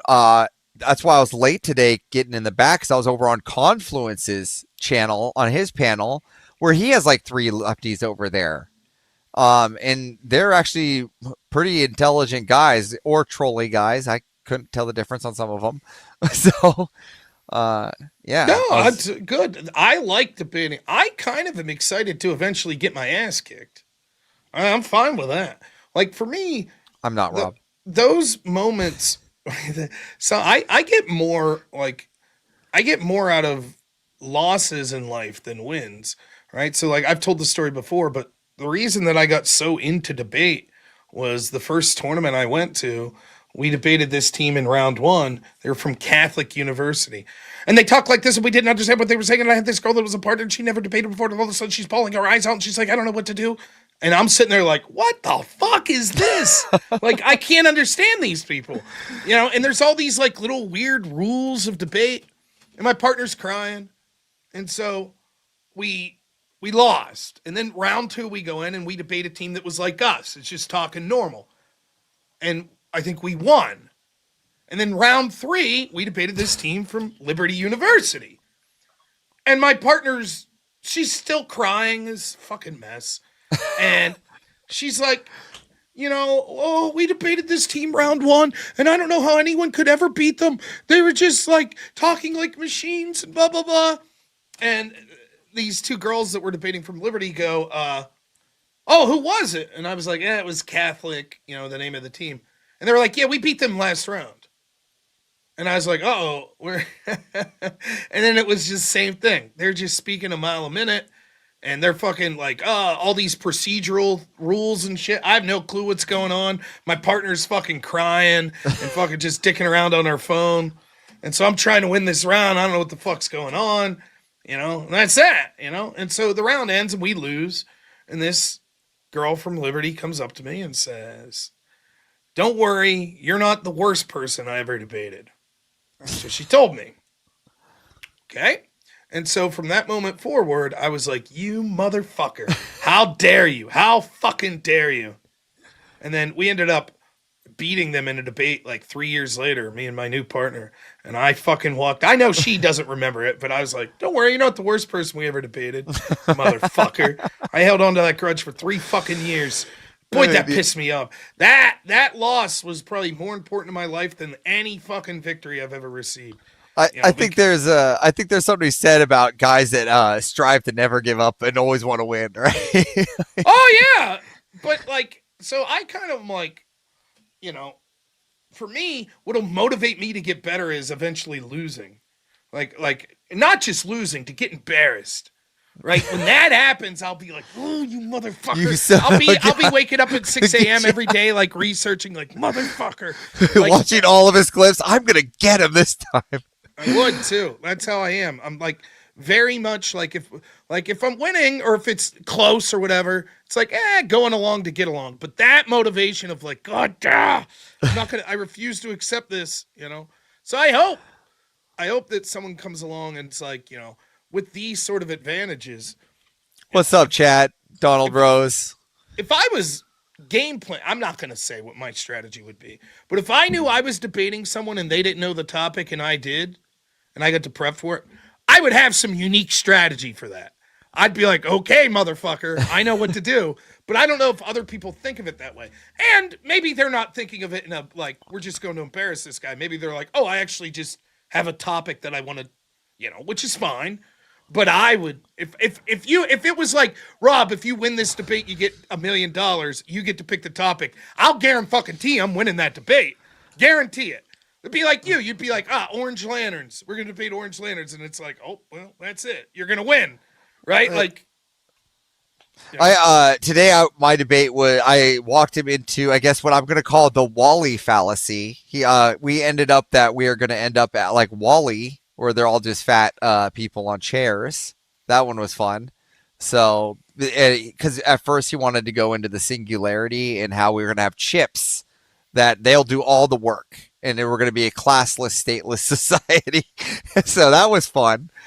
So I always get interested because now that I'm out here debating and I get to take what I learned from you, you know, and then I get to go and apply it. I'm meeting some really interesting people, and I'm actually getting a lot of, I'm actually learning a lot, especially like coming from your channel, right? Watching how you ran, and then I actually get to learn from, like, because I'm back here, right? And I'm listening to all of the news that you're bringing and learning on the policies and the things you're talking about. And then I get to use them and go, ha, Rob said something. Got you, you motherfucker. I got this one. I always feel proud. I always feel proud with those I got them. Yeah, like it's victory. great. I would debate this, sure. I don't know what side. I would probably take activism more than legislation. Couple super chats real quick. Remember, keep getting them in.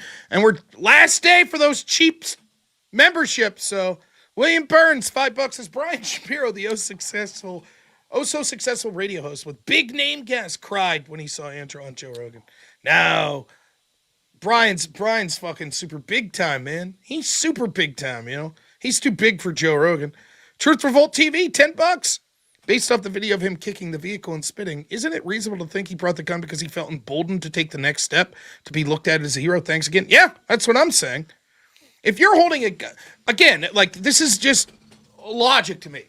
if I'm taking a gun somewhere, it's for the purposes of self-defense, if I'm concealed carrying. And that is that I feel someone who has a lethal or an ability to commit grievous bodily harm to me in an unlawful way may do so.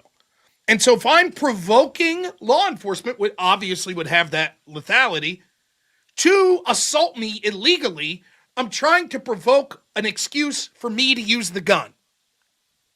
That's what it sounds like to me. And unfortunately, when you fuck around with shit like that, sometimes you find out. And I do, he won't be around to correct that mistake. But that's why you don't fuck around with that shit.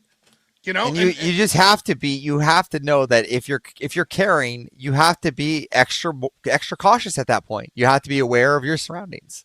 You have to be aware of what's going on. Menard clips. Is that? Oh Menard? yeah, that's Menard report. Yeah, so Menard reports, the Menard clips, same guy. In the picture though, is that Menard in the picture? No, it doesn't look like him. Okay, I don't know Menard.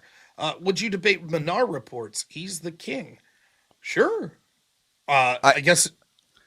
If it was like a serious debate topic, I don't know anything about it. I mean, you could go out. He's a Spurg. Like you said, Brittany says it right here. Fantastic. Mustard is a Spurg. I'm guessing he'll take an Islam side. Oh, I don't do a lot of religion, but sure, I would debate religion. I don't care. What do you want to debate, Manar?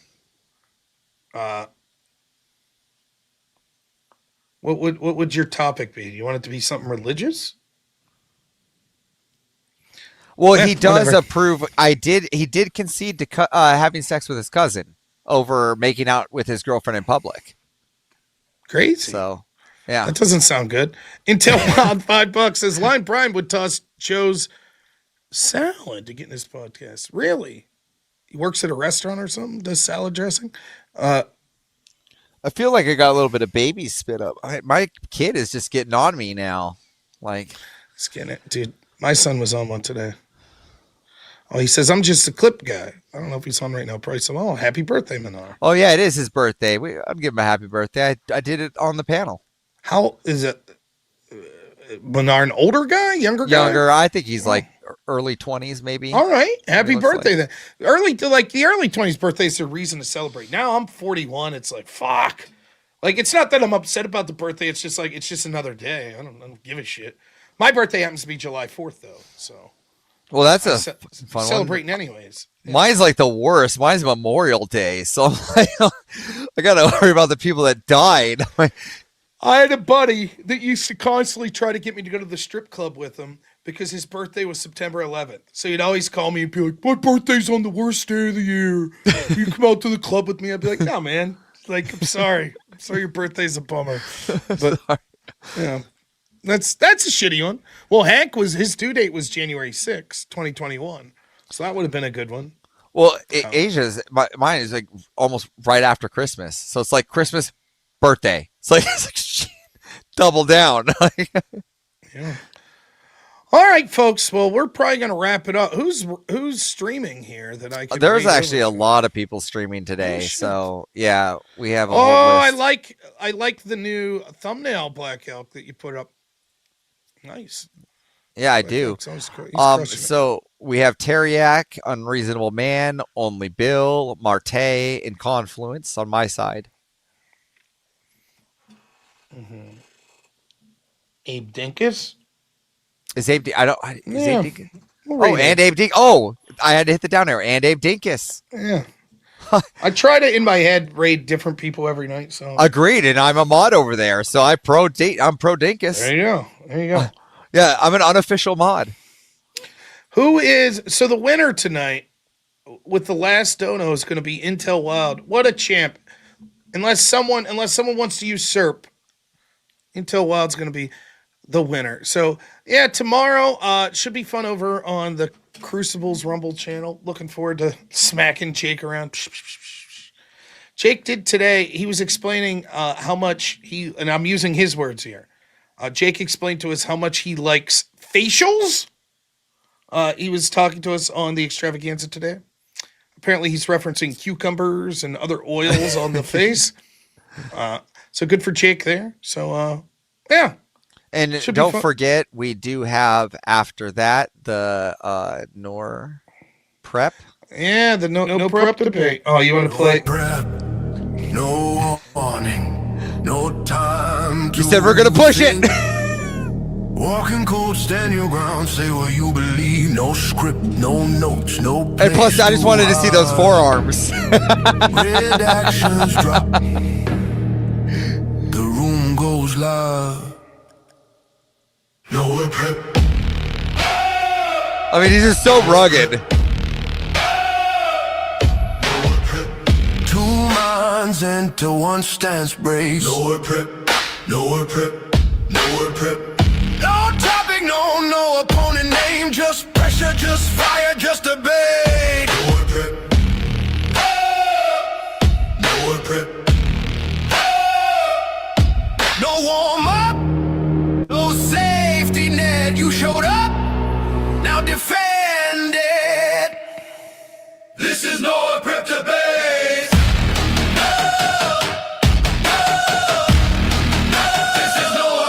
There it is, the forearms, baby.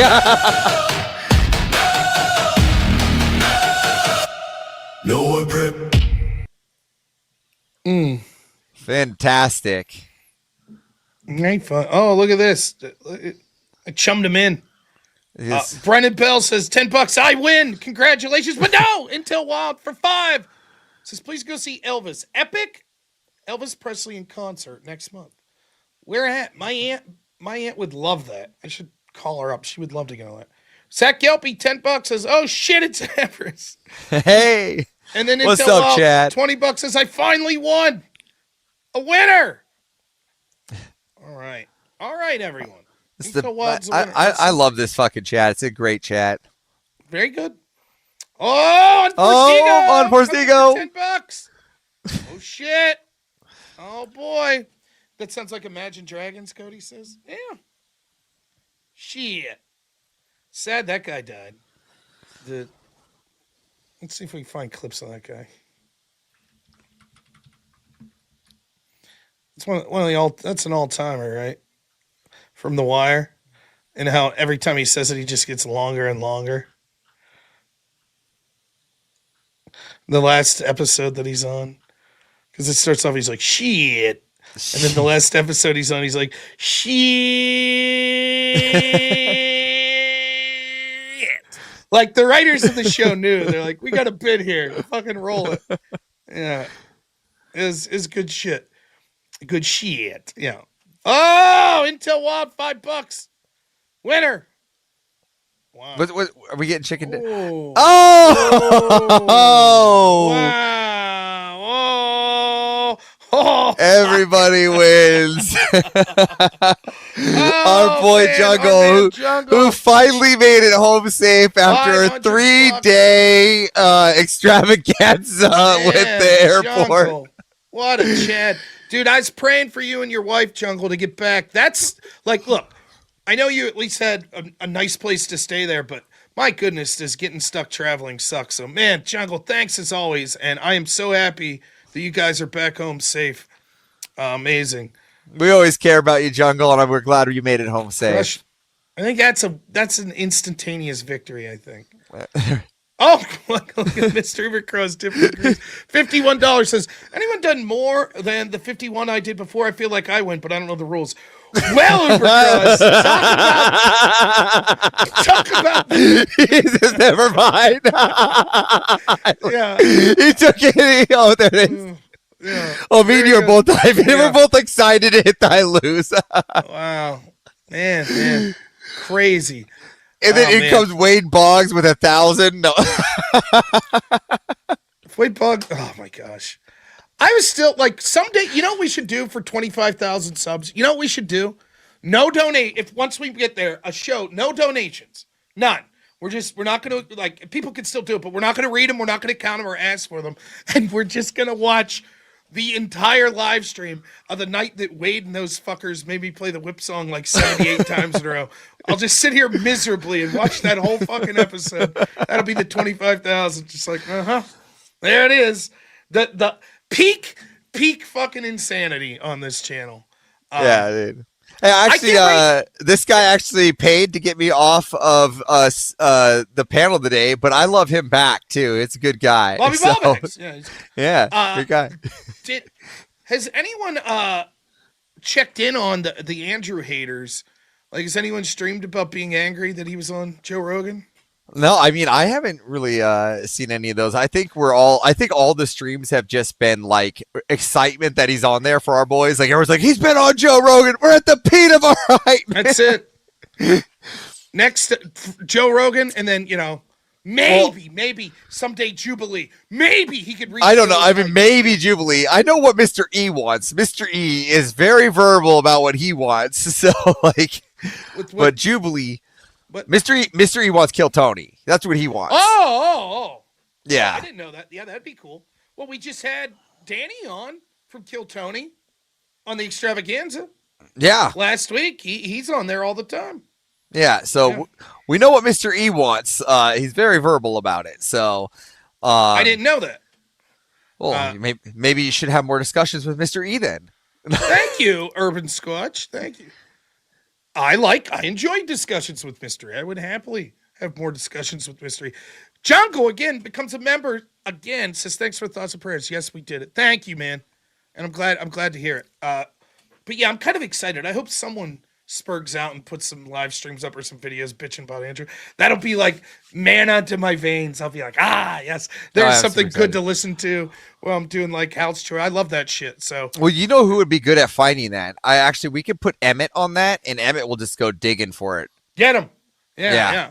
Chop, $20. Thank you. Says for your information, Lion Brian has a Cameo page. You can pay him to send Andrew a congrats on Joe Rogan. No way. That's kind of funny. I used Fiverr once to get a guy who was milking a cow in India to send a thank you message to my sister-in-law. It was her boyfriend. And he's like, hello, thank you. Robert says thank you for helping him fix pipe at house. It was the best $10 I've ever spent. Her boyfriend was so pleased. He was just like, yes, that's so good. But he's just like milking a cow into this bucket while he's talking. It's fucking great. I'm like, how isn't this guy a millionaire? Like, he's just he found a gift. Look at this. And then we got Jungle. Another 50 gifted memberships. Holy cow. What like an a absolute legend. Killing it. Wow. You know, I think Jungle deserves. He deserves a media asset. Hold on here, I'll get it. This is the Rob Noah Show. It's fair. It's not the Noah Rob Show. This is my favorite show because it is my show. If this was your show, you'd probably like it more. But maybe that's just because it was your show. But it's not your show. It's the Rob Noah Show. That's it. That's the end of the song. Oh, and there. Oh, what? Oh my God! Shout out to Tom Green.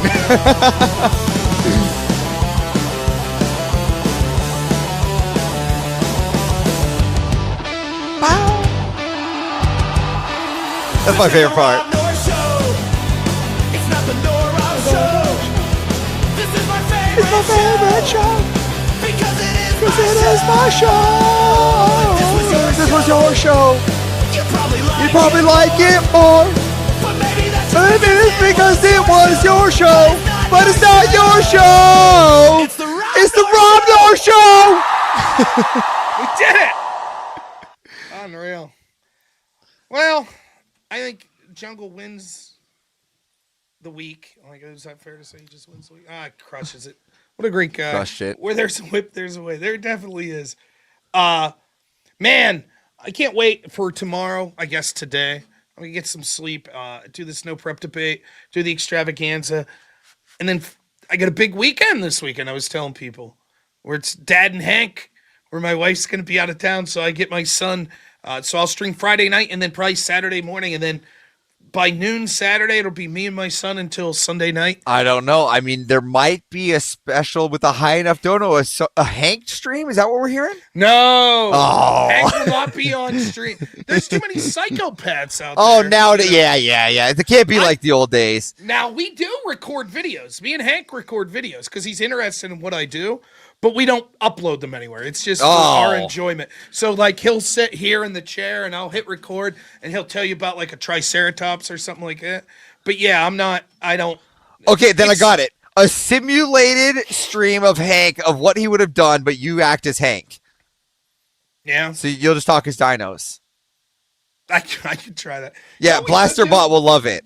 Blasterbot, I still got to do this some night for the Griff stream. The old Jurassic Park. Oh yeah, we've yet Dino to do battle. that. We haven't done that. We've been so busy. Look at this.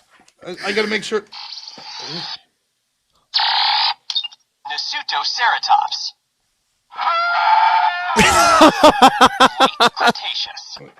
Can he beat the Indoraptor?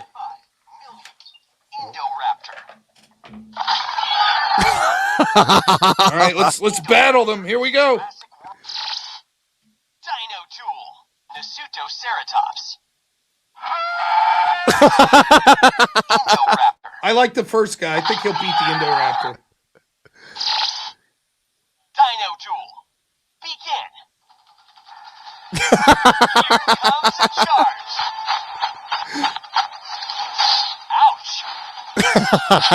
Ouch. Devastating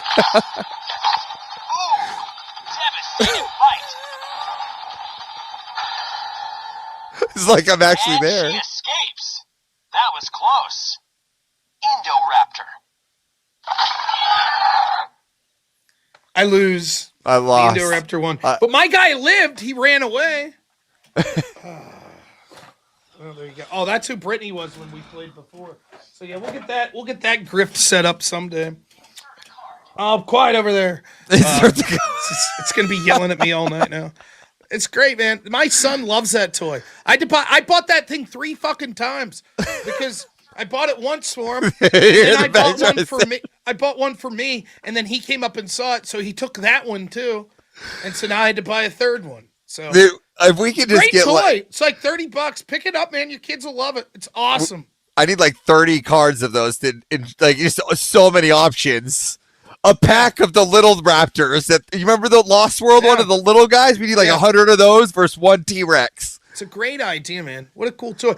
When I was a kid, right, like older than him, but we had like the fucking what were they called? Like the Tamagotchis and the Gigapets, and then it was lame. That shit was stupid. You know what I'm talking about? They're like little keychain things, and then they had little creatures. Yes, I know exactly. I got an idea. You're talking about the Digimon.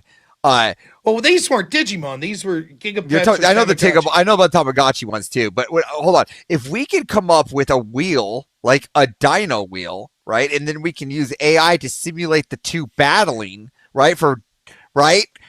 Dono wheel, dinosaur. Add your dinosaur to the wheel and spin for a fight. Somewhere Spiro's head's exploding right now, just to know that exception.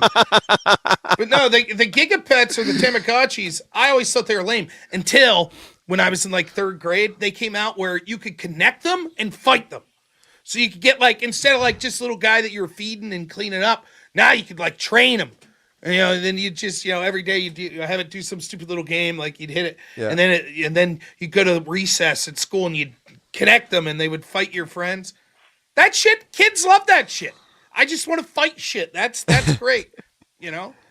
So I like the dino thing. It's sort of like a Pokemon. Jungle's trying to bring me back right now. So you see, my wife does this show. I don't know if your wife does it. It's called my 1,000-pound life. My 1,000-pound life. I know of it. Yeah. Yeah. My wife watches it. Now she's got Jungle's wife on it. You see, now the two wives are watching it together. What have we started? Listen, my wife will be pissed about this. Apparently, and everyone's going to flip out, right? There's apparently some show that's about hockey. It's fictional. And the premise of the show is that the two stars are gay. And she told me that it's based off of like Sidney Crosby and Alexander Ovechkin. right? And where it's like a Canadian and a Russian, and like they're these bitter rivals, but they're actually gay, right? And we haven't watched, but my wife is like, all of her friends are like, have you watched this show? Because they know that me and my wife like hockey, and I'm like, no, I'm not watching the fucking hockey show. Like, what are you talking about? You know, like, but it's not that they're claiming Ovechkin and Crosby are gay. It's two characters that are, but it's like, man, this shit. And like, that's it. Like my wife and her friend group, they were way into like watching Jersey Shore reruns, right? With like The Situation and Pauly D and my wife loves Jersey Shore. I can't handle it. I will say I used to watch. It would be on in the background at this one place we would hang out. The girls around would always be watching it, or whatever. But I do think that calling yourself The Situation is fucking amazing. I tip my cap to that. Like, man, just be like, I'm The Situation. That's a great nickname.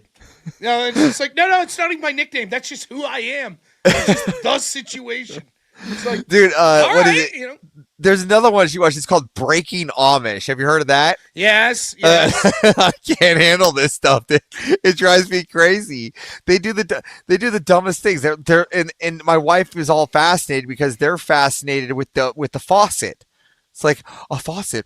Like, babe, this is so slop. Like, how are you enjoying this? It's crazy. Can't handle it. It's I live amongst the Amish, so it's kind of funny. But they do the old Rum Springer business, right? Where they leave the I've heard. I know nothing about. I've heard about it. I don't know about it. So the idea is when they turn a certain age, I think it might be 18, that they get to go live amongst the shitty people, all of us, and indulge in all the like secular bullshit. And then if they choose to come back to the Amish community, they have to swear everything off, right? So it's sort of like that's your test. Are you truly devout to the faith that you could go out into the world and come back, or do you give up? Breaking Amish, yeah, they got a lot of that. Then there was the show about like the Amish Mafia. That was I forget what it was called, but very similar. Zach Yelpy, 10 memberships. Thank you. Yeah, there's just so much out there. Did you see the show about the gay streamers? I think it's called Party Line. Do you see that one? There's that one stream where it's like two super gay dudes and then this Chad fat guy. I think it's called The Extravaganza. It's fucking, yeah. Yeah. I saw that one. Yeah. I tune into that Monday through Friday. Yeah. Oh, see, Chop's on it. That's all BS. It's all Mennonites. Now, Mennonites are different. It's very different. I'll end on this. I'll tell one story about this. I think I've told this on stream before. I worked at Burger King. I was probably 18 at this time. I think I started when I was 17, but I was probably 18. And with a dude that worked there, he was gay. His name was Heath. I actually liked Heath though. I thought he was cool. Nope, it wasn't Heath Ledger. Yeah, this is how he prepped for Brokeback Mountain. But Heath was okay for a gay guy, whatever. And then we got a Mennonite that came in. But this was like, he's a pretty serious Mennonite, and he was like a little younger. He's probably 17. And his name was Heath. Now, he was so serious. It was our Burger King we worked in was fucking miserable. It didn't have air conditioning for like 3 months. There was a big problem. So it'd be hot as shit working in the back from the fryer and the fucking broiler. And he had to wear long sleeves under his uniform because like whatever his culture or religion. But very shy at first. So he comes in and after like 2 or 3 days, you get to know him. So you start ribbing him a little. And we're like, oh, your name's Heath too. Like, you gay too? Like this guy, right? He's like, I ain't fucking gay. And like, he's like super angry about it. And we're like, I don't know, man. The only Heath we know is gay. He's like, I'm going to beat the fuck out of that guy. I'm gay. And like, he marched up to our manager, was like, I'll never work with the gay guy. It's like, fucking, the Mennonites ain't fucking around. Like, so we called him Amish Heath. Even though he's Mennonite, it was Amish Heath and Gay Heath. And I would always fuck with like the manager. She'd be like, because I was sort of at night shift. I was one of the like crew leaders. So she'd be like, all right, who's going to work Friday? I was like, let's put Heath and Heath on it. And she'd be like, no. Because he ain't fucking gay. We'll spice it up a little. Let's do it. Spice it up.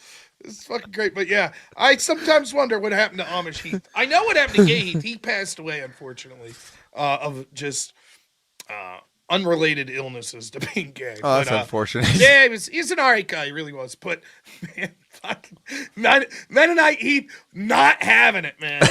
He was ready to go to war. I ain't fucking gay. He'd get like so mad. We'd be like, whoa. Super bass though. If that guy had a stream right now, he'd be the next Andrew Tate.